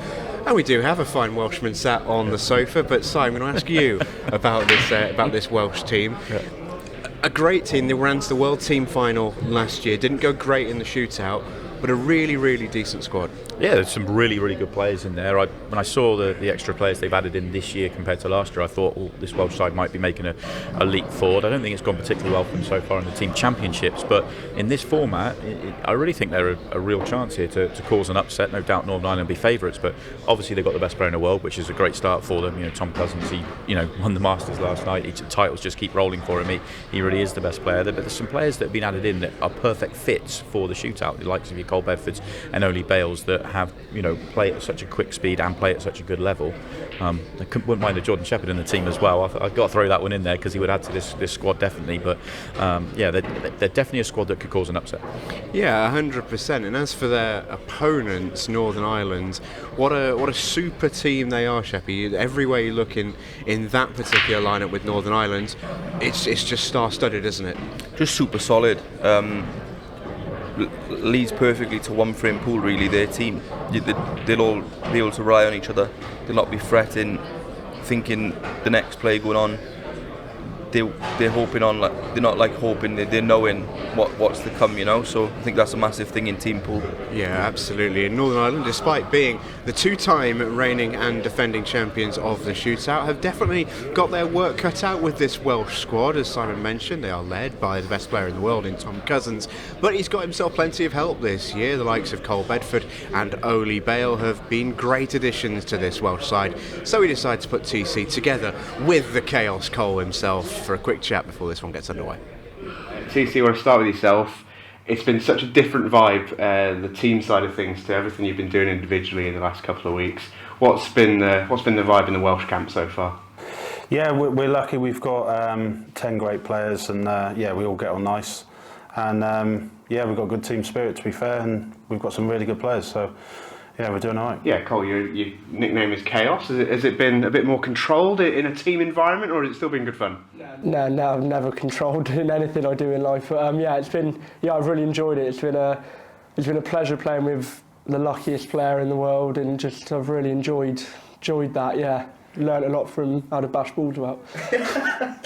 In terms of the shootout, because that's what we're here to talk about, the game that you had in the last 16 was a riot, really. There was so much going on. It looked like for 1 minute that you guys were struggling to get through. Everything's going on. What did you think of it come the end, Cole? Me and Tom, Yeah, we were just in a bit of, that was actually chaos. I don't know what was going on. Only had about 15 visits to the table. I think Andy had about 10. It was a nightmare, but we got over the line, and I think we sort of saw the funnier side in it. Like we know we'll be a lot better than that now going forward, because we struggled, but I think we'll be good in this quarterfinal, hopefully. Yeah, TC, you've been at the front of sort of both sides of everything Ultimate Pool, and obviously there's long formats, there's long racing and all the rest of it, and then this is about the furthest opposite you could get. But is there a sense that you've just got to take the rough with the smooth, and all this mad stuff will happen, it's just about sort of riding the wave? Yeah, I mean, I think we're playing Northern Ireland, obviously, and we're going to need a lot to go our way. But like I said, we've got just as good a chance as anybody. I mean, Will Osborne, he's probably on paper, one of our weaker players, and he's one frame away from being in the semis of the Masters. So that just proves how good he is, and we've got a great chance, to be fair, but obviously we know Northern Ireland are probably the best team here. It's definitely a Welsh team that means business, but you can see their side. There's a real element of fun in that team as well. It's not often you get Tom Cousins to break out a giggle on interview, but Cole's got that effect on people. It's good to know that they had that sort of style for their last 16 match against South Africa, which Wales did not play well in, let's be clear, but they are taking the positives from it, and they know they're good enough to compete here. Yeah, I think I'd be surprised how they played and how they went in that match, but you're right, they have a great team spirit. We've been talking all day about how important it is to have that spirit amongst your team. They've got that, no doubt about it, and I think it is important, and I think there could be a scare here. Sheppy, it's prediction time. Are you going against your home nation, or who are we going for? I think you have to make Northern Ireland favourites because their team, they are super solid, but I won't be surprised to see a Welsh upset. What do you reckon, Si? I think if Northern Ireland don't win the title, they'll lose here. I think if they win this match, they'll win the title. I think this one's going 6-red though. There we have it. If it does go to a 6-red, you'll see every single ball with us here. It should be an absolute belter either way. When we return, it will be Wales versus Northern Ireland for the final semi-final spot.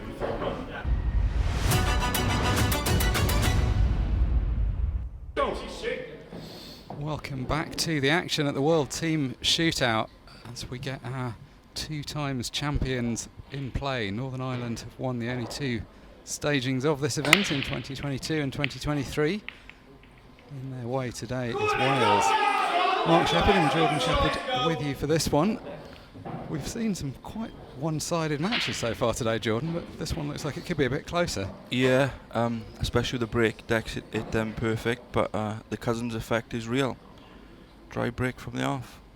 I think the start's massive for Wales, not so much for Northern Ireland, but I think if Wales can get off to a good start, it takes the pressure off, no disrespect to the other players, but the lesser players. And obviously having someone like Cousins as your lead man is always a good thing. Yeah, I mean, he has a real fear factor, doesn't he, about him. He's earned that right, of course. He has that fear factor because he keeps beating people. But you do definitely feel that he gets a few frames off people where they throw away opportunities against him. That's why they've led out with their biggest name player. Both sides have got some big name players though. No shortage of quality on display. Quality goes pretty deep on both sides. Even for Tom Cousins though, this is a different format. When you're going out in a singles match and you know you're playing a race to 7, 8, 9, you've got a lot of time. A mistake in the first frame isn't that costly. He doesn't very often make them, but it's the fact you know it doesn't matter if you do. Here, you can be the best player in the world and a multiple world champion, but you're still only getting the 1 frame. Possibly a second frame later in the match.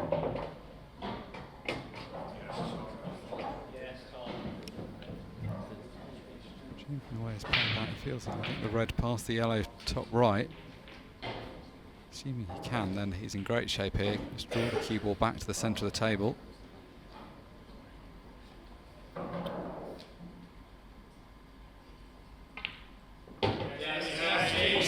Pocket, in fact. Tom Cousins has been in great form for a very extended period of time, to the point that he's absolutely dominated the pro ranks recently. I'm not sure I've ever seen him play any better than he did yesterday, progressing through and winning the World Masters.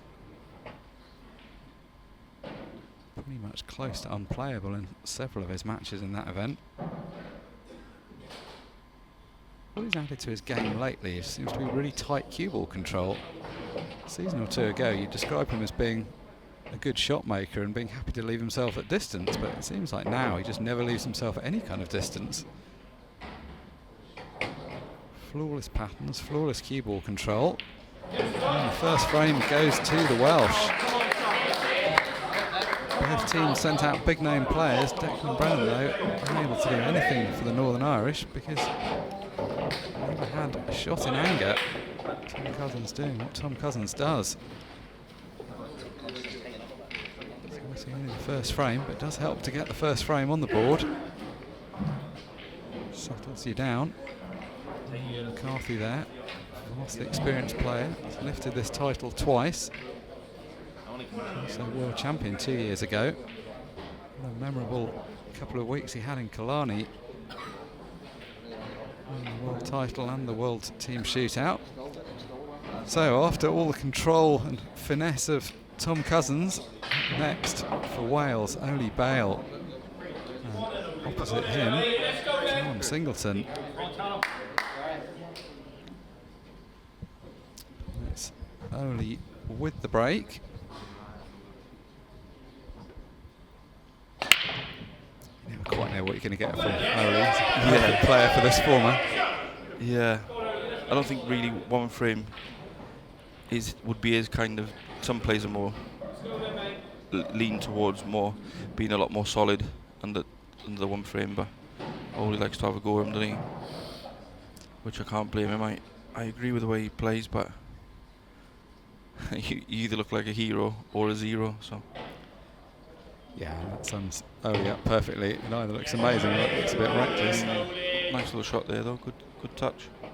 He is a vastly experienced player. I mean, we sort of joke about his speed around the table and some of his antics, like playing one-handed. But I mean, let's not forget he's an experienced pool player. Yeah, for definite. Yeah, he's played team pool a lot over the years as well. Probably looking at 20 plus years. So he knows what he's on with. And that's important because the pressure of this kind of situation, having been there and done it before, is very helpful. Yeah. Just this one tricky yellow. He had a choice to play when he was on the two yellows in the middle. He could have rolled one in and left an angle to play it in the opposite middle, but he didn't. Played this well though. But the way you're playing this is like you're coming down to go back up again. You'd rather clear him out in areas, I think. He's relying on a bit of luck now because the only yellow he can get on is the one he's cannoning, really. Unless he was to play cushion first with side, and then he's got potential then to knock the yellow out and come off the right hand cushion and leave the yellows up into the what would be the yellow bag on the snooker table. Not be too disappointed with that. The ball does clip to the middle. It's just whether he can hold it. Exactly like you say though, it was always going to have to be that ball that he went after next. Wasn't quite sure where it was going to finish up. Unless he played with more side and caught the yellow and the cushion together, then he could have spun the white out. Especially on a slippery table like this one. Oh, he's had a nice touch there. He actually went off the red then. Yeah, that's worked out perfectly. He's managed to kill the pace of the white. He's had it all at one shot. This has been a good clearance. And another nice little nudge on that red. Just going to drift the cue ball down the table. The 8 ball naturally waiting. Was a touch short. Yeah, that's careless. He had so much margin for error there. He's going to have to play the double now. About to say what a measured performance this has been from Oli. Come on, lads. Well, it wouldn't be the same if he just potted the black, would it? I'm surprised he didn't play one-handed. Slipped out of position there, but recovered it well. Let's have another look at that double. For a moment, Callum Singleton must have thought maybe there's a chance here, but it wasn't ultimately a difficult double. Well, I think he thought maybe there's a chance about 5 or 6 times in that finish, but yeah, he got it in the end. Like I said earlier, I think it was massive for Wales to get off to a good start. They can't get much of a better start than that. Northern Ireland just sent out 2 of their best players early on, and neither of them had a go in anger at the table yet. Callum Singleton just watching that one. A lot of pressure on Gary now, yeah. Especially playing Cole as well. So They've both gone strong at the front. Interesting. Yeah, I mean, I guess this looked like being a close match, so they both wanted to get off to a good start. Mm-hmm. So Gary Clark for Northern Ireland. Come on, Gary, come on. Let's go, Pop, mate. Let's go then, Gary. Come on, mate. Come on, Gary Carr.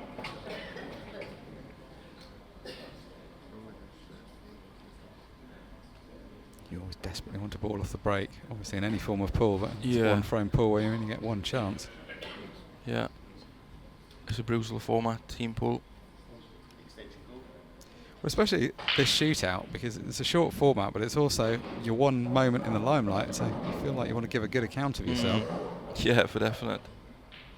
Actually really like the concept. Yeah, I mean, you were known as the shootout king for a while in the singles format. Yeah. It was fun while it lasted. That's not a bad shot. This is trickier than it looks on the camera. Don't know whether he can get to the left of the cue ball. It's just okay, I think.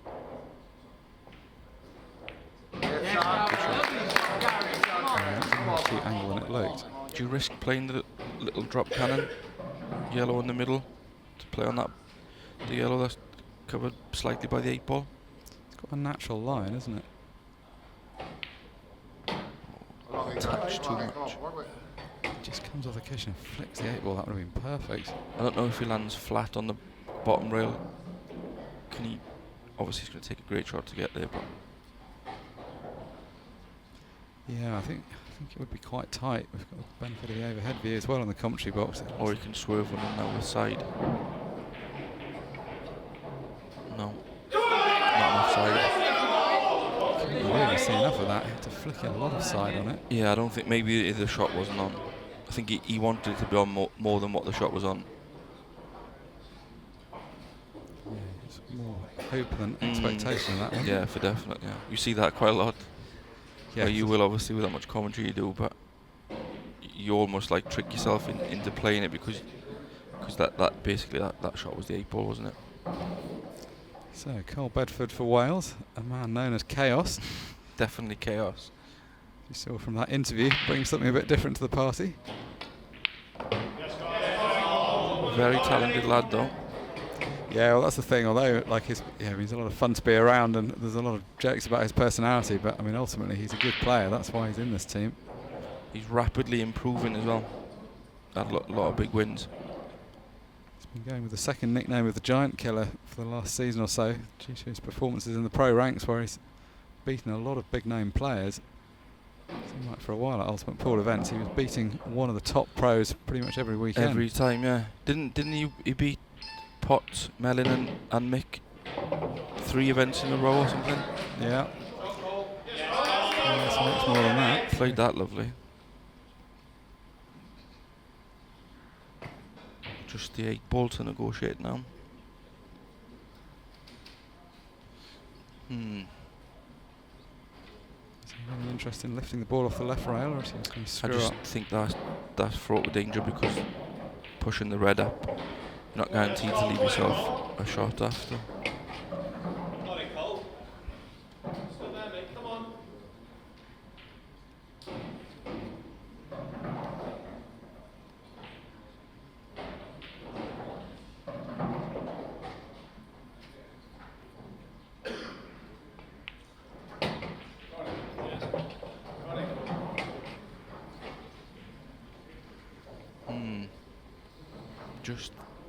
He's just getting that finish is getting a bit trickier. Yeah, he's got a good angle to get onto the difficult red down the left rail, but then how does he get from there to the 8 ball? I think he has to play the double now, doesn't he? time as well. He's got no time. Has to hurry up.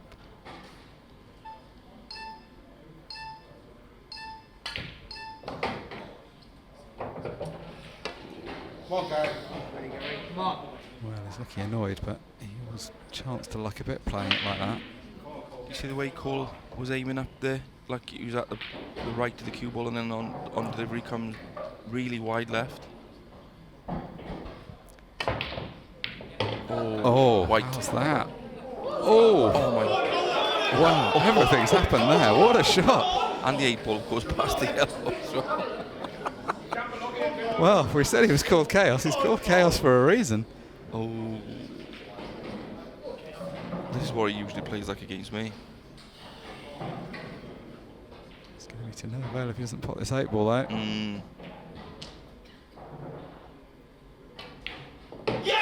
Well, what a finish that was from Cole Bedford. Oh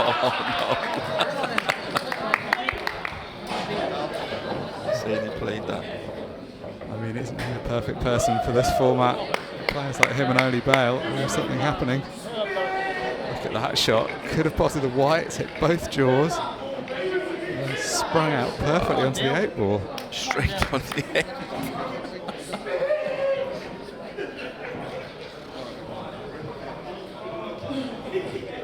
That's amazing, isn't it?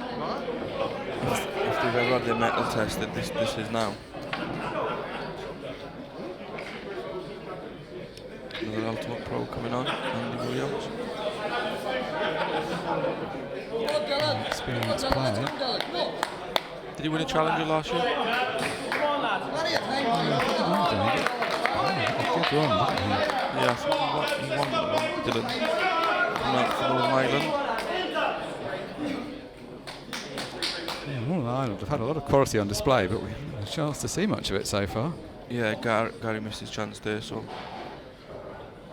obviously he'll feel hard done by with the fluke, but he had his chance. Oh, nice break. Oh, the white. I don't think they can really moan about bad luck. No, after that last frame. Well, the frame before as well, Oli had the fluke, didn't he? Potted the ball off the ball without meaning to. Just see his face. He's just gone to change the cues, but then he's seen the white tracking and then got stopped in his tracks. So first decent opportunity for Northern Ireland. One of the most experienced players in the shape of Dylan Leary. The kind of character you need to steady the ship. Yeah, very for level-headed definite, guy.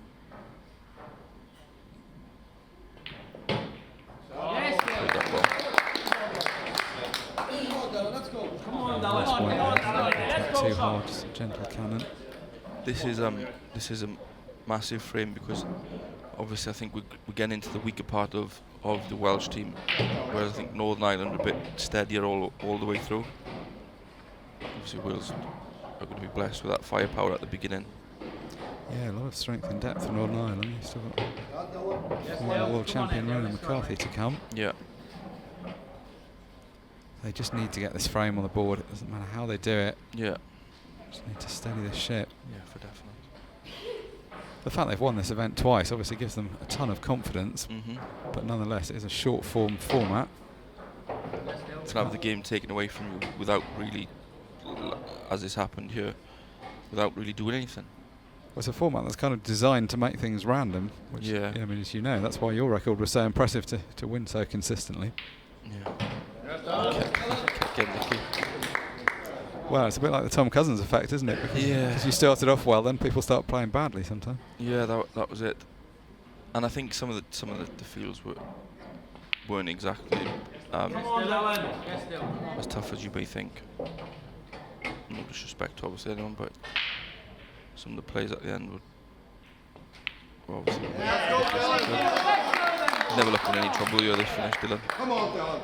Yeah, I mean, totally the right man for the job. So steady. Great play, Dylan.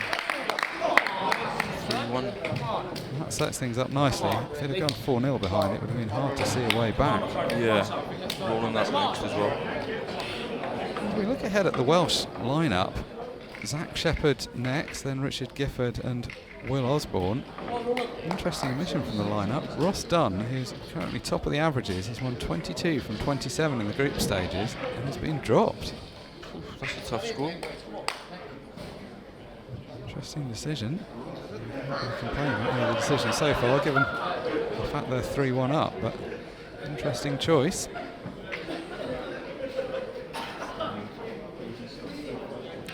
So, Zach Shepherd, can he add to his team's lead? Facing the most experienced player in the shape of Ryan McCarthy, as we see our colleague Simon Webb looking on from the auditorium. Unbelievable, isn't it? He's into his 70th year of playing pool, Rowan, and he's still flying. Yeah, I mean, there's always something very impressive about people that stay at the top of any sport for such a long time. He's got a lot of happy memories of this tournament. He doesn't have the most power off the break. Focused on a straight hit there. He caught that completely flush, but just didn't quite make a ball. Yeah, there's just no real power, is it? At all, really. They've gone a bit smelly, though. There's work to be done. We're going to come up dry. This is the layout you want to leave. Yeah, you walk back to your chair. Not really that bothered, to be honest. Let go on, pal, enjoy yourself. Big moment this for Zach Shepherd. Wants to lead his team by example. Especially having made what may be considered to be a controversial decision to drop Ross.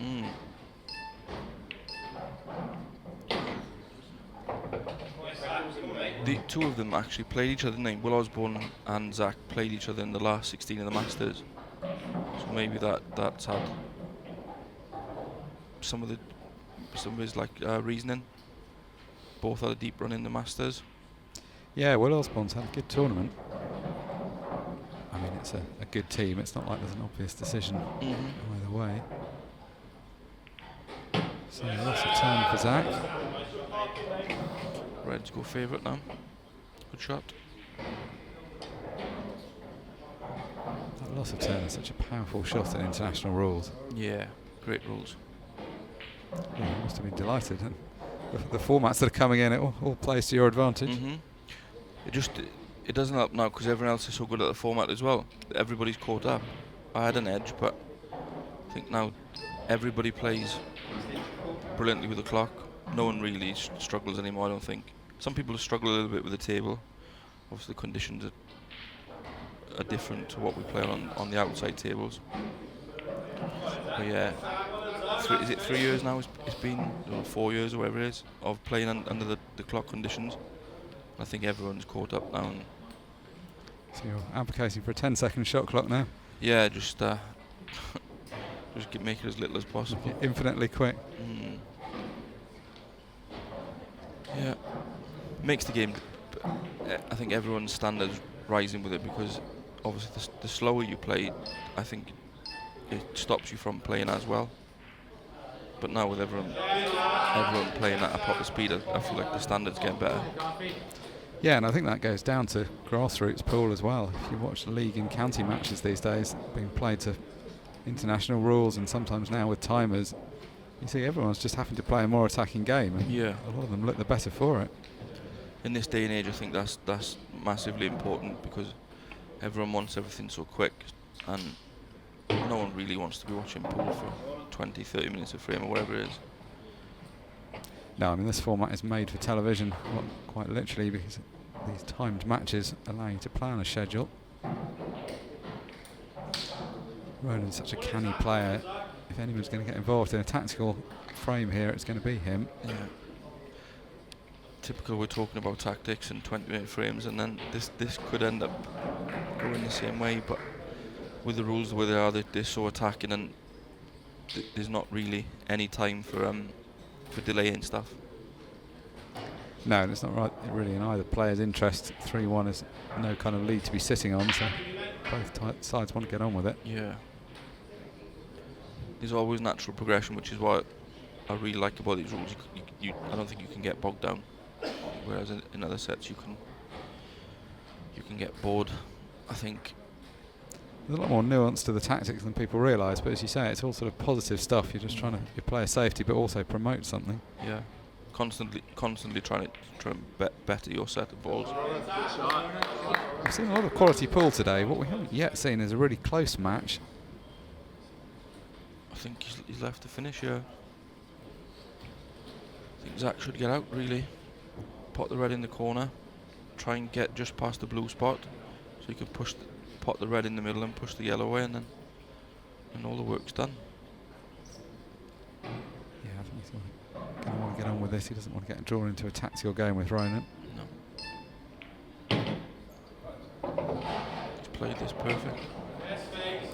Just flick this with a touch aside, and he's absolutely plumb. Can't fail. That's one challenge for a lot of players, because they're not going to play out on this main arena table, and as you say, it does play slightly differently from the outside table. Yeah, it's like playing a different game, to be honest. 42 tables in play around the venue, but all eyes are on this shootout table at the moment.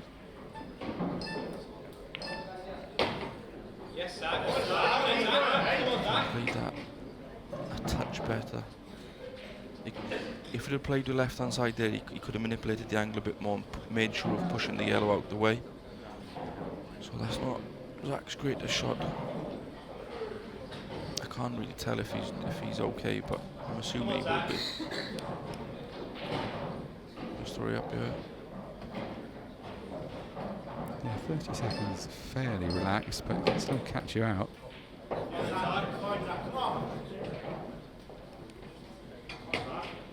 So the only issue is whether the lower of those two reds goes past the yellow. He could land higher.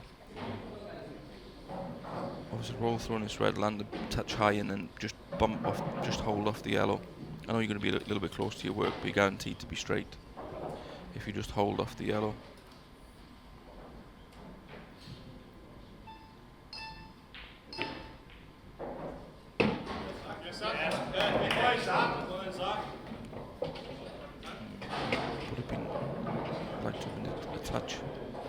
Touch higher there. So this next shot will tell us a lot.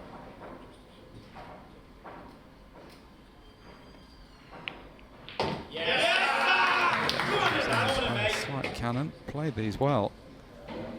Slight tactical exchange at the beginning of the frame, but then suddenly things opened up. Just needs to hold the 8 ball. Go to the opposite corner, so. Oh, now then. What a miss is that? And he really put that down to the pressure of the situation. I don't actually know how you can miss that. Come on. Confidence, mate. Come on. I guess you'd say he was focused on trying to hold position on the 8 ball if you're being charitable, but that's a very surprising miss. That is one for the highlight reel. Ross Dunn will be thinking, how you dropped me?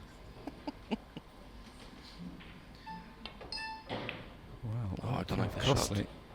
I don't like the shot. Come on, Zach. Come on, Zach. It's a surprise shot from Ronan McCarthy. I mean, he has got the snooker, but surely the shot was to run off the two yellows, wasn't it? And just put him, obviously, them 3 yellows together, run off the middle of the yellows, and then just wedge him in, and obviously you get your two awkward yellows out at the same time. He's got the double. He's got the double. He gets this. just not a good enough snooker from Ronan. Didn't promote his own Strange balls. shot, wasn't it? It's just the time pressure. It seems when you have a cluster of balls together, they're normally the perfect place to play a snooker from. To get him wedged in.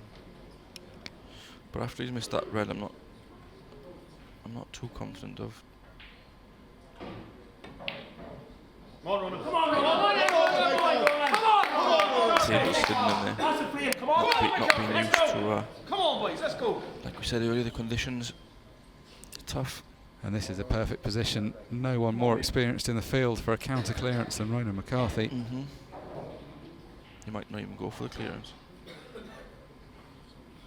Them two yellows look nice to get in behind.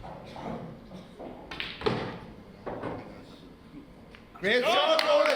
Next shot. Come on, Ken. Let's go. Let's get going. Really Come on. well. Yeah. Got an unnatural angle. You saw how much side he had to apply. It's a much better shot than it looks on this table, with how much it throws and slides off the cushions.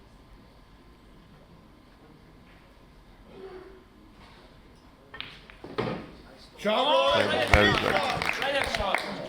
He's a real talisman of this Northern Ireland team, Ronan McCarthy. They've got such strength in depth, but he's a player that everybody knows and respects over such a long career. Yes, Ronan. Let's go, mate. Come on. Words of encouragement being shouted on from the bench. 3-2 changes the complexion of this match. Yes. Welsh could run away with it. Well, it's a frame he choked off when he gets to the last red. Incredible miss on that last red. Yeah, it's definitely a good one. Let's go, lads. Come on, lads. Come on,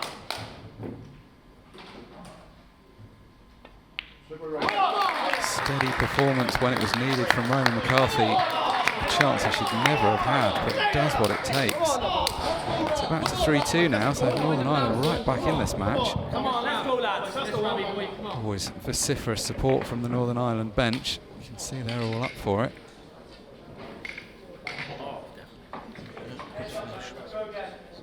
He had no right to win that frame, really.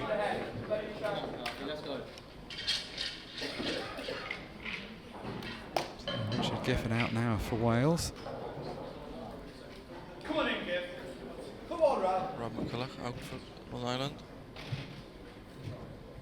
Having a good year of it on the Challenger Tier 1, Rab. Did he win one and get to a final of one same weekend or something? Yeah, he had just a crazy back-to-back result that weekend. That's unbelievable in that field. Great player.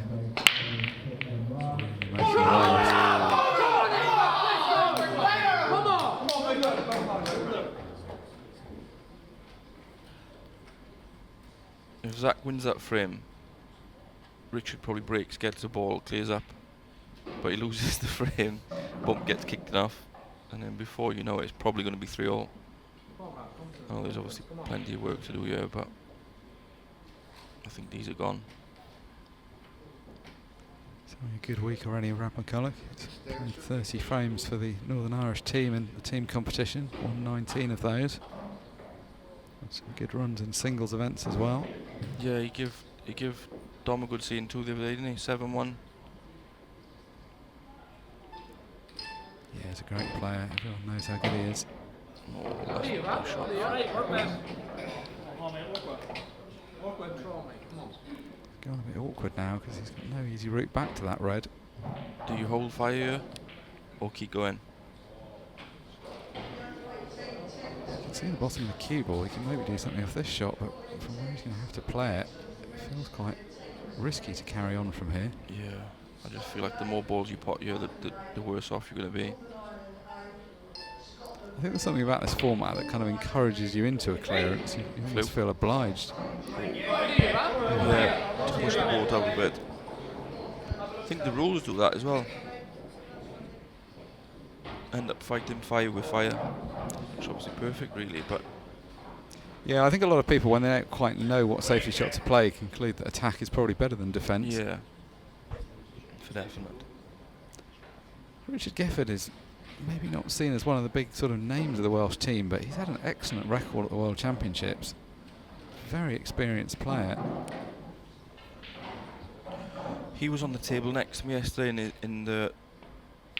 I'd finished my match in the singles and then I was on in the Masters. And he was on the table next to me, lost a tough one against Andy Barnett. He went 7-all on Richard had first chance and he missed his opening chance. So he'll probably not be feeling too great today, I wouldn't have thought. No, it's not gone quite as planned so far in this frame. Although still, with that red and yellow tied up at the top of the table, it's still quite open. Rab's back at the table, but it's still got the same problem he had when he was last hit. Yeah. Would have loved a bit of angle there to go chasing after his bad red.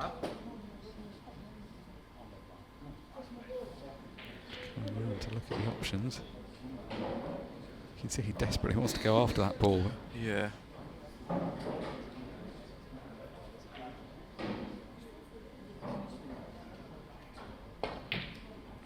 No.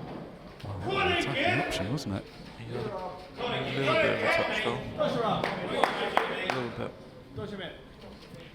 So now Richard's got a kind of chance, but it's one of those chances you don't necessarily love being in for, because there's a lot that can go wrong with this. Yeah, he's forced his hand, hasn't he?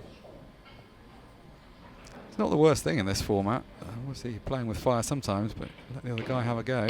Oh, it's gone straight in. I think that was possible. Yeah, would like it to have gone in off the red, just clear a bit of space around that. Ball on the cushion clearly goes past the red. The other one could be played cushion first off red, but still got another ball at the top of the table as well. Yeah, plenty of work to do, yeah. This is no good. I think you have to play long now. Way too much. Yeah, like we say, going back to the conditions is obviously completely different to what the other tables they'll probably be used to.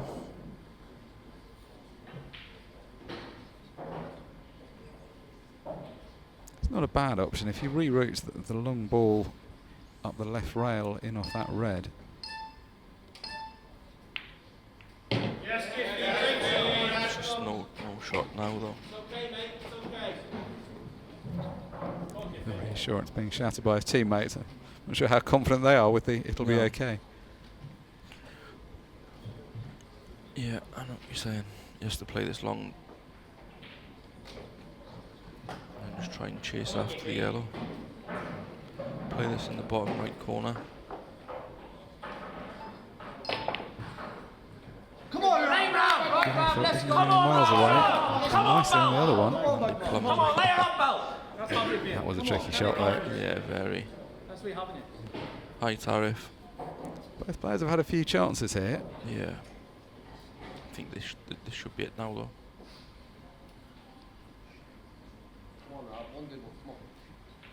Key frame this, 3-all or 4-2 after this.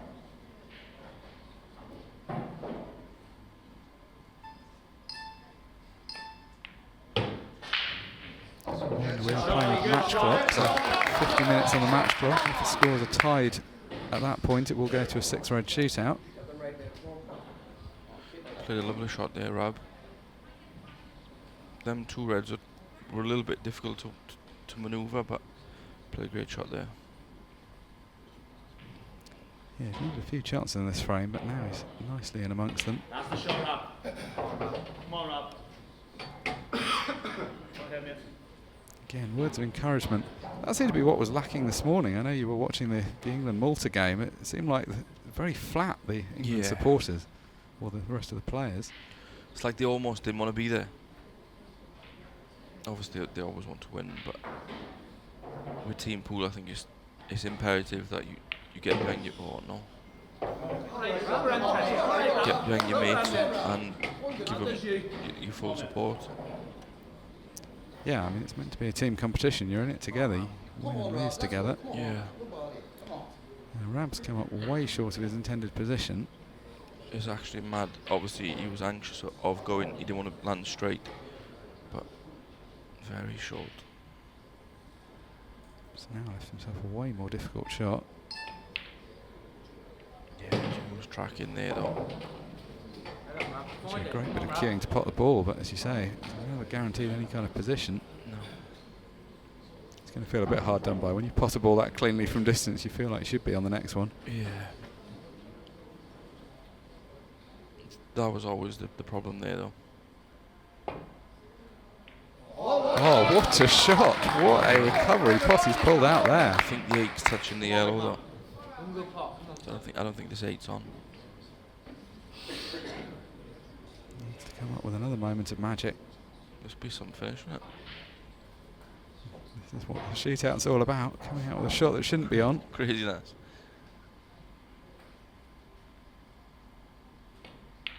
Shot.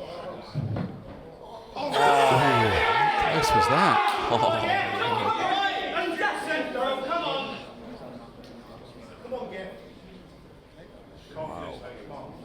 thought it was good when it just caught the draw a touch early. I think if that was a week ago, that would have gone in. Yeah, these tables, it's not. I mean, people talk about the pockets being big. It's not so much that. It's when the cloths are new that the balls just slip in.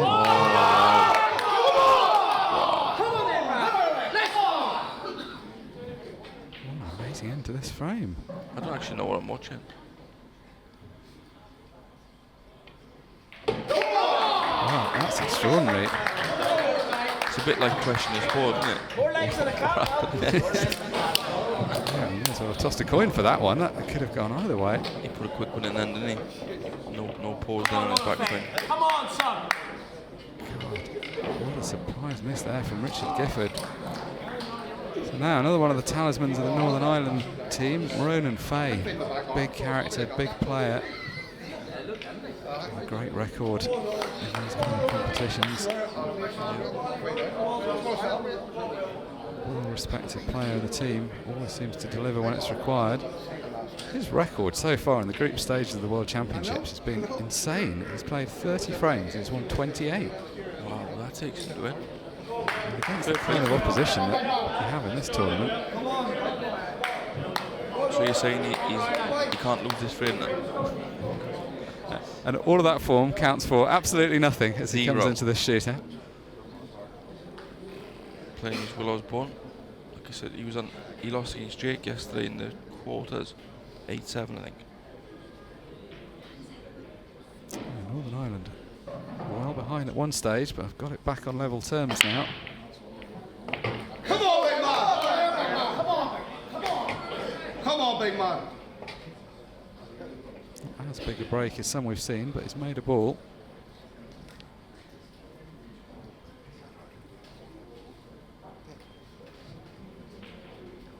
Yellows at the top of the table all look nice, but it's just one has drifted down to the other end.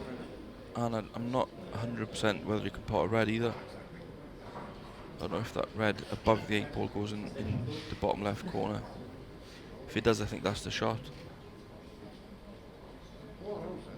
Balls are kind of split in two halves. It's just that one yellow that's at the bottom. So no opening on red, so he's having to go yellows. Come on, big man. I bet they can't believe they're lucked to be 4-all. At 3-all, sorry. Could have been a very different match. I mean, Wales had some luck to get to 3-1, but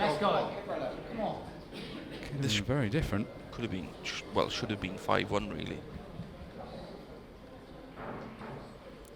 This match, of all the ones we've seen so far, has the hallmarks of going close. Yeah. It's delivered so far. There's been some moments of quality, but there's also been some real sort of team pool moments. For definite. There's mistakes that have just crept in when you just wouldn't imagine. Yeah. That's like, every frame's like a decider, isn't it? That's what's so great to watch. You can just feel the pressure. It's intense. I'm not convinced of this shot. Come on, big man, work with it. Not as played, flirting with the middle pocket, but the cue ball has stayed on the table. I think he's looking at playing safe. Rolling off the yellow. Well, he's running out of options, isn't he, with that ball at the bottom of the table? Yeah. I think you've got to bail out early if you're bailing out. There's no point just potting the loose ones. Yeah, and just leaving yourself to be tortured slowly. Just a slight issue with the shot clock just being looked at, so just a small pause in play. So it's never great when you have a pause when you're in the middle of a finish, although if he's planning to play a safety shot, perhaps not so bad for him. Yeah, there's not many things more infuriating.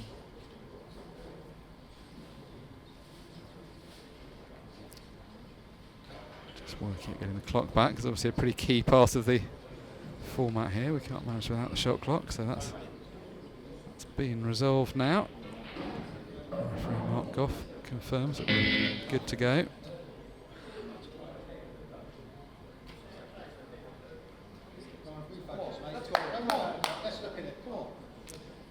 think that's too much. The clock has been reset, so it's getting a little bit too long for this shot, but Given the distractions he's had, that's kind of fair enough. So it comes back to the same equation. Does he go for a shot or does he go for the safety? Screwing off. This is very clever. Great shot. That's a very well thought through shot. Yeah, I like that shot. Played it a really nice controlled way. It wasn't just wildly swinging at it. He's got a free dig at this, Will. He can play cushion first. Extension. And as long as he gets the white near the black spot on the snooker table, he's fine. I'd be going cushion first, yeah. Because you get a free dig at the red. Big moment this for Will Osborne. Hasn't had as much big match experience as a number of his teammates. He'll have been looking forward to this opportunity to get out in this main match arena. I think you'd have been enjoying it a bit more if he was 5-1 up. Yeah, or if he just had a slightly easier starter. Yeah. Yeah, he played there. Nice shot. Took a moment to think it through, but he's played the right shot. I think he could have had the same effect though, and had a chance for a pot at the same time.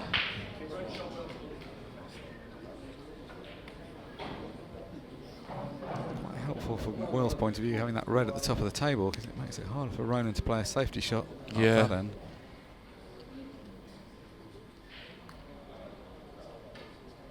Could he chop this yellow back maybe into the green bag? What a shot from Ronan Ronan Fay. Very good. See that's that obviously the shot Will played. He had no chance of potting it, but if he played my shot, I feel like if you pot the red, you're out. That was definitely the shot of a man with the 28 from 30 record, wasn't it? It just Yeah. stroked that into the pocket. Yeah. Lovely, Ron. Perfect. Come on, Ronan. Quality stuff this from Ronan Fay. I'd like to be straight on this yellow though in the middle, just so we could play 2 drop shots.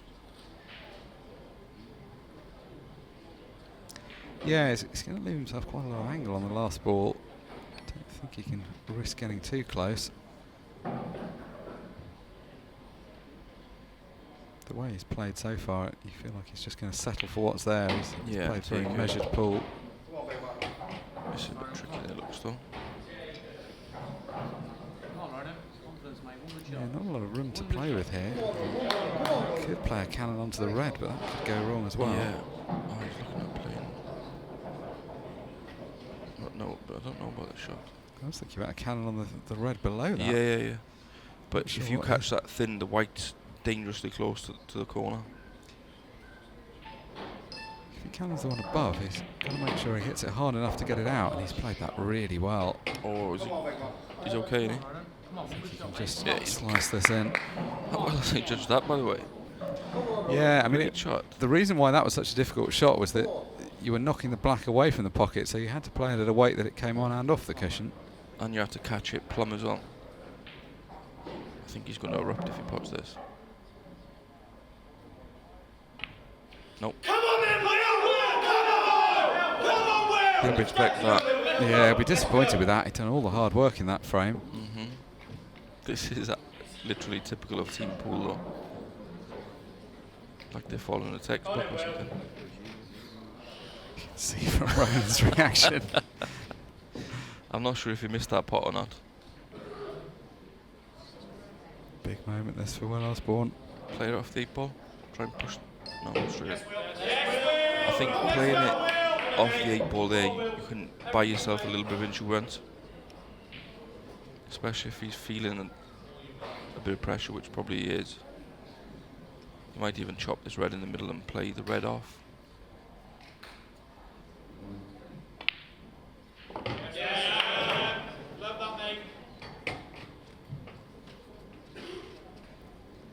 It's one of those finishes that's just not completely straightforward. No.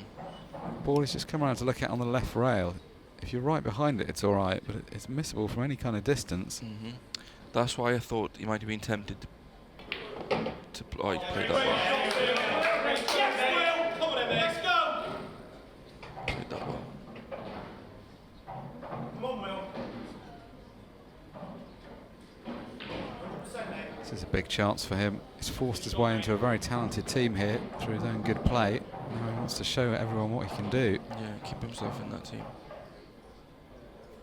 I mean, even keep himself in this match, because you can have a different lineup for the second 7, so there's no guarantee he's getting 2 frames in this match. That wiped his feet in the way. Yeah, I'll be relieved to see that down. Still got a shot to play.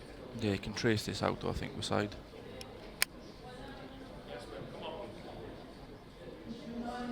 Yeah, this is... I was going to say, as long as you don't hit it too hard, the white won't trap with it. Need more side on that for me then. One more pot to come. This is going to throw close to the 8 ball though.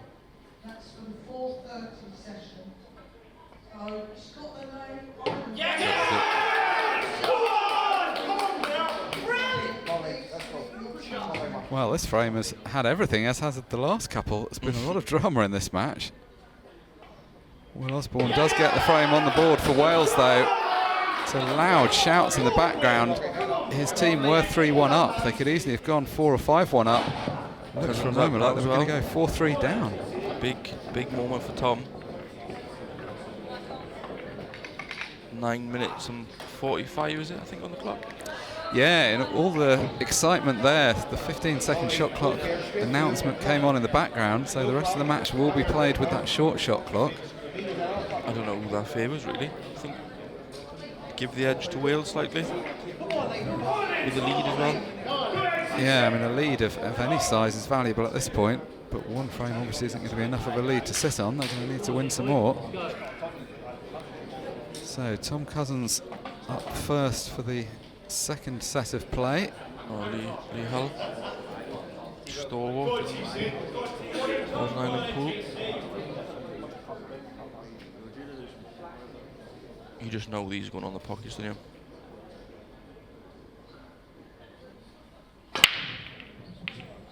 Massive break from Tom. Yeah, I thought these are be a great frame to win. Having a 2-frame lead with only 7 or 8 minutes left would be big. Still a chance this match could go to a 6-red shootout if the scores finish tied when that clock gets down to 0. Yeah. Looks Be very interesting to see which way Wales play the. Obviously, they have to send Cousins out first, but which way they play the order. Yeah, there's a bit more to think about tactically now. We're getting towards the end of the match.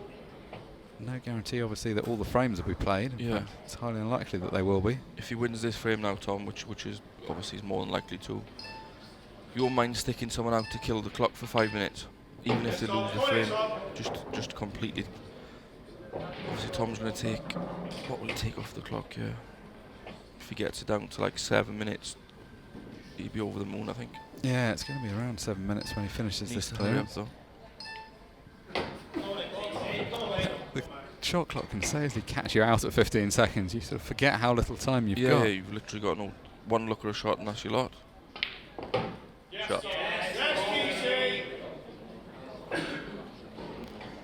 Tom's never someone that looks like he's rushing around the table, but he's capable of playing very quickly. Yeah.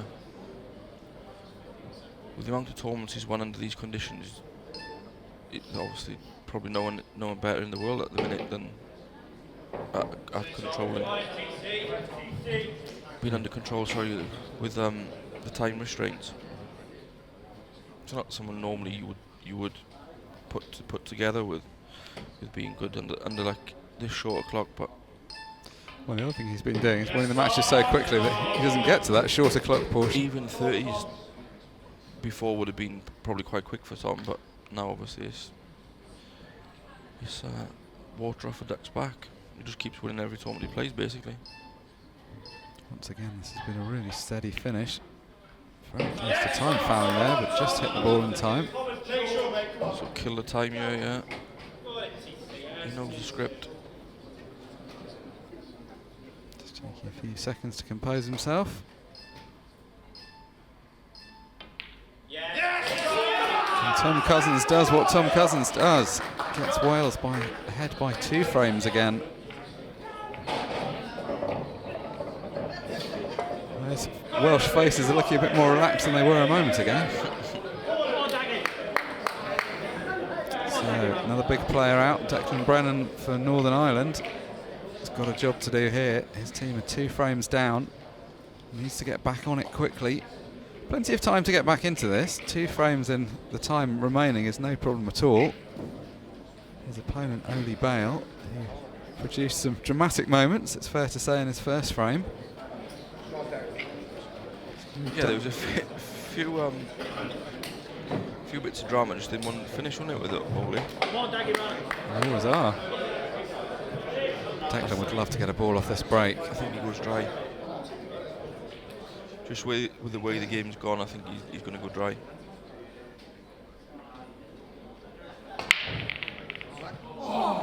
Corner. Come on, we've plenty of time. Come on, Monday, find us something. Work to be done. Yeah, this is the kind of frame that Wales want, a sort of messy layout. Yeah. Just well, he has to go, doesn't he? Now or never.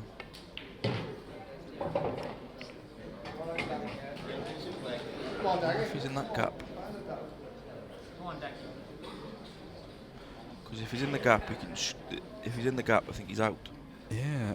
Because he can screw through the red. Yeah, he's out. Well, this is when you need a player of Declan Brennan's stature, and he's stepping up right now. Landing in that gap was massive there. See a rueful smile from Oli Bale. He can't believe that gap's appeared. I don't think he's moaned too much though with the first frame. No, I don't think he can moan at all, but you know what poor players are like, he'll still be feeling disappointed. This is a key frame. If you can get back to 5-4, it's still anyone's game. Played this well. He's had another bounce though. Come on, Daggy. Come on, Daggy boy. Come on, man. This has been really good from Declan.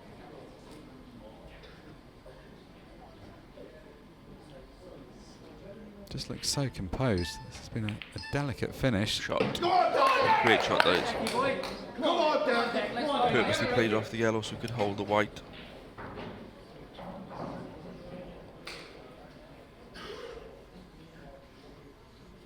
Just when they needed this kind of quality, how good has this been? Yeah, very good. You expect nothing less off Decky. Let's go. Come on. Come on, Daggy. He's been hyped up as one of the best players in the world for a long time, and boy is he delivering here. Yeah, he's in a good bit of form at the minute, isn't he? Won the Champions League. Lovely finishing spot. Very tricky, and he's made him look easy in the end. Yeah, this was a very awkward finish when he walked away from the table after the break. Top draw finish from Declan Brennan when his team needed it the most. Wild celebrations on the Northern Ireland side. They're now only 1 frame behind. It's going to be a good last 5 minutes, whatever happens, isn't it, Mark? Come on, Carl. It's going to be brilliant. I love this 15-second shot clock. Adds that nice bit of drama, doesn't it? And the fact the score's so close as well. And isn't this the man you want when you want a bit of chaos in the last 5 minutes? Cole Chaos Bedford steps up for Wales. Call to break as well. Callum Singleton didn't have a single shot in the last visit to the table. Will he fare better in this frame?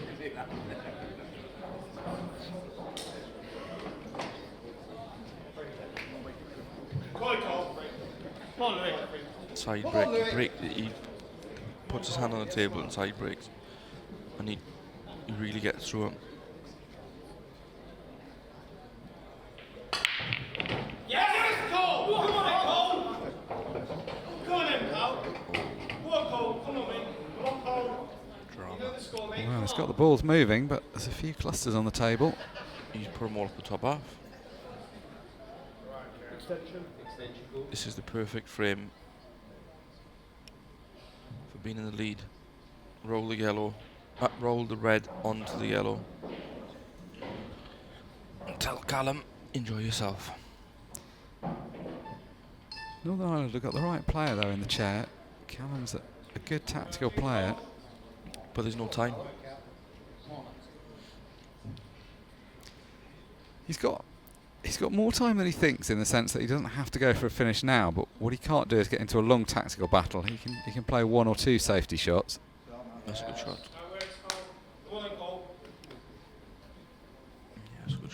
This could easily be the last frame of the match now. If it goes the way of Northern Ireland, we would be going to a 6-red shootout. Yeah, Cole just wisely killing a few more seconds. Shot.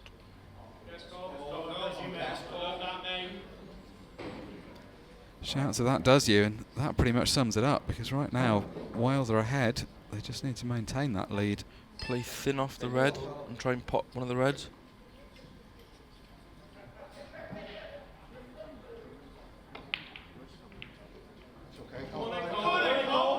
Too bad though.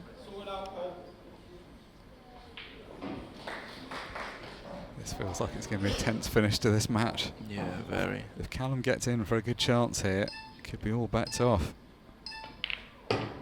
Well, it's Cole that gets in first. You can see him hustling around the table. It's a very rushed style, but yeah, he's a bit manic, isn't he? Unsurprising given the shot clock. Very busy, isn't he? Yeah, and the point you were making earlier about queuing up to the side of the ball, and then at the point he goes through, he seems to straighten up. Yeah, it's a bit mad. Sends my OCD a bit off, really. Well, crazily, he was saying that he didn't realise until fairly recently that he even did that. It's such a natural thing. Well, Trump is the worst for any. He is miles off. Lovely little shot, nice touch those. And this could be the match, effectively. Yeah.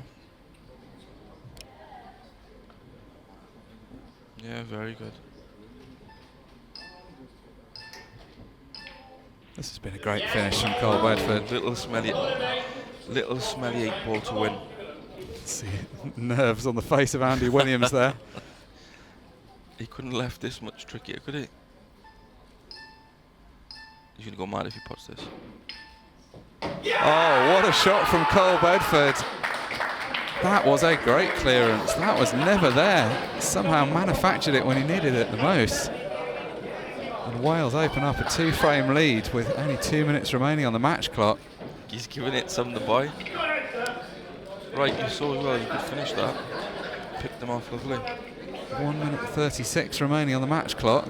Is that long enough to get 2 frames? Well, I think you need golden break, don't you? That's what Gary Clark is concluding right now. Has to try for the cut break. Needs to get that 8-ball moving. Yeah, he's no choice now. If he could get a golden break, and we haven't seen any so far today, but that would leave time. Yeah, it'd be interesting to see what happens next then. I got one against Tom Ford before in the Pro Cup with, I think I was breaking off with 25 seconds left. I was 6-5 down in the set. Nah, there's no pace in that. That's your lot. Go on, Gary! Run. Well, he's just going to try and make something happen here. Oh, he's wasting too much time. You have to run. Yes, Gary, come on. Hard to see a way of winning the match, but it's just got to give it a go. Play the red across the bottom quickly. No. Well done, Wales. So Andy Williams has the nice task of coming to the table and just taking his time. He should call an extension at this point, and he has.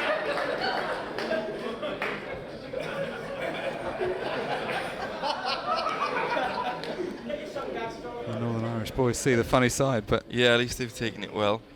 This is the end of a great run. For the last 2 years they've won this event. Yeah, it's been played in good spirits this match though. Yeah, it's been a lot of fun. And it's had everything as well. In 10 frames the pool, it's literally had everything. It's some great moments. This is what we love about shootouts. Andy obviously in no hurry here, just needs to... See, at this point, obviously, the match is won.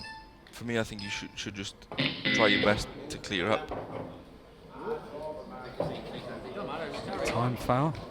Yeah, just your Gary Clark in the background saying doesn't matter. Yeah, I mean, this is actually a bit unnecessary. I mean, the referee's sort of obligated to check, but it doesn't really change anything. I think Gary Clark's going to come and offer his hand, yeah. isn't he?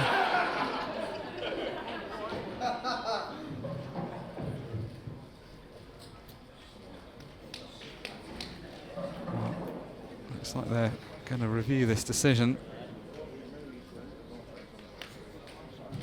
Well, this all seems a bit academic.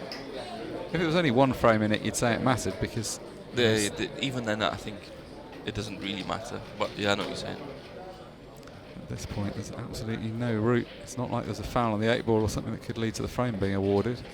Ball in hand or not makes no difference. It's done. Anticlimactic end to a dramatic match. It's been good though, it's been enjoyable.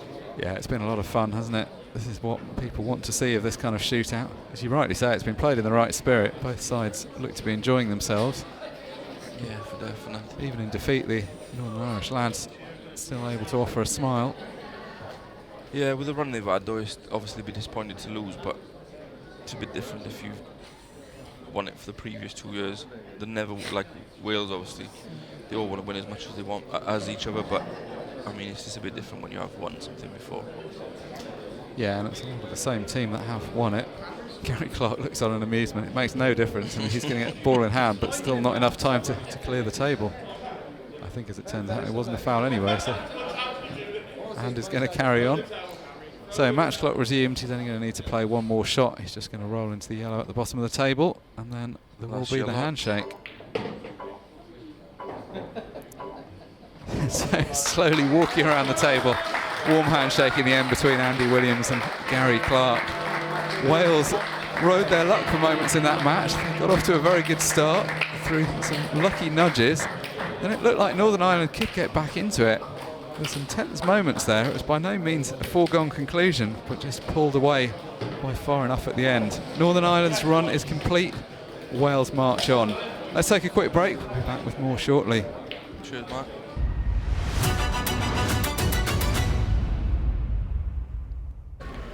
All right, welcome back in to the World Team Shootout. Wales have knocked out the defending champions. What a performance from Cole Bedford, Andy Williams and the rest of the gang. Carl, I want to start with yourself. That frame that you took out at the end there could have gone either way. It was a massive frame to win. It just about carried you guys over the line. Looked like it meant a lot, and you got a load of support as well. Yeah, it was. I've never felt pressure like that. I think played a lot of singles events out there, and yeah, that's the most pressure I felt playing probably any frame out there, definitely.